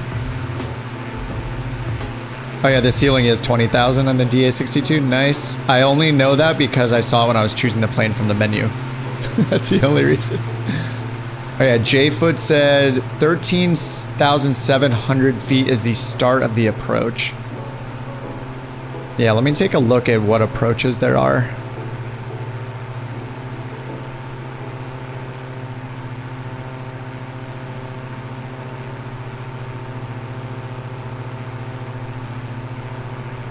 Oh, there's just one approach then. Wait, there's a visual, then there's a RNAV GPS Foxtrot. For some reason I thought this airport was giant. Wait, let me look at the airport diagram. For some reason I thought Aspen was a giant airport. Oh, there's only one runway. Okay. I'm completely wrong. So we have runways 15 and 33. And it says runway unspecified. What have we got ourselves into? I'm probably not going to know how to do this. Alright, let's take a look.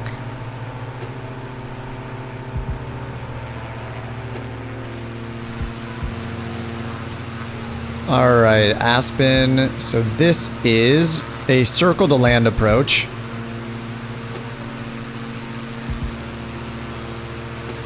Circling not authorized for Category C Southwest. Okay, so we have a VOR is our first waypoint here. So that is part of our flight plan, right? So let's see, are we doing LINs? I don't think we're doing LINs. I think our flight plan ends at that VOR, right? Yeah, it ends at the red table VOR. So it looks like it's doing... What's that mean? No, that's Frontier 320. Alright, so we have red table VOR. We have mountains at 11,000 feet right next to it. Some peaks at 12,000. So it looks like we're doing a course reversal at the VOR because we'll be coming in from... we're going to be coming in from the north. Actually, we're not going to have to do a reversal because we're coming in from the northwest. Yeah, it says no procedure turn arrival via airway, so... Yeah, we're going ICES to DBL. DBL is red table. So we're coming in from this direction from the north. So we probably don't need to do a reversal, so we're just going to cross over red table, turn to the south, and then we'll... we're not going to be lined up with the runway, but it's a circling approach, so it's going to get us down to 12,200 feet. Okay, yeah, 6.5 degree flight path angle down to the runway. And then we have an MDA of 10,200 feet.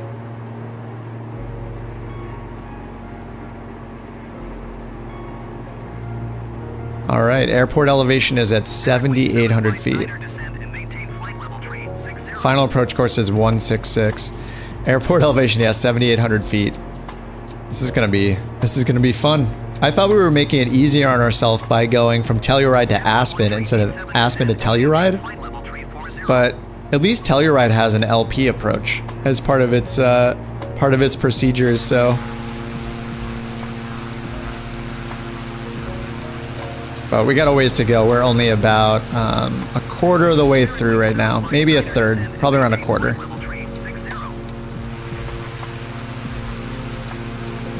This sucks without ATC being on IFR. Yeah, yeah. Well, luckily we're all doing the same route anyway. Yeah, well, and we'll all be on the same approach because there's pretty much one approach, it looks like. Landing from the north is pretty rare. Oh, is it? Yeah, let me take a look at the terrain again. Yeah, I haven't flown into Aspen before. Spirit Wing 759er descend and maintain flight level tree 60. So you're saying most likely we're landing on 3-3? Let's actually see what the weather is there. The winds are 200 at 3 knots. So it's only 3 knots.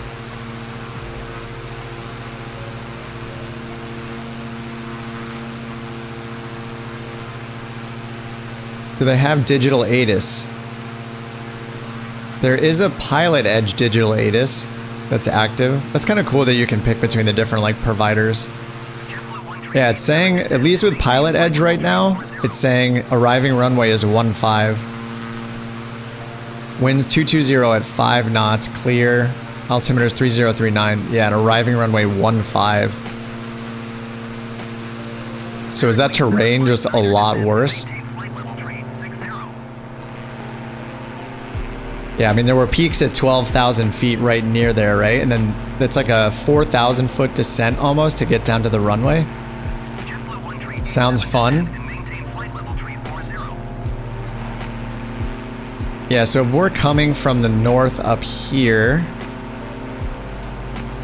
then yeah, we'll be flying over terrain that's up to, looks like it goes up to about 11,000, and then we're dropping down to about a little under 8,000 for touchdown. Some crazy mountaintops coming down the line. And then we have terrain everywhere past. It's crazy. So yeah, our missed approach is just it's going to be a right-hand turn, yeah. Right-hand turn up to 14,000 direct lens. Whoops, there we go again with that crazy camera angle. J-foot's at 14,000. Yeah, I think we need to request higher. Yeah, just because here it's saying 13.7 is what we want to be at for this approach, crossing the VOR.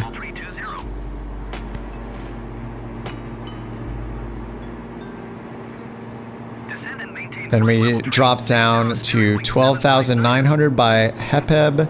Alex is 12.2, and then from there, we're doing a 6.5 degree flight path angle down on the descent down to our missed approach point, or our MDA down here, which is 10,200. So missed approach point at Mafmu, 1.5 miles from the threshold at 10,200 feet. This is gonna be interesting. Whoops, did I turn my cursor on by accident? Alright, so we just passed Ices. We took a right turn. We should be going to Red Table VOR right now. So that's DBL, Delta Bravo Lima. Everyone should be direct DBL. Okay, they said something to us. Alright, they are. Alright, vectors, visual runway 15 approach. Which basically means that they're not going to give us vectors. Because when they say vectors, they never actually give you vectors. You have to keep asking for vectors, which is awkward. So I think it's safer to just fly this RNAV approach. Alright, so I'm going to go down and program the RNAV approach in. It is for 15. Oh, the normal is from the north. Oh, you got turned around. Okay. I mean, it looks scary both ways. But maybe the terrain looked a little nastier to the south. Alright, so we're going to go to procedures, select approach. So there's a localizer approach for 15. I'm just going to choose... Oh, there's an LNAV plus V. Dude. Alright, you guys can use what you want. You can even do like the visual or whatever. I'm going to do this because I'm a pansy and I'm going to use all the automation possible. So LNAV plus V will give us advisory vertical guidance. It basically calculates a glide path down to the runway for us. We can use that all the way down to our MDA. So I'm going to choose that. And then here we already have our transition is red table, so I'm going to choose that. I'll go ahead and put our minimums in. Let me look that up. Actually, what I should do is just choose the approach here. Alright. RNAV Zulu for runway 15 via DBL. That's red table. Alright, that's selected. And now I can pin that chart to the bottom, open it back up. All right, so minimums for this approach then, 10,200 on baro minimums. Oh, this is gonna be a lot of rolling. So if you do this, you can hold shift on your keyboard. Oh, right, if you don't have the approach, it's because I'm using Navigraph. It supplements your data and gives you more approaches and more procedures and stuff. But you should be able to choose the RNAV Foxtrot, I think it was. That's actually the chart I'm looking at anyway. RNAV GPS Foxtrot. Anyway, if you want to put this all the way in, you can hold shift and it makes it a little bit faster. If you're putting in the baro minimums. You can also, I like to turn my screen all the way over this way, so I have all this length to drag my mouse. And then I just drag it like this while holding shift. Yeah, that's for the Foxtrot, not the Zulu. Yeah, it didn't show the Zulu, right? Wait, I thought it didn't show the Zulu. Let me check again. Runway 15.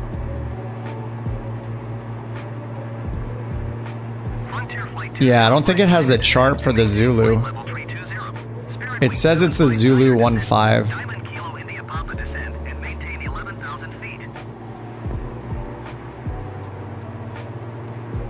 Runway 15. Yeah, I only have the RNAV Oh, there's the Foxtrot up here. Whoops, I missed it. It was confusing because it wasn't under that heading. Okay, there we go.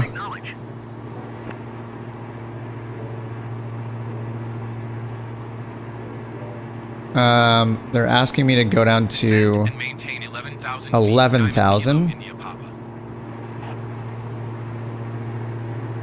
Let me see if that's a good idea. It's not, because the VOR, it says we're supposed to cross at 13.7. So I'm just going to ignore him for now. Alright, I'm still turning this knob, trying to get 10,200 feet in here for our minimums. I'm actually curious if you guys don't have the Navigraph data, if it's still going to give you the plus V, like the Garmin, the assisted vertical guidance, the synthesized vertical guidance, whatever they call it. All right, 10,200. Yeah, that took forever. And then I'm going to activate. We're going to DBL anyway, so it's not really going to change anything.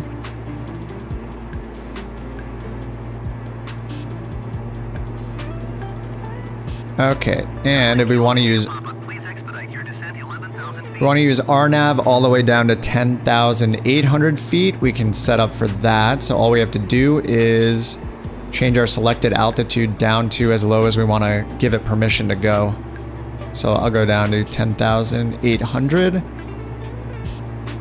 then I can just press it now. Just gonna hit VNav. So now I have VPath armed, so once it's time for it to descend down to these altitudes, we will do it. Alright, is it doing a reversal? Oh yeah, we're coming from the, sorry, we're coming from the south, the southwest, not the northwest, so it is going to have to do a reversal. Okay, there's well, okay. So this approach has an initial approach fix there to make the reversal. So I'm not sure if you guys got that or not with the Foxtrot approach. The valley has either a sharp turns or goes overhead, over the heads of the rich people.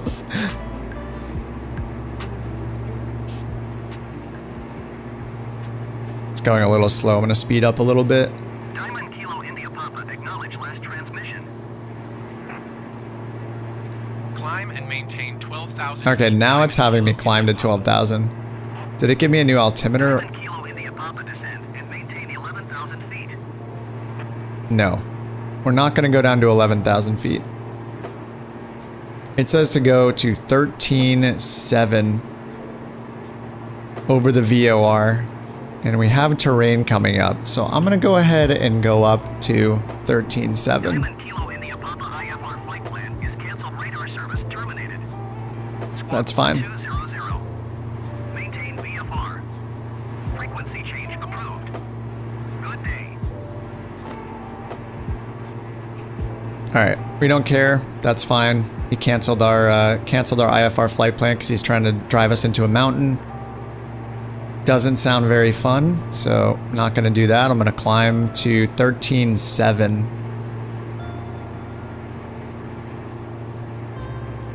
Okay, we're still 37 miles out from Red Table.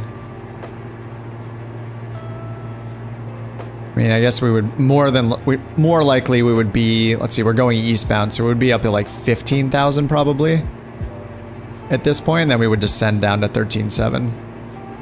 Actually, it may even be higher than that. What are the MSAs? 16.3, 16.8. Yeah, we would be at like 17 or 19,000 feet. Spirit Wing 759er descend and maintain flight level 360. I'm gonna keep this going. I'm gonna go up to 15,000.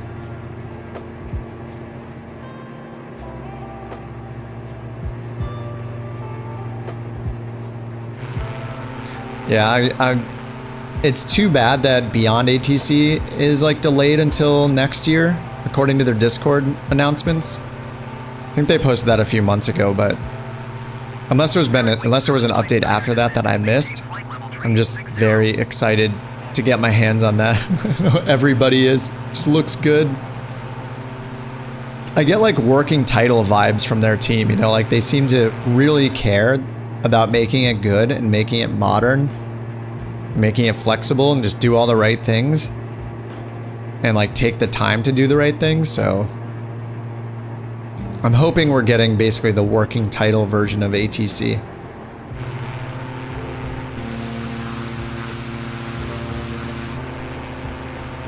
Beyond looks amazing. Yeah, I just like, I mean, the voices alone, didn't they say there's like over 100 voices or something like that? That alone is gonna make it seem so much, it's just gonna feel so much better. Like every time, I can't believe Microsoft Flight Sim ATC with Azure and Microsoft behind it, they don't have more than like 2 or 3 voices. Like how have they not added a voice every couple months? Like doesn't like Windows by default have like 20 voices? Just the crappy ones? Like I'd rather take the crappy ones that aren't the new powered ones, as long as it made a variety in the voices that I heard on ATC, as low quality as they are. Like I would prefer that. Like I'd rather have 20 crappy sounding voices that sound different than 3 more high fidelity voices.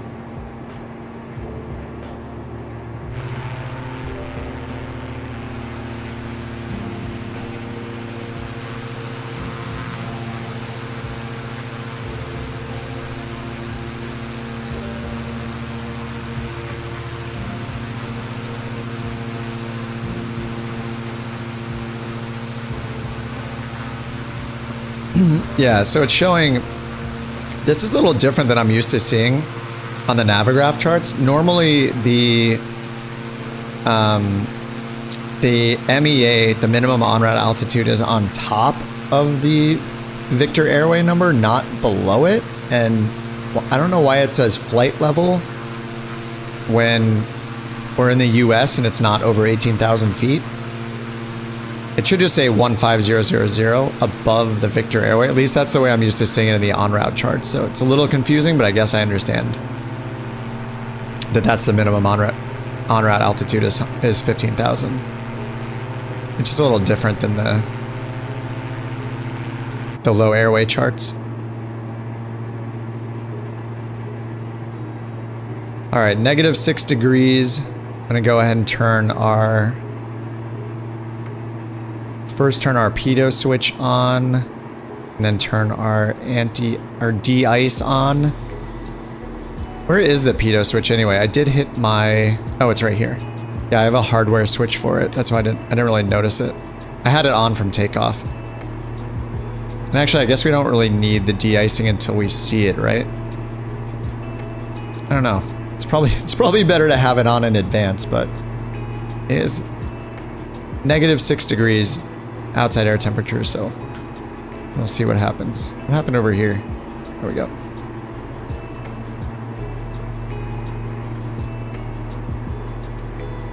All right, we are 24 miles away from red table VOR. And leveling off at 15,000 feet.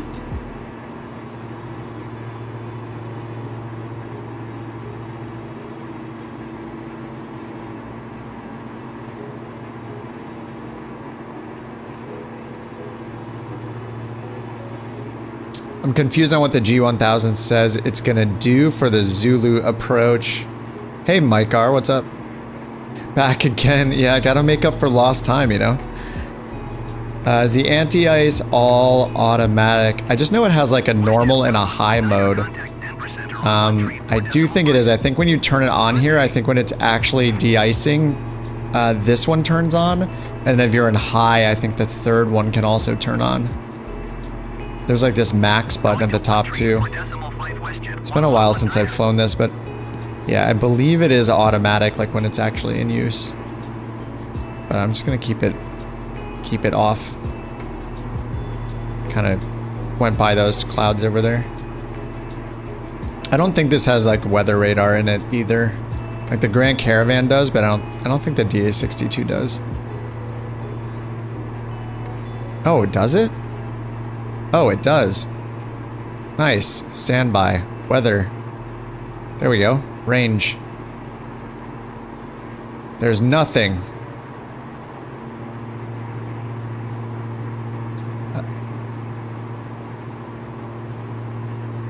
Oh, you just use vertical speed, you don't understand FLC. So, yeah, what Ben is saying. So, when you use vertical speed mode, you are saying climb at this feet per minute. So if you say climb at 2,000 feet per minute and then you climb for a long time, eventually, if you leave it at trying to do 2,000 feet per minute, your plane will keep pointing its nose up and up and up, higher and higher and higher, trying to keep climbing at 2,000 feet per minute. Even though the higher you get into the atmosphere, the thinner the air gets and the less you can, the slower you can climb. So in that case, it'll basically, your autopilot can stall your plane because it's trying to climb at a rate that it cannot climb at. That's the risk of vertical speed mode for a climb. If you're climbing just like 1,000 feet or 500 feet, whatever, and you're only climbing for a few minutes, it's fine. But if you're climbing a long, like a lot of altitude change, it's much safer to use flight level change. Flight level change, you use the same buttons. Instead of hitting vertical speed and nose up, nose down, you hit flight level change, nose up, nose down. But instead of setting a feet per minute target, you are setting an airspeed that you want it to climb at. So say you want to climb at 100 knots in the DA62. You just set it at 100, you give it like climb power on your throttle, and then you just leave it alone. And it will, as you get higher and higher into the air, into the atmosphere, it's going to automatically be pitching the nose down instead of up. It's going to be pitching it down to maintain the speed that you set. Instead of in vertical speed mode, it would be pitching your nose up to try to match that rate of climb you gave it. So when you're in vertical speed mode, you have to keep an eye on it when you're making a very long climb. And you have to make sure to keep turning down the feet per minute that you're telling it to climb at as you get higher and higher into the atmosphere. Yeah, IAS is indicated airspeed, FLC is flight level change. But yeah, they work the same way. It's just another word for it. It just matters what plane you're flying, what the terminology is on the avionics.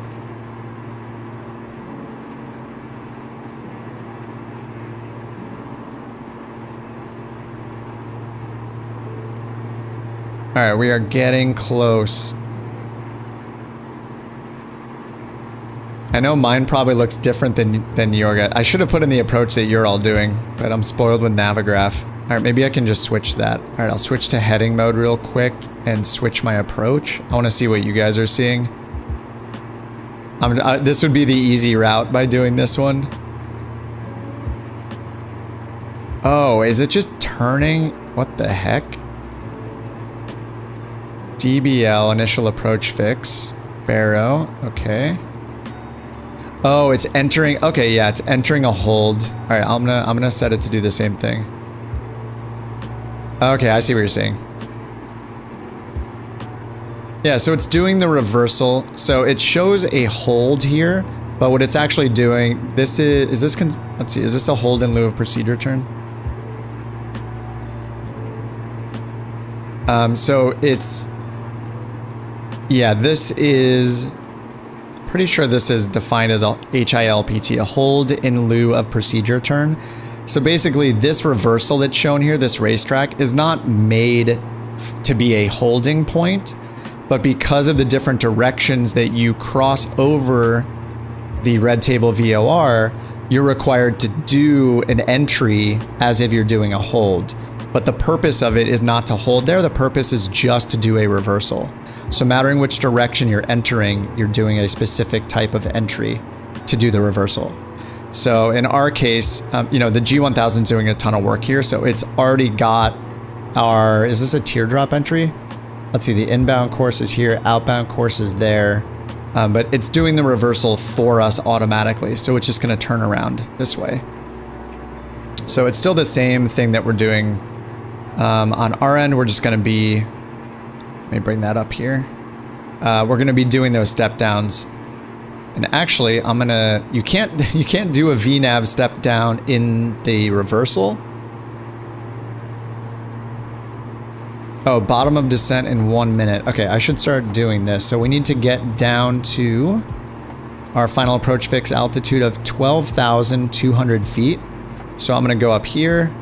I'm gonna move this down to 12,200 feet.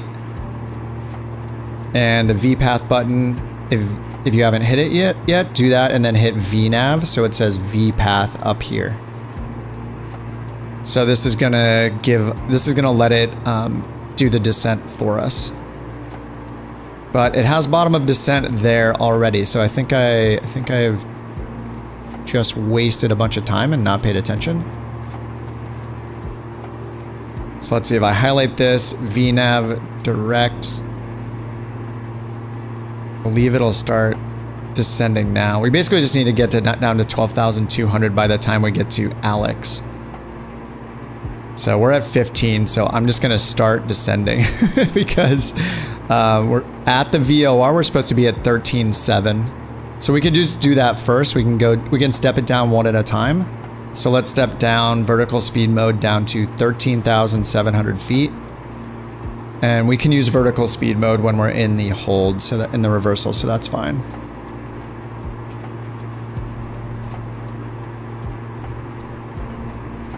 And I almost missed my turn because I was still in heading mode. G1000's done the Zulu different. Oh yeah, I switched mine and loaded up the Foxtrot one. I just switched to Foxtrot.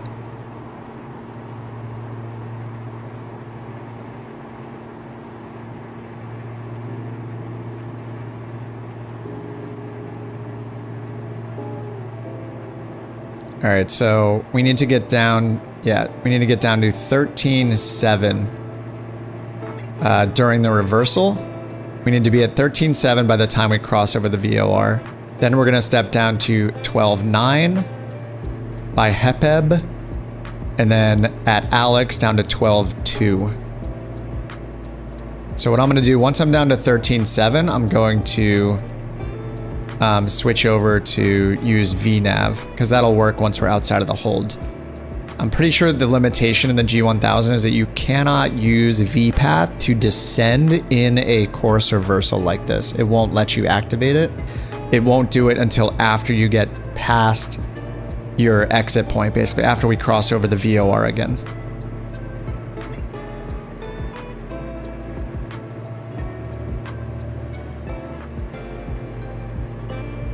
All right, I'm at 13.7 and it's back in altitude hold mode. So now because of VNav, I can just tell it to, well, give it some throttle first. I took it way too low. So yeah, here we want to get down to 12.2 eventually. So I'm going to take this all the way down to 12.2. And then VPath is armed. So VNav equals VPath. So that's on. So it should calculate and automatically do those descents for us, but not until after we cross over the VOR again.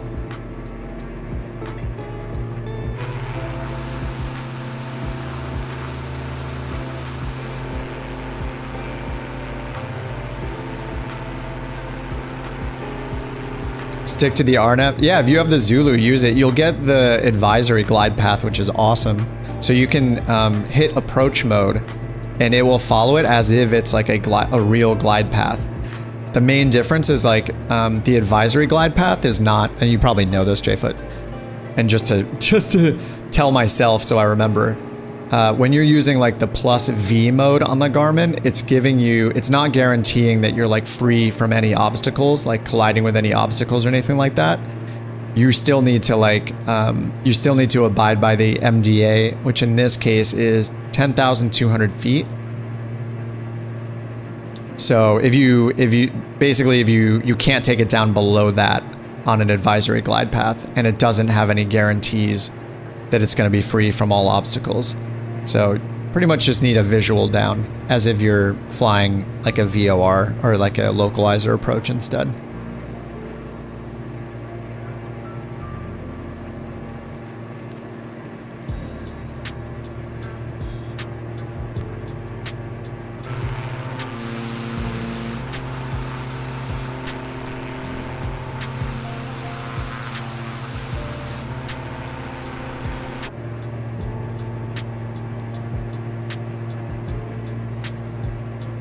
Dude, the reversal programming is so good.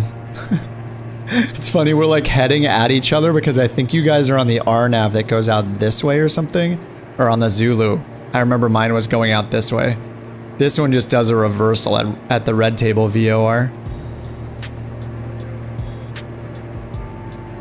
All right, so VPath, VNav is not gonna work until after we cross over the red table VOR.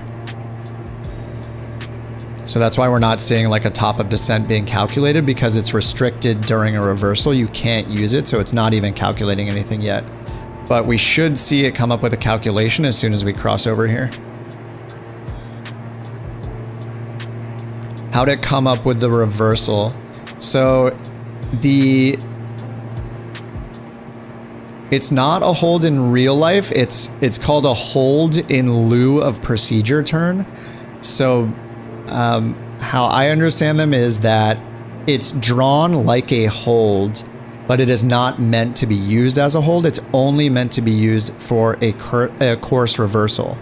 And because you can approach the VOR right there where the hold begins, because you can approach it from different directions, you enter it as if you were entering a hold.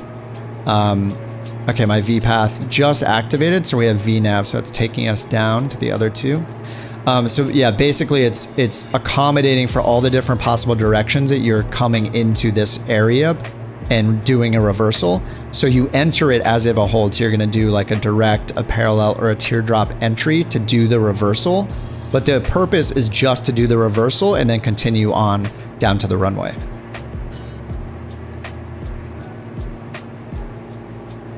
As opposed to a regular hold, which is the purpose to actually hold. And yeah, the G1000, like the working title team, they put so much, there's so much technology in this thing. So yeah, it calculated the type of entry for you automatically and drew that in for the reversal.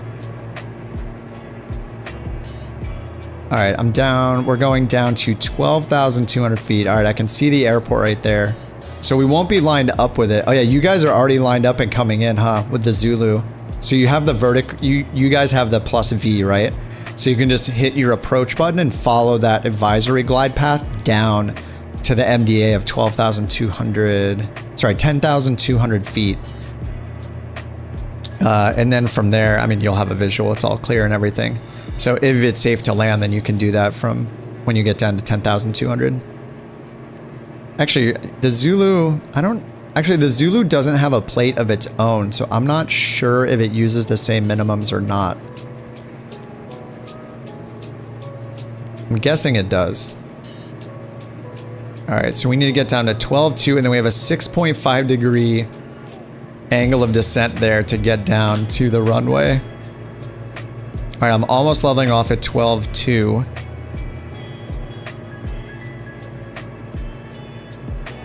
All right, and it's holding, so I'm switching to vertical speed mode.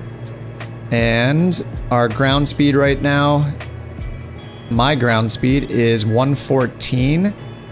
So it'll put me close to 1,300 feet per minute. So I need to keep descending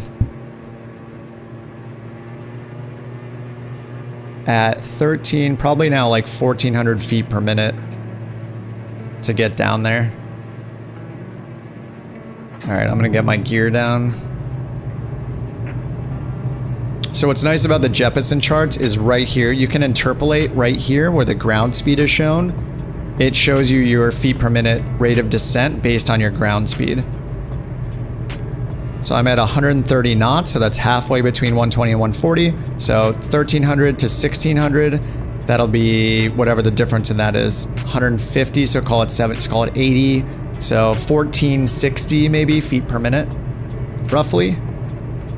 So I'm at 1,400. Is my game crashing? No, it's not. Oh.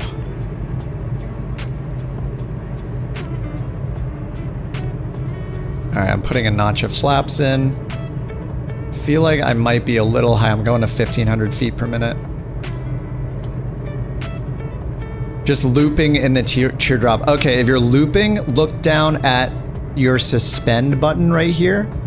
If it says suspend and it's highlighted, press the soft button underneath it. That will continue to sequence you to the next waypoint. So that should exit the hold for you.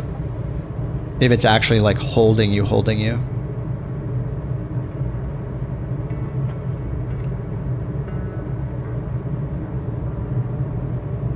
Oh man, I need to descend a bit faster. I am at idle with full flaps out at this point.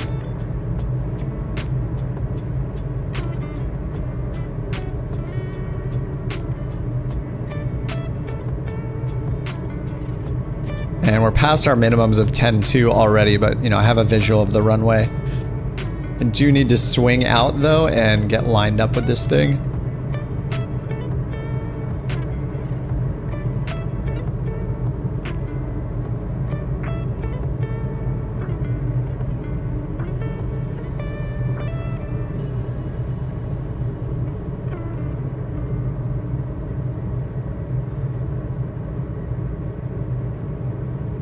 Yeah, the diamonds have such a long wingspan. Yeah, it's crazy. I'm pretty sure it's like 2 feet wider or 2 feet more of a wingspan than like a 172.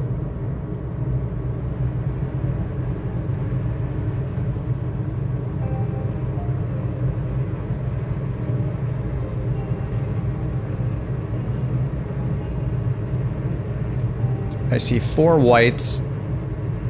I feel like I'm good though. All right, there's 1 red. There's 2 reds. There are 3 reds. 4 reds. I dropped it way too fast at the end there. So I guess my original rated descent was probably okay. I'm gonna hit spacebar to sit up. Oh my god, the trees are way too close. I'm so low. What have I done?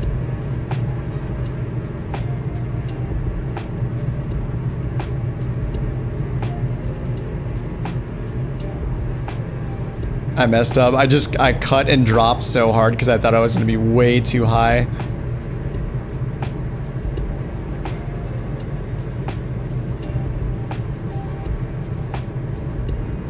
That was sketchy.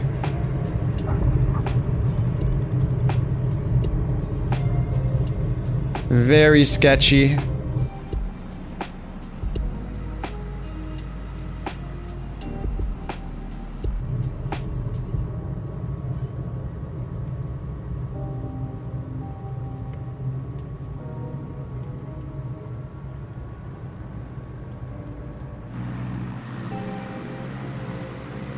Good luck, everybody else. Yeah, the Zulu, that advisory glide path sounds so nice.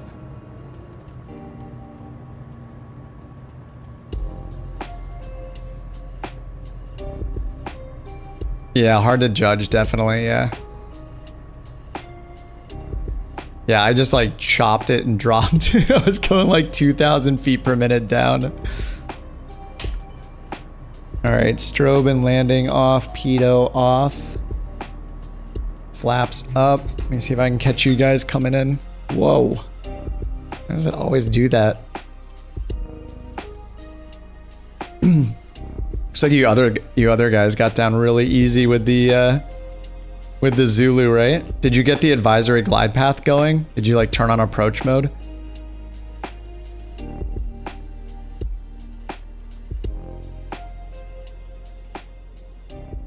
Yeah, the super high angle. Yeah, 6.5 degrees is insane. I had to like give it almost full power towards the end because I was like dropping way too fast. Fearless pull up. I think he's doing what I did, I think, which is just being way too, I went way too low, way too fast. Oh no. Oh no, I think he's down. No. Yeah, I had to add.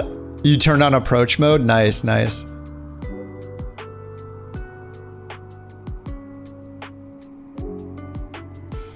Alright, Wolf's still coming in. Oh, hey Arash, what's up? Sorry, I just saw your wave. Or your stop hand. I think it's a wave. Smash into a tree. I almost did. I had to give it full power at the end because I was coming down way too fast.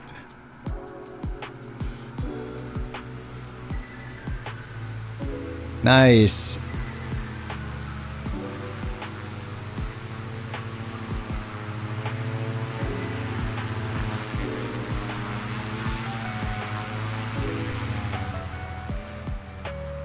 Took over but was way too late. Yeah, I almost crashed there. I had to put in full power. I went from 4 whites to 4 reds on the pappies real fast. That was sketchy. That's a hard approach. Like the Zulu one with the advisory glide path is, I'm sure, made it way easier. What is up with these runway textures? These numbers are just like melted. Amazing.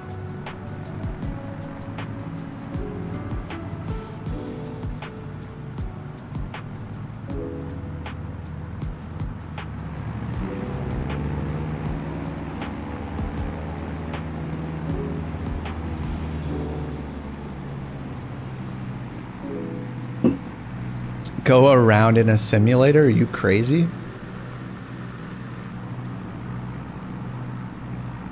The go around sounds scarier than just pulling it off because of this terrain. Look at this. This is the go around.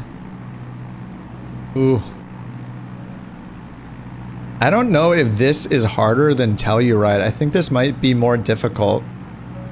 I don't know, the vertical part of Telluride is the hard part too. Like, you get an LP approach, so it's gonna line you up perfectly with the runway.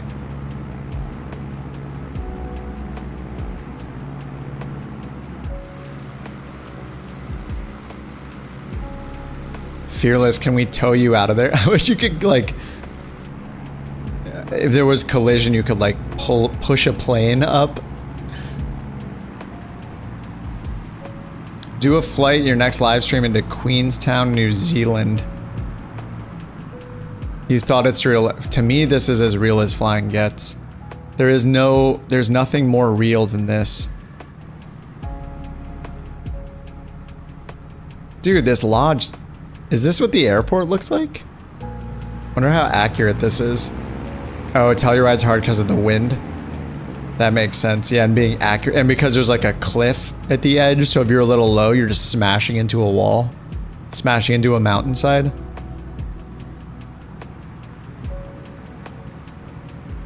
Oh yeah, you can just slew over, yeah. Hit, what is it? You press Y on your keyboard. Then is it like F4 or something? And the arrow keys or... and then you can... I think it's like F4 and then maybe WASD and the arrow keys or something like that to move around. And then maybe F2 to go back down towards the ground. If you want to try to slew over. I'd have to look up all the keys. You should be able to teleport yourself over if you want to. Yeah, I dropped really quick too. I almost ended up in the trees myself. I was going like 2,000 feet per minute at one point because I was like, oh my god, it looks like I'm way too high. Oh, join the line? Alright, I had to take a look at the lodge over here. Looks cool.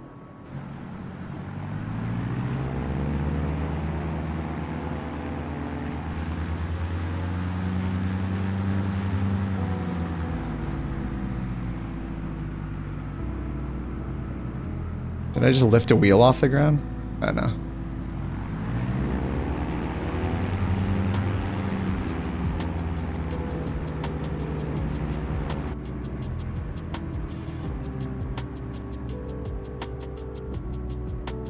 This airport is awesome.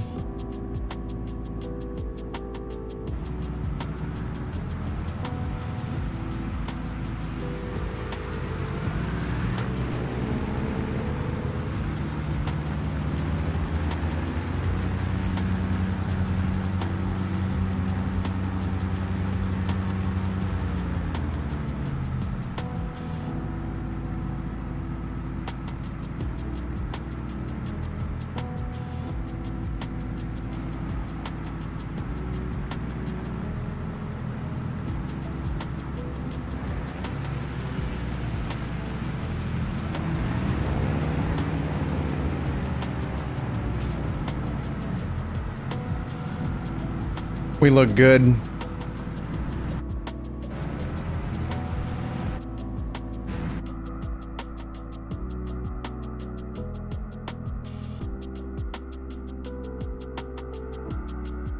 Oh, the livery looks like Damascus. Oh yeah, it's a free one. It's a built-in one.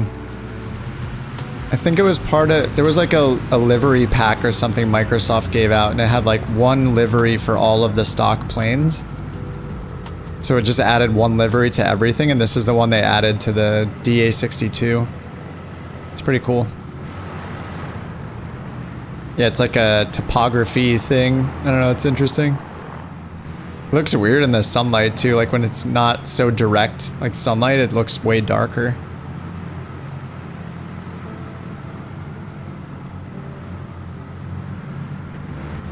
Heck yeah. Hey, that was a fun flight. Very nice flight, my dudes. Part of me wants to stay up late, but I also want to not wake up too late tomorrow and then fly more. So I'm definitely gonna call it now. Be done for the night. That was super fun. I'll probably do another flight off stream, I don't know. Look up Damascus steel. All right. Damascus steel. Oh, yeah, I know what you're talking about. Yeah, like I've seen knives that look like that. Yeah, it does. Yeah, that's cool. That's probably where they got their inspiration. Had to dive, kept changing my descent rate to hell, but still landed with all reds. Yeah, I had all reds on it as well. Yeah, I had all reds. Most stressful, but oddly the smoothest landing I've had. Nice. Very nice besides smacking into a tree. Dude, I was so close to doing it. I was almost there with you. If I watch the replay, I can hear, you could like hear the full power. I'm just like cranky and I'm like, uh-oh. It was not good. Yeah, this airport looks so cool though. How long is this runway? It's gotta be like 6,000 feet or something. Oh. Alright, I guess I'm not checking. Havigraph doesn't like me. I can look it up here. Let's see. Oh no, you can't go to the waypoint there. Waypoint.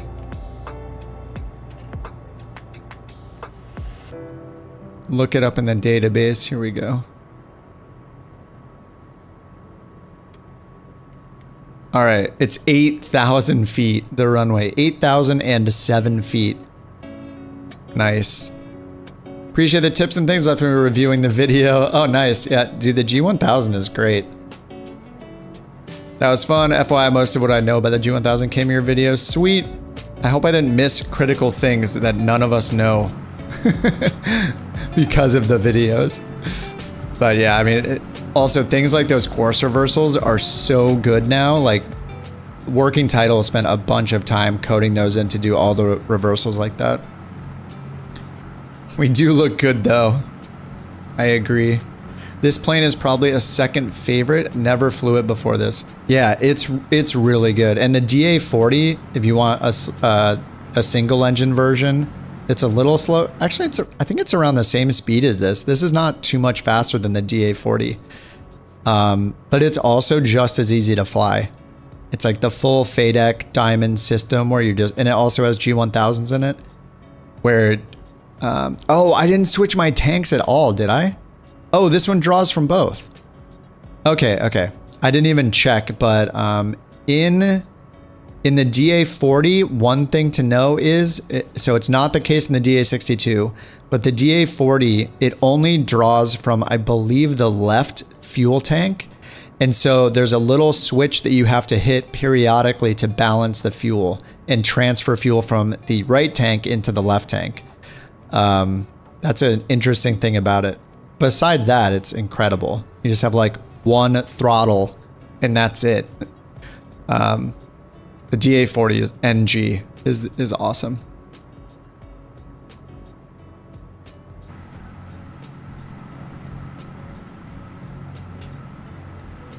Look at your skin, it's carbon. Wait, are you here? Oh, I must not have the whatever skin you're using. That's one thing I wish they would like improve on in the sim, is making it so, especially when you're close to people, or maybe you can like be in a group together, it'll like download their plane models and their liveries so you can see it without having to own all of them yourself. Like, somebody paid for a cool looking plane and they love how it looks, or a cool livery, everyone else should be able to see it.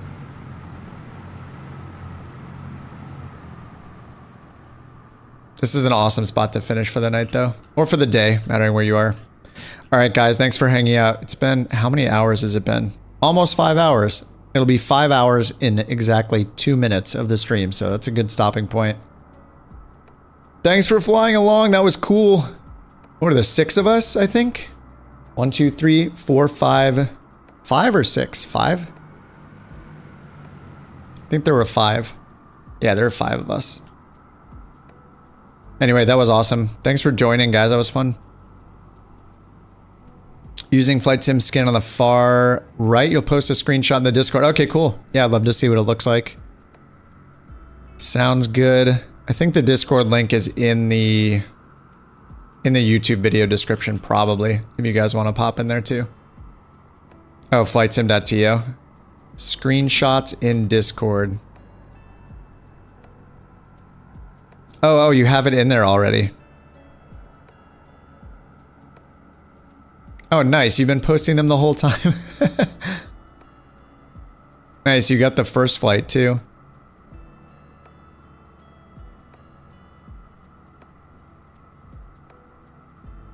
Looks good. Yeah, I will probably be on tomorrow again. I don't really have any plans until Tuesday, I think, so I'll be simming a lot this weekend. All right, guys. Good game, good flights. Thanks for joining. Thanks for tuning in. I'll see you guys this weekend. It is almost 1 a.m., so I'm gonna pass out, and I'll see you guys. Yeah, probably tomorrow. All right, take it easy. Have a good night. Bye. Peace. Good night. Good day. See you on the next one.